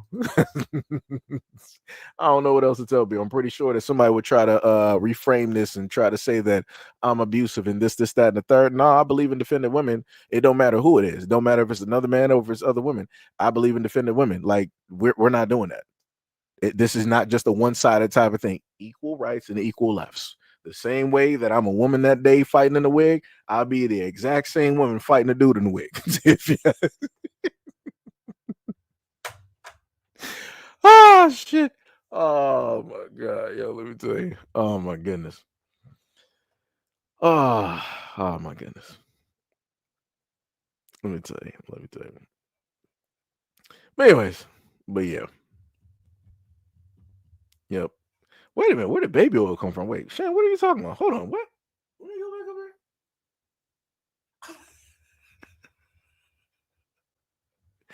Yo, that's crazy. Tip was like, said you just admitted his true form. What am I freezing now?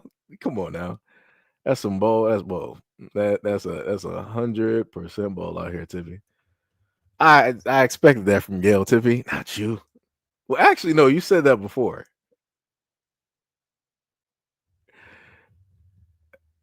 Like that is crazy. Wow, and then Gail brought up the name. That's diabolical. Diabolical. That is diabolical. Nah, I read it. I read it, Tippy. I ain't reading it again. Nah. You trying to get me out here? Nah. I'm talking about actually sitting up there protecting women out here. You trying to clown me? Nah, Tippy. Nah. Trying to get me out here. Yeah. D Money said Women Appreciation Month. I'm suplexing everybody. Yeah. That is bars. It is WrestleMania, and we are going for the Women's Intercontinental Championship belt. That's how we're gonna be moving that day. That's how we're gonna see. Yeah, I'm with you too. Jab said I don't like seeing black women fight. Yeah, I feel like I've been feeling the same way since I was able to see this stuff. Like it just don't sit right with me. But I'm going to endanger myself, trying to really, in a sense, do something, and especially for somebody that's a stranger, you know. Um, but other than that, when it deals with like other women that I know and care about and love and stuff, that's a whole different story though. Whole different story, you know. Yeah, I'm right there with you though. Like I said, I'm used to. I'm not saying that guys should be out here fighting, but I'm used to it and I understand it.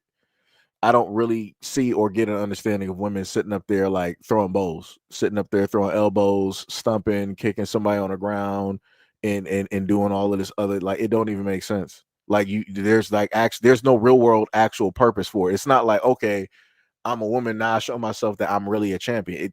A society don't work like that. Nobody actually cares. If you're a dude and you set up there and knock somebody out, then it's like that's actually speaking something.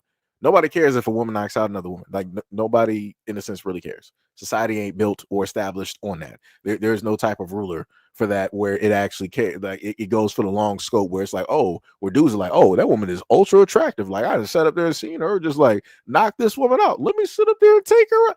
Nah, but if a dude sits there and fights and he wins, women are like, that's attractive to a lot of women. It's like, oh, he can handle himself. So if he can protect himself, he can sit up there and protect me.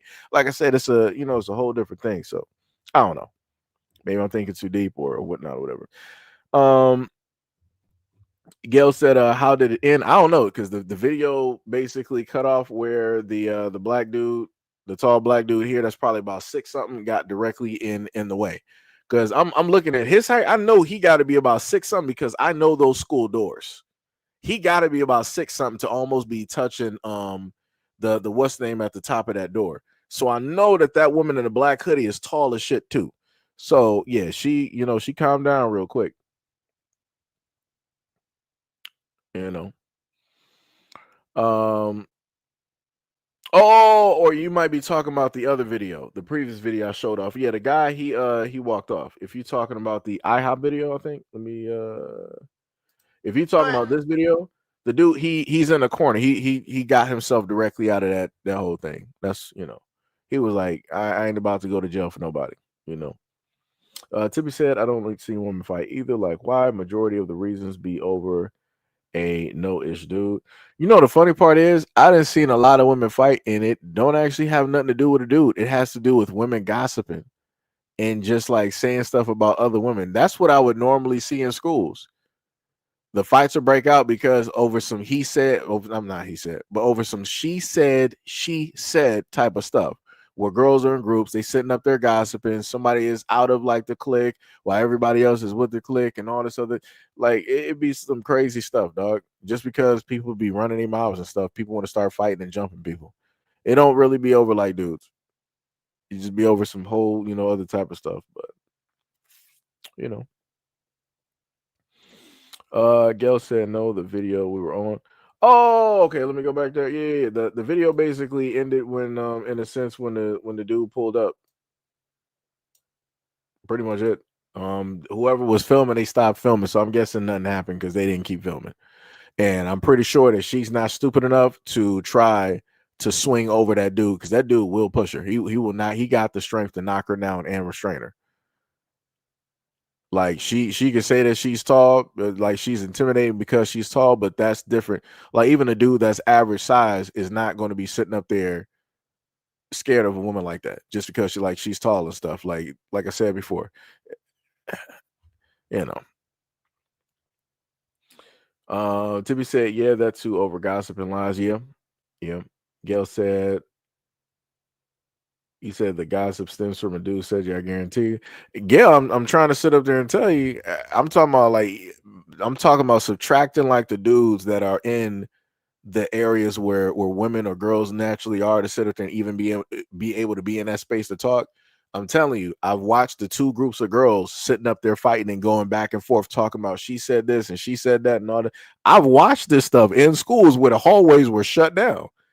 So it's, but like I said, I get what you're saying. I'm not sitting up there saying that stuff doesn't happen too, but I'm just saying from the other stuff that happened, because all too many times people like the only reason that women fight is because of a guy. And I'm like, nah, that's like saying that the only reason that men fight is because of women. No, guys fight other guys just because. Like I said, I look at everything from a balanced point of view, balanced point of view. Sham said, I think they let the kids out and the woman went in to get her child. Gail said, okay. D Money said, now if it's like 3 or more women involved, then I'm definitely breaking out the scented baby. This man right here. Tippy said, yeah, that's you over gossip and lies. Love the Soul said, I remember tried to break up a fight between a woman and a young dude years ago when I worked at a pool. My coworker told me that I was better than them in a sarcastic way, and I learned my lesson. Yeah, because that was brave. That was a brave person. I'm happy that you're still here, and I'm happy that nothing happened to you. Because situations like that are very dangerous, especially when you're trying to break up a fight with a man and a woman. They'll both turn on you. And I've seen that happen to cops, where both the man and the woman that were fighting that called the cops, they turn on the cop for trying to stop them. Whew, I'm glad you're still here, and I'm glad nothing happened to you. I'm glad you are still here. Gail said the gossip is intended to devalue the woman to men. Sham said, I don't like fighting, but I've been pushed into a fight for myself. I don't want to stump people out, but if you force me to fight, I'm giving it my all. Yeah, like I said, Sham can sit up there and do it. She just chooses not to. She chooses not to. Jab said he's looking at her like smack for the snack. Yo, that's crazy. Kara said, women love to gossip. Tippy said, I never fought in high school, but in elementary, LOL. Gil said, that's sham right. The Money said, I need you to handle any woman that gets in my face. Jab said, that's sham. Yeah, I don't like fights because ain't no rules, and I'm scared of what I will do. Yeah, technically, I think that's for a lot of people are more afraid of what they would do, because in a lot of instances, people will lose control. And when you lose control, any and everything can happen. You know? Tippy said, I was taller than my teachers in elementary, but in high school, nobody really bothered me, just a few bullies. I hate, but nothing physical. It was physical in elementary school. Crazy. Yeah, it'd be like that. That's how kids be sitting up there doing. Especially if you are, taller and stuff like that. It'd be like that. It'd be like that. But yeah, anyways, that is pretty much it there, guys. That's is pretty much it. Much love, respect, and appreciation for any and everybody who was here during this live stream that we had at the moment in time. This one actually was a low view live stream because, again, I worded the title a certain type of way. It wasn't anything eye catching, and number two, wasn't trying to run this directly off of both at the same time, because I really didn't care. I was just like, yo, just want to do a live stream, just have a conversation with y'all, see how y'all going and seeing how y'all doing and everything of that sort. So that's what we did. So shout out to the current 29 viewers that we have at this moment in time, and shout out to all 4,723 people that pulled directly up to the live stream for the duration of the 4 hours. So in a sense, we had a little bit over 1,000 plus per hour. That's pretty good. I like that. So again, shout out, much love, respect, and appreciation to all of you guys. Love you guys a lot. Tippy is always doing this to me. She's like, yo, Seiji, game stream. That takes a lot of effort, Tippy. It takes a lot of effort to do. I just wanna say. We will have those. We will have those going. I'm going to get a few things in order to really have that going, so that Tippy can get off of my backs about this game. Tippy been saying this for years. Much love and respect to Tippy. Tippy been saying this for years. Oh, we got K5 in the building, the Yellow Lantern himself. What is up, brother? What is going? As soon as I saw Sinestro in there, I'm like, oh snap, we got K5 in Malaya. What's up, man? What's up? Not much, man. Just pretty much, ending the stream. At the moment in time, been going for about a good 4 hours. Was it Sham said what? Sham said I got to Act 3 in PoE 2, but something funny happened. I got trapped down in the water area. I'm out now, but it was funny. Oh, it's going to get worse. Wait until you fight that lava boss. Wait until you fight that lava boss. It is not going to be fun. I had to go through that several times just to actually get him together. And now when I did that, I did so many different things to my build and my skill tree. I'm technically broke when it deals with money. So I got to refarm gold so I can go back and respec my skill tree so I can put back on the bleed and stuff that, I in a sense had. It's crazy work. Diabolical. Tippy said, mine was okay, but how is your mental health? I'm actually doing pretty good. I'm actually pretty fine and dandy. I'm about to go eat some tuna and crackers downstairs that I fixed a day before because, like I said, I like some easy meals, stuff of that nature. So I got a nice little bowl, got my little premium saltine crackers down there. And I'm going to just, eat on that, have some bottles of water, and, call that my meal. K5 said, "You getting that rest, Big Seji?" Yeah. I've been getting rest, man. We are at 100% at this moment in time. We were technically down, at a moment during the week, but yeah, we pretty much, at like 100%. How you been doing there, sir? How have you been doing? Sam said, "What act is the lava boss on?" It should be on Act 3 because I want to say I should be on Act 4. I think at the moment because I'm at the Aztec area, but I'm in the past. So that's where I'm currently at the moment in time. K5 said tuna and crackers is the ish. That is bars. D Money says, Seji, I need to hear that song one more time. I don't even think I even got it up here anymore. So I can't even actually play it. I don't even have it. My apologies. My apologies. Tippy said, I still think that you and Brother Reigns should do a collab stream on Black men's mental health. Yeah. The main thing I said before, and like I said, shout out to all the other. Let me highlight that. Oh wait, where did Tippy's comment go? Yeah. So there's a lot of other content creators. We got like True Royal. We got Sister Lisa Cabrera. We got Brother Reigns. And a few other content. We got Blacklight and a few other black content creators directly out there. The one thing I've stated over the years is that if things were different in a sense with my platform and how I do stuff, I wouldn't mind doing collaborations because I've done them before. But then I'm like, yo, all of the problems that I have in the background with stuff going on, it's like I'm not trying to have an effect on somebody else's money in their platform and stuff because we did a collaboration and whatever happened with the video and all the other type of stuff. So that's in a sense always in the back of my mind. And that is what stops me from wanting to do collaborations because I would feel terrible to have anything that I did, contribute to, anybody's platform in a negative way. Because whenever I collaborate or do something with somebody, I want to make sure to be as beneficial as possible, right? To add something directly to it. Never want to, take away or subtract or, whatever it is. Because like I said, even still today, I'm still going through things in the background. Some of the things I will make a video and I'll tell y'all about a little bit later. About that stuff after everything is said and done. So yeah, maybe one day in the future, sit up there and do some stuff. But at this moment in time, with certain things that is going on, I'm like, yeah, I ain't trying to have whatever eyes is looking at me. I ain't trying to have them focused on other people and trying to cause chaos and stuff at other people.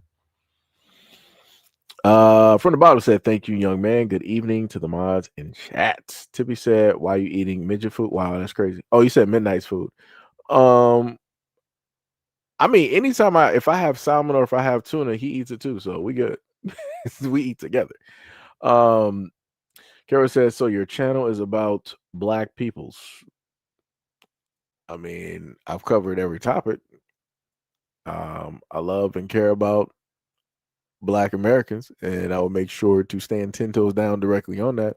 I will talk about any problems and or issues, and I will use my voice to sit up there and speak highly of Black Americans, while also, sitting up there critiquing and, things of that nature. So yeah, it'd be like that.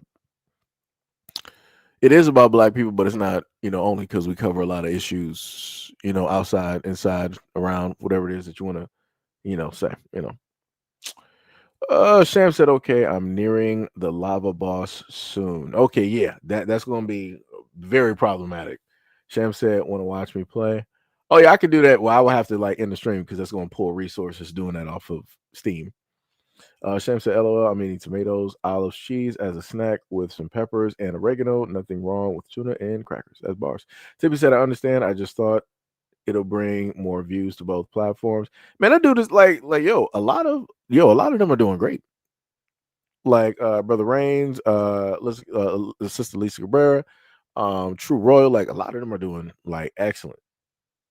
Like just just even looking at their views and the videos that they just so happen to do, and they're staying directly focused and lasered on those topics and on those issues. Like I said, they're doing great. To me, they are doing phenomenal work, doing very phenomenal, doing very consistent work directly out here, work that is very much needed, that work that a lot of people are not trying to do. So that's why I told people before that it's needed. And I've told people before that, hey, if you don't happen to like my content, that's cool. You got Brother Reigns out here, you got Sister Lisa out here, you got True Royal, you got Black Light, and many others directly out there, that are doing the Lord's work. And they cover a variety of topics of which that I may not be covering, or I may not have the specific time for, because I decided to ration my time for other stuff and things of that nature.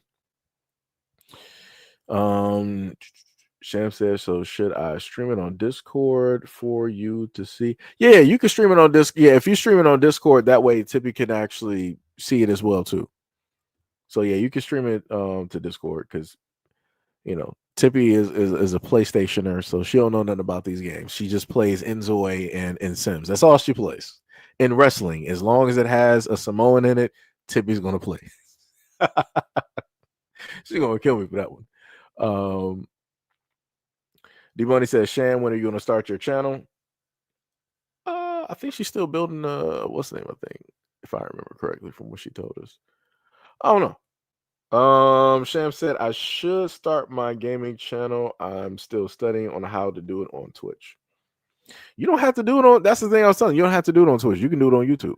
You can multi-plat. The best way I can sit up there and tell you to do it, just multi-platform. Just multi-stream on platforms. Just do it that way. That's the best way to do it. So you got content pretty much everywhere, and you can do that by way of OBS. Right? Tippy said, I don't have Enzo yet. I know, Tippy. We know.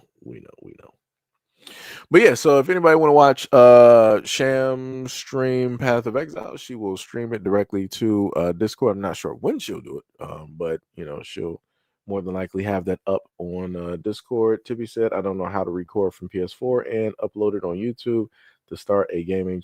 Tippy, we're going to help you out. I'm going to figure some stuff out. We're going to get you set. Don't worry, we're going to get you set on trying to stream and stuff. But I feel like you're still going to have some hiccups somewhere. Well, we're going to figure it out. We are going to figure it out. Sham said tonight I can jump on the Discord talking channel. Okay, all right, I got you.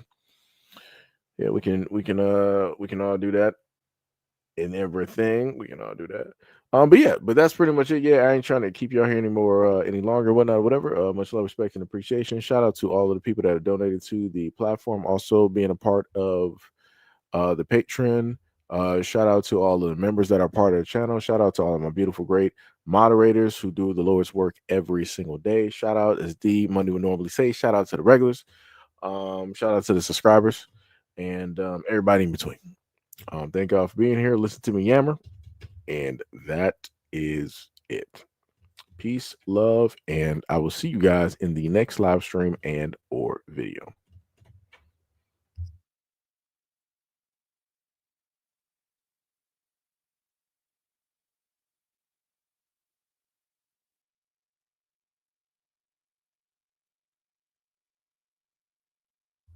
Tippy, take the conversation to the Discord. Take the conversation to the Discord. All right, peace out.